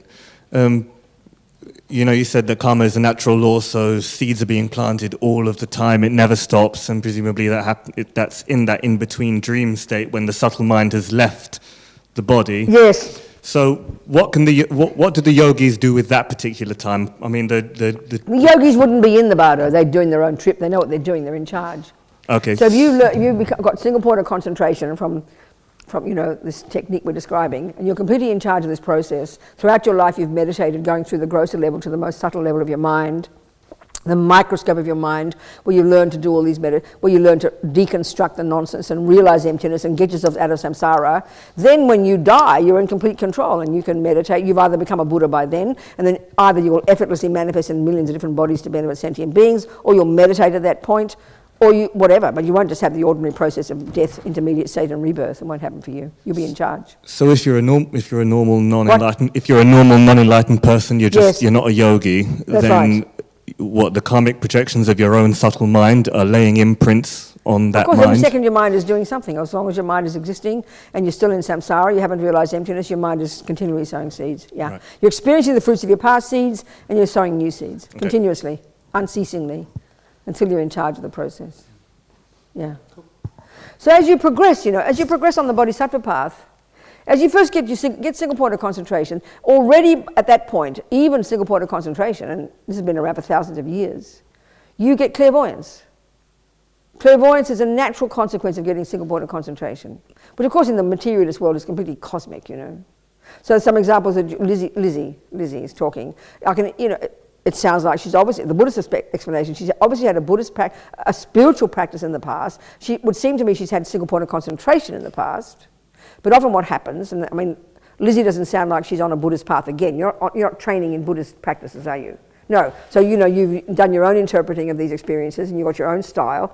No one can complain, that's your business. But the Buddhist approach will be, if you got from past practice, I mean, coming into this life, even people who can play the piano well is because they practiced it before. People who've got, people have moments of clairvoyance. Now, the Buddhist approach would be, as you progress with clairvoyance, as you progress, if you're taking this system and you're going through the stages of practice that are all laid out since 3,000 years, 2,000 years, then as you progress, lessening ego grasping, lessening attachment, lessening anger, growing your concentration in meditation, your mind literally will expand ever more clearly, and you'll be able to see precisely, not just random minds of other people, but as you progress, you will see the minds of others, and you'll see exactly in which life they did. It's like a technical thing. You'll have exact awareness of, as you progress, ever more minds, ever more past, ever more future. You continue to grow and grow in your capacity to have clairvoyance. And as the Buddha would say, to begin to really help sentient beings, you need clairvoyance. You can't even begin to help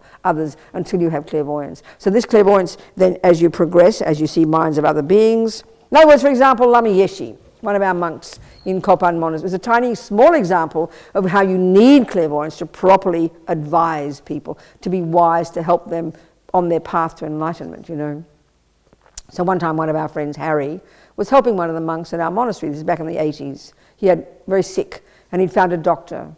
So he told Lama Yeshe, who's our teacher, and Lama, said to be highly realized with clairvoyance, realized emptiness, bodhicitta, all these amazing qualities. So in other words, a highly evolved spiritual being.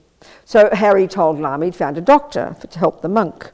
And Lama said he doesn't need a doctor, he'll be fine, doesn't need a doctor.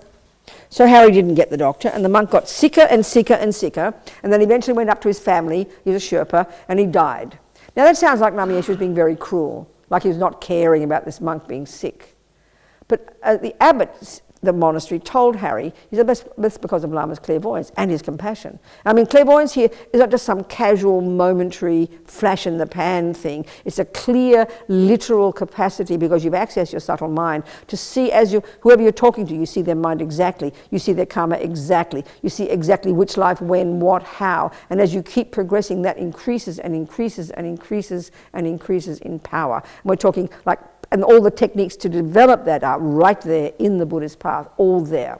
So, as the abbot said to Harry, What's happening is Lama, with his completely clear clairvoyance, can see the mind exactly of this monk, knows exactly which actions he did in a particular life that are the cause of this particular sickness, and he could see very clearly that if the monk had gotten a doctor and gotten better, he would have been fine and had a really happy, good life. But he wouldn't have finished this negative karma, and the next life would have been much, much worse. So on the other hand, by having the sickness, and then he went to the mountains and he died a very good death, a very spiritual death. He purified all the karma, completely finished that negative karma. Next life, fantastic. So who's got that wisdom, you know? We don't have.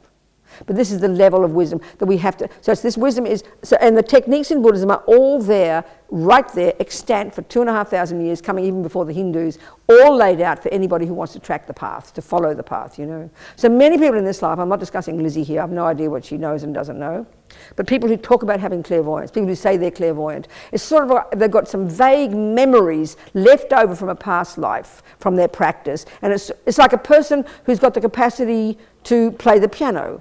That little 7-year-old girl who can write pieces of music, she doesn't know how to teach the music to others. She doesn't know what, it's just a memory in her mind. Everything's stored as memory. So whether Lizzie's got the ability to see other minds and things, it's because there's a memory of it. Whether the person kills and lies and steals or plays the piano, it's a memory of it. It's a habit of it. So the Buddha says, you come into this life with some of us, let's say, with Buddhist practice, because we practiced in the past. So we haven't perfected it all, so we've got to keep learning it again, and then we perfect it again, and we keep going until eventually, when you've got clairvoyance, and then you realize emptiness, you cut the root in meditation, now you can only go forward, and you keep expanding your mind. You keep expanding more and more precisely, eventually until you're a Buddha, when your mind pervades the universe, you see the minds of all beings perfectly, all their past, all their future, you have no longer a separate sense of self, and you have infinite compassion for every one, and you manifest in countless bodies throughout space to benefit all sentient beings. That's the goal of this path, and it's all laid out, all the steps, as nutty as that sounds.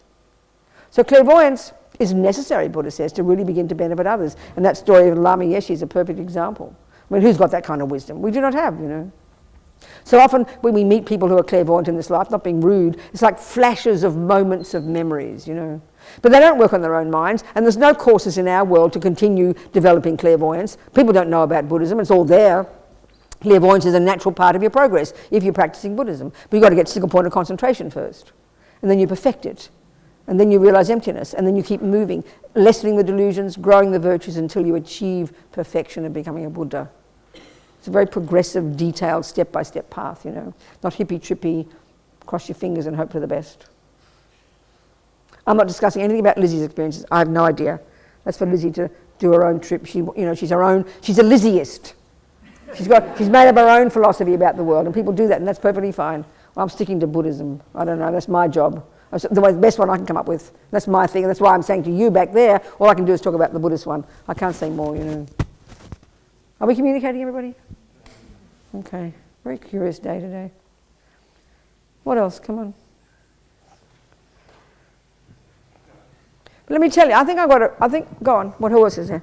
I might read more from Lama Yeshe, and Lama, so marvelous. In the text, they normally never tell you about the experiential side of things. They give you the techniques. They're trying to keep us grounded, not get too excited, you know, because we get very greedy and grasping at spiritual experiences. But Lama Yeshe tried to inspire us to want to practice, you know.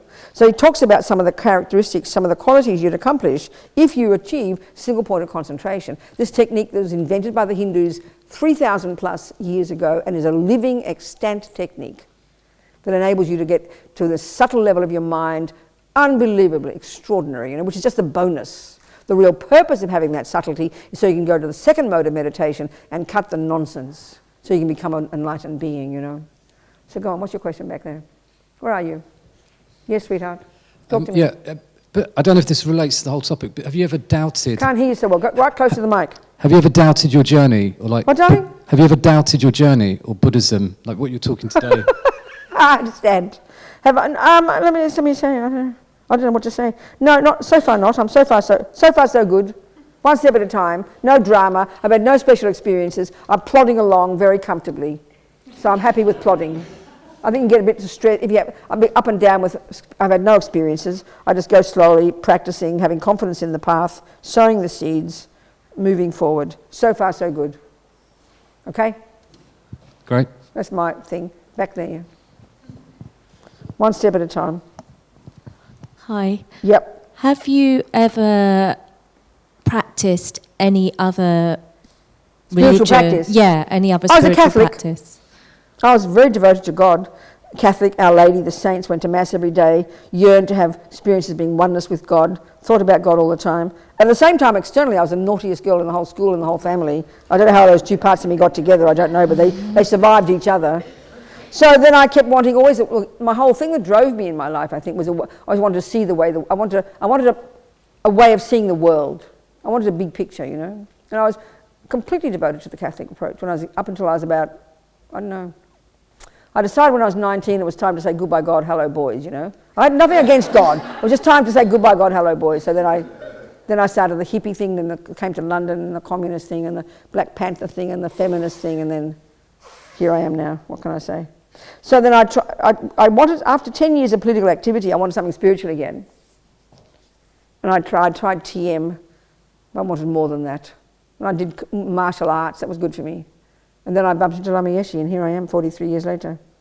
So far so good, one step at a time, plodding along, very content with my progress. Thank you. Yeah? So, yeah, okay, let me just read you from Lama some of the qualities you'll have if you get single point of concentration. And it's up to us, it's our job to decide, you know, we're the boss. We've got to decide, you know, what works for us. Listen here, listen there, use your intelligence, check this one, check that one. It's up to us. We're the boss. I like to say it that way. I can't find the book, it's gone. Wait on. This wretched... Steve Jobs, if he were alive, he'd be very upset with how things are going, I tell you. Though since he's gone, they've lost the plot, I tell you. The book thing's a disaster. The keyboard on the Mac is a disaster. He'd be so shocked. Where's the damn book? It's gone. He would be, I promise. Oh, there it is, staring at me. Okay, I'll try and find the chapter. So this book, it's a marvellous book. It's Mahamudra. It's a particular meditation technique to help you to develop the realization of emptiness, the essence of all the Buddhist teachings that we discussed yesterday. So here are some of the qualities that you'd have if you've got single point of concentration.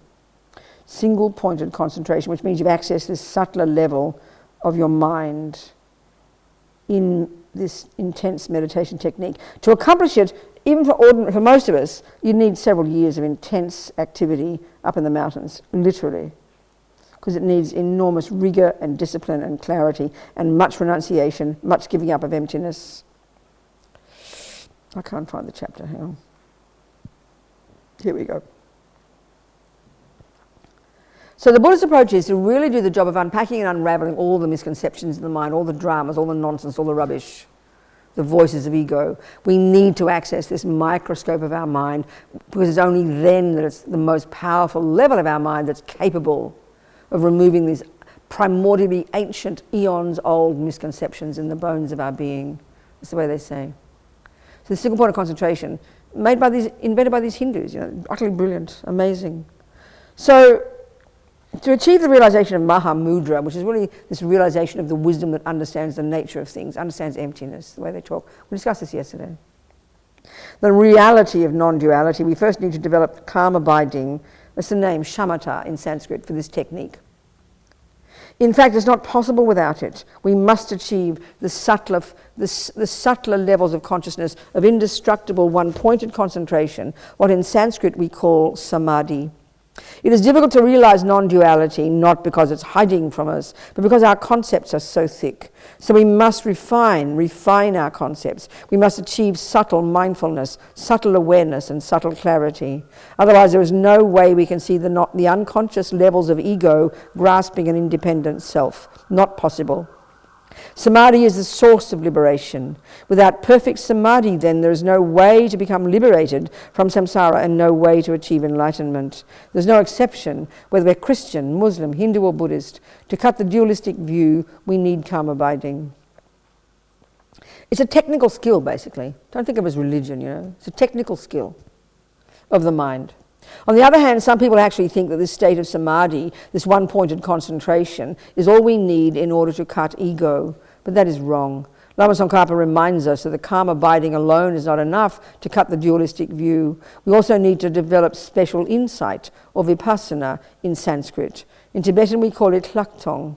Hlak meaning extra and tong meaning seeing. We can interpret this to mean that we go beyond seeing conventional reality and achieve the extra seeing of the universal reality of Mahamudra.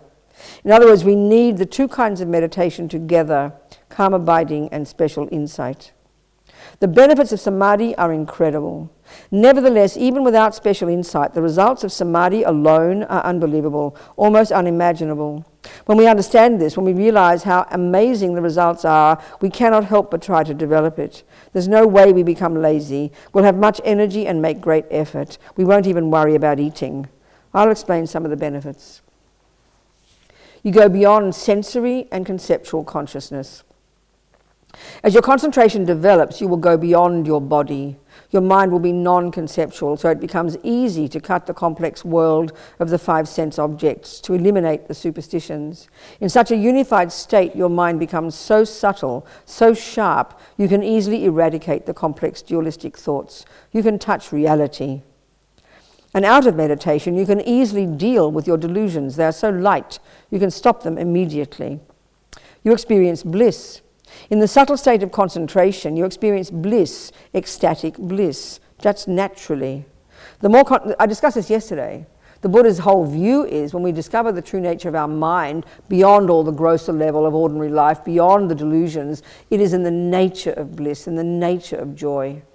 Whereas we, being junkies, think that joy and happiness come from getting cakes and chocolates and bodies. And it doesn't last, so it's disappointing, you know. The nature of our mind, when it's unencumbered by the rubbish, is bliss, clarity, wisdom. And we're trying to cultivate that. That's the point, you know.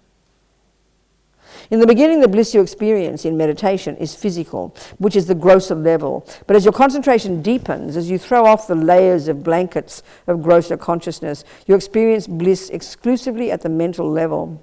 This is because you've stopped perceiving the objects of the five senses. You've closed the door to superstition. All the contradictory concepts have disappeared. Your mind is now crystal clear, as if you could count every atom.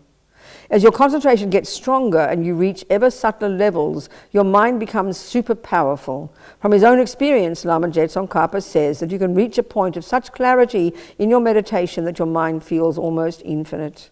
Your mind is so clear, so sharp, it's as if you can distinguish all the subtle physical energies. You'll have the courageous thought, I can count all the atoms of the universe. This level of mind is more powerful than even scientific instruments.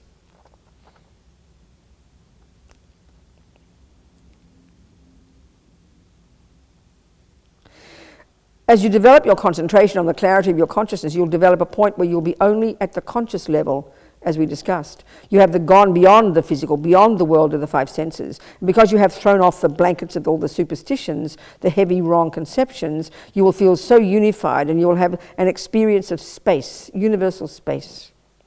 You'll always be joyful. When you arise from meditation, you feel liberated instead of uncertain and full of doubts and conflicts. You experience inner peace. You'll always have a happy, joyful vibration. In fact, you continuously experience tremendous pleasure. Now, the pleasure of chocolate is nothing to you. What you now experience with your mind is super. It's like another realm, another dimension. And when your senses do come into contact with their objects, of course, you experience bliss then too. You hardly even notice whether it's night or day. So your body feels so light. When you are out of meditation, the heavy energy of your body vanishes. Your body feels like a brand new body. You feel so light, almost as if you could fly, almost as if you had no body at all. Your sleep is like meditation, like your mind is super blissful, super clear, you know. You develop clairvoyance. Lama Tsongkhapa says that you develop clairvoyance. According to the Abhidharma teachings, there are two kinds of clairvoyance. And all of these, remember, are coming from all the texts and the philosophy from the Hindus before the Buddha. They're the ones who developed this technique. They're the ones who expanded their consciousness and developed clairvoyance. They're the ones who could see past and future. They're the ones who came up with the concept of karma, from observing things at a subtle level. That's coming back from the Indians. This is tracking it back to the Indians, you know. And the Buddha came out of that system and diverged in his own direction.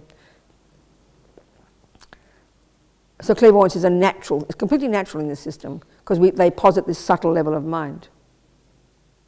And that's why I'm saying about Lizzie's experience, whatever, we can deduce she's had to have had experiences of these things in the past. There's no question. That's why you've got them now. But mostly in our materialist world, there are no systems like this to cultivate it, to do it again and keep going, you know. Yeah, so the first kind, in the Abhidharma teachings, there are two kinds of clairvoyance. One is what we understand as intuition, an untrained sense that we all have to some extent. For example, we might feel strongly without any logical proof that something has happened to our dear friend back home. That's really obvious. And you think about that, that's something, it's sort of like we've got the deluded states of mind, and the more we're caught up in those, the more locked in ourselves, the more miserable, the more tight, the more angry, the more hopeless, the more concrete. We've got no sense of anything. We can't even feel anybody's feelings. But as you get more virtuous and less neurotic, you're like expanding your consciousness, aren't you? And you get a sense of connectedness with others and compassion and empathy, and you keep growing that. That becomes what clairvoyance is. You really know what's going on in other people's minds, you know. And this is the point about people who have these so-called out-of-body experiences. You're not technically going out of your body. That's your subtle consciousness, and because your subtle consciousness can cognize more than just the gross physical can, you're literally, if you feel you've gone to Australia, your mind is in Australia. You're still here in your body. I remember a Brazilian, Australian guy, it was very funny, in our teachings in Kathmandu. He had the ability to leave, as he said, leave his body, astral travel they call it, but the Buddhist view is you don't leave your body. Your subtle mind has the capacity to expand itself. That's the point. So he'd go the whole night, go to Africa, go here, go there, go to his girlfriend's room in Melbourne. He came back in the morning exhausted. And see, this is where the problem, the Buddhist view says we've got all these powers to do this, but if you've also got attachment and aggression and anger and pride, you destroy your spiritual practice because you think you're the ant's pants, you know. You think he really thought he was enlightened. When he heard about giving up attachment and anger, he thought it was so boring. Oh no, and you know, people who have blissful experiences. I met so many people all over the world who, when they sit down to meditate, have a very special experience. They've obviously got some karmic connection with it, but they think they kind of realize. I had one guy in prison who could meditate for hours and could see things. He really thought he was enlightened. He was so arrogant, you know. And that's why the Buddhist one, these experiences, you don't normally talk about them. They're so private. The real practice that grounds you, that enables you to have genuine, powerful spiritual experiences when you got clairvoyance, so you can genuinely benefit others with your power, is based upon giving up attachment, giving up anger, giving up pride, getting discipline, not just following your senses, following your feelings, living in la-la land, you know. That's the stability of a real practice. And as you progress in the Tibetan tradition, the Buddhist tradition, the more holy, the more outrageous, the more realized the holy beings, you'd never know. They look like humble, ordinary people. They never talk about their experiences. I mean, Lama Zopa, our teacher, for example, is renowned for his high realizations.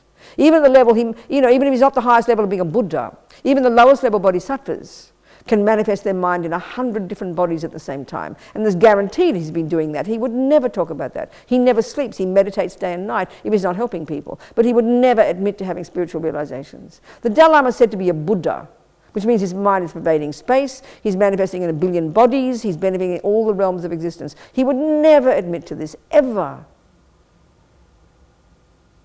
But the trouble is, they're so humble, and that kind of backfires for us Westerners, because we want people to say they know something, but the Tibetans always say, oh, I don't know anything. Well, one guy in America, it kind of backfired. He was in tears. He said, well, if you don't know anything, Dalai Lama, what hope have we got? And he kind of said, well, I do know a few things, he said. He sort of backtracked a bit, you know, to make us feel better.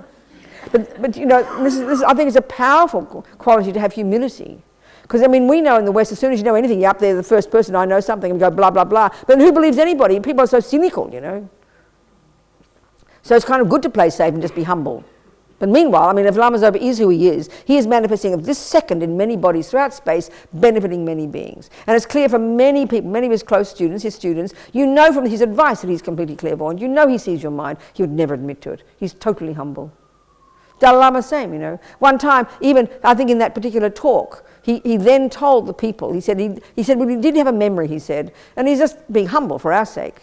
He said when he first went to India in 1956 to celebrate the 2500th anniversary of the Buddha's enlightenment, he said that he had a memory, he said. It triggered a memory of being at the time at one of Buddha's teachings, but he said as a poor Indian at the back of the crowd, he had a memory of being at Buddha's teaching, you know. Now that's clairvoyance. Of course, if he says that, he has got clear clairvoyance about everything, but he would not admit to it, you know. If you read all the texts, all the experiences are all written out exactly, because it's a living, extant series of techniques that haven't died yet, you know, that can be practiced by anybody if you're patient and long-term enough. The other kind of clairvoyance can be gained by training the mind in meditation, as we're discussing here.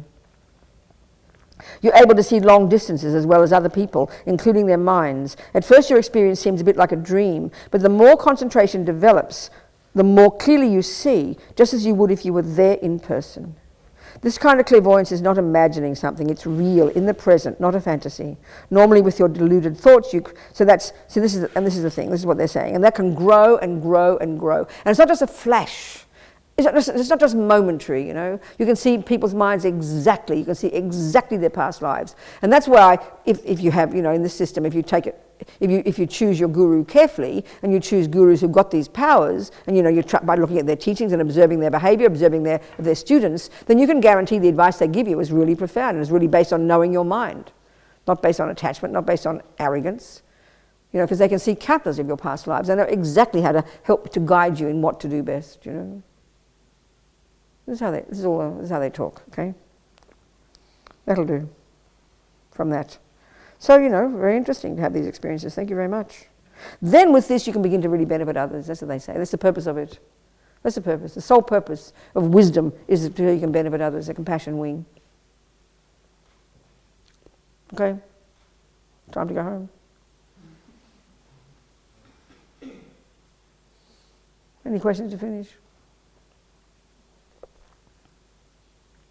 So what the Buddha is saying, in essence, the summary of all this, the Buddha is saying every single sentient being a mind possessor, possesses the natural potential to become a Buddha.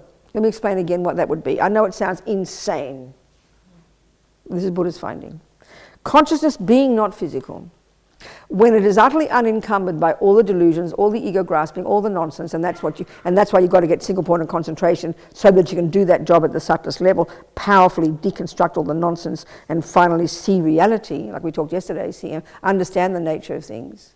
Then add to that the compassion wing, where you develop this amazing, we never even began to talk about this, unbelievable. So the first levels of practice, you control your body and speech and live in vows. Then you begin to work on your mind and get to the subtle level and get concentration and deconstruct the delusions and get rid of those. Then you get some wisdom and already amazing. And now you go to the compassion wing, where you continue to work, but in a more proactive way of continuing to break down the artificial barriers that ego has literally created, that have created the concept of self and other. This is an artificial barrier, Buddha says. It's a false duality. It's meaningless. We've created it. So as you continue to progress more proactively on the compassion wing, actively continue to work on your mind to deconstruct these barriers, break them down with developing amazing compassion and love for every sentient being, to the point where now, when you finally have achieved the infinite wisdom of seeing reality as it is and the infinite compassion of this bodhicitta, you've perfected both wings, you are now Buddha. So how would you be? Very simple. I gave a talk at the Catholic University in Melbourne years ago, and I didn't know what to talk about. They had a 20-minute slot in a conference, and I was going to be I was the Buddhist to give a talk. And even as I got there in the morning, I didn't know what to talk about. So I looked in the dictionary, and I looked in the Merriam-Webster dictionary for the definition of God, and it said 3 essential qualities: omniscience, seeing that which exists; infinite compassion; infinite power. I thought, that's interesting. They're the 3 qualities of a Buddha. The difference is, Christians say there's only one of those and he creates the rest of everything else. Buddha says everyone has that potential. How would you be if you were like that? When you fully develop this, your mind, which is not physical anyway, and if your mind is not physical anyway, your consciousness, how can it be confined by space or time or matter? It can't be. So when you've removed all the delusions from it, then your mind will only be wherever there is existence. It can't not be wherever there's existence. It can't not be there. Your mind pervades the universe. 1. 2, you see perfectly that which exists. In particular, the minds of all beings, all their past, all their future, all their karma, which means you have the wisdom to see exactly how to help them. And you have the compassion, this infinite empathy, because there's no longer a separate sense of self that only wants to benefit every one of them. And 3rd, you have the power to manifest in this trillions of bodies, throughout trillions of universes, for trillions of eons, to benefit all the trillions of sentient beings for as long as time exists. As nutty as it sounds, That's our potential. So don't hold your breath. All I can do is tell you, this is the path I'm on. I'm taking these people as my examples. This is the system I'm studying.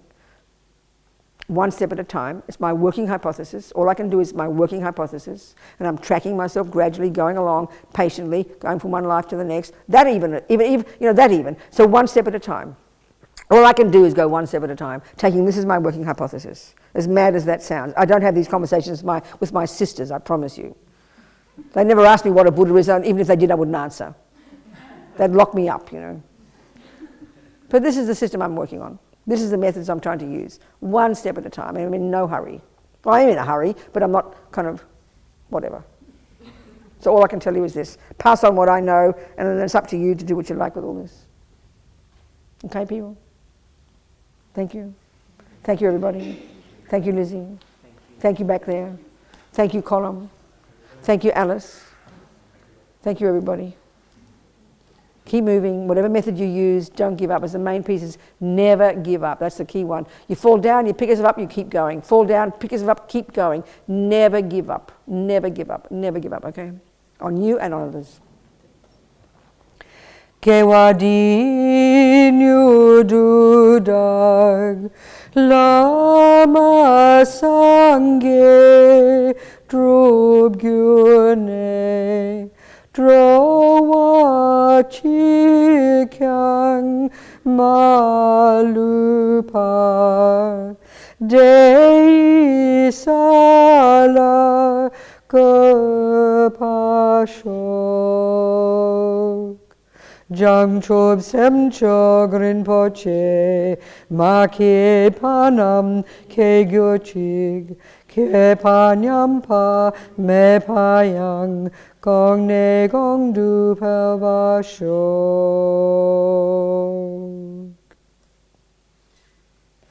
And may we never develop even for a moment wrong views towards the deeds of our most precious gurus with faith and respect gained from seeing their goodness. May their full inspiration flow into our hearts.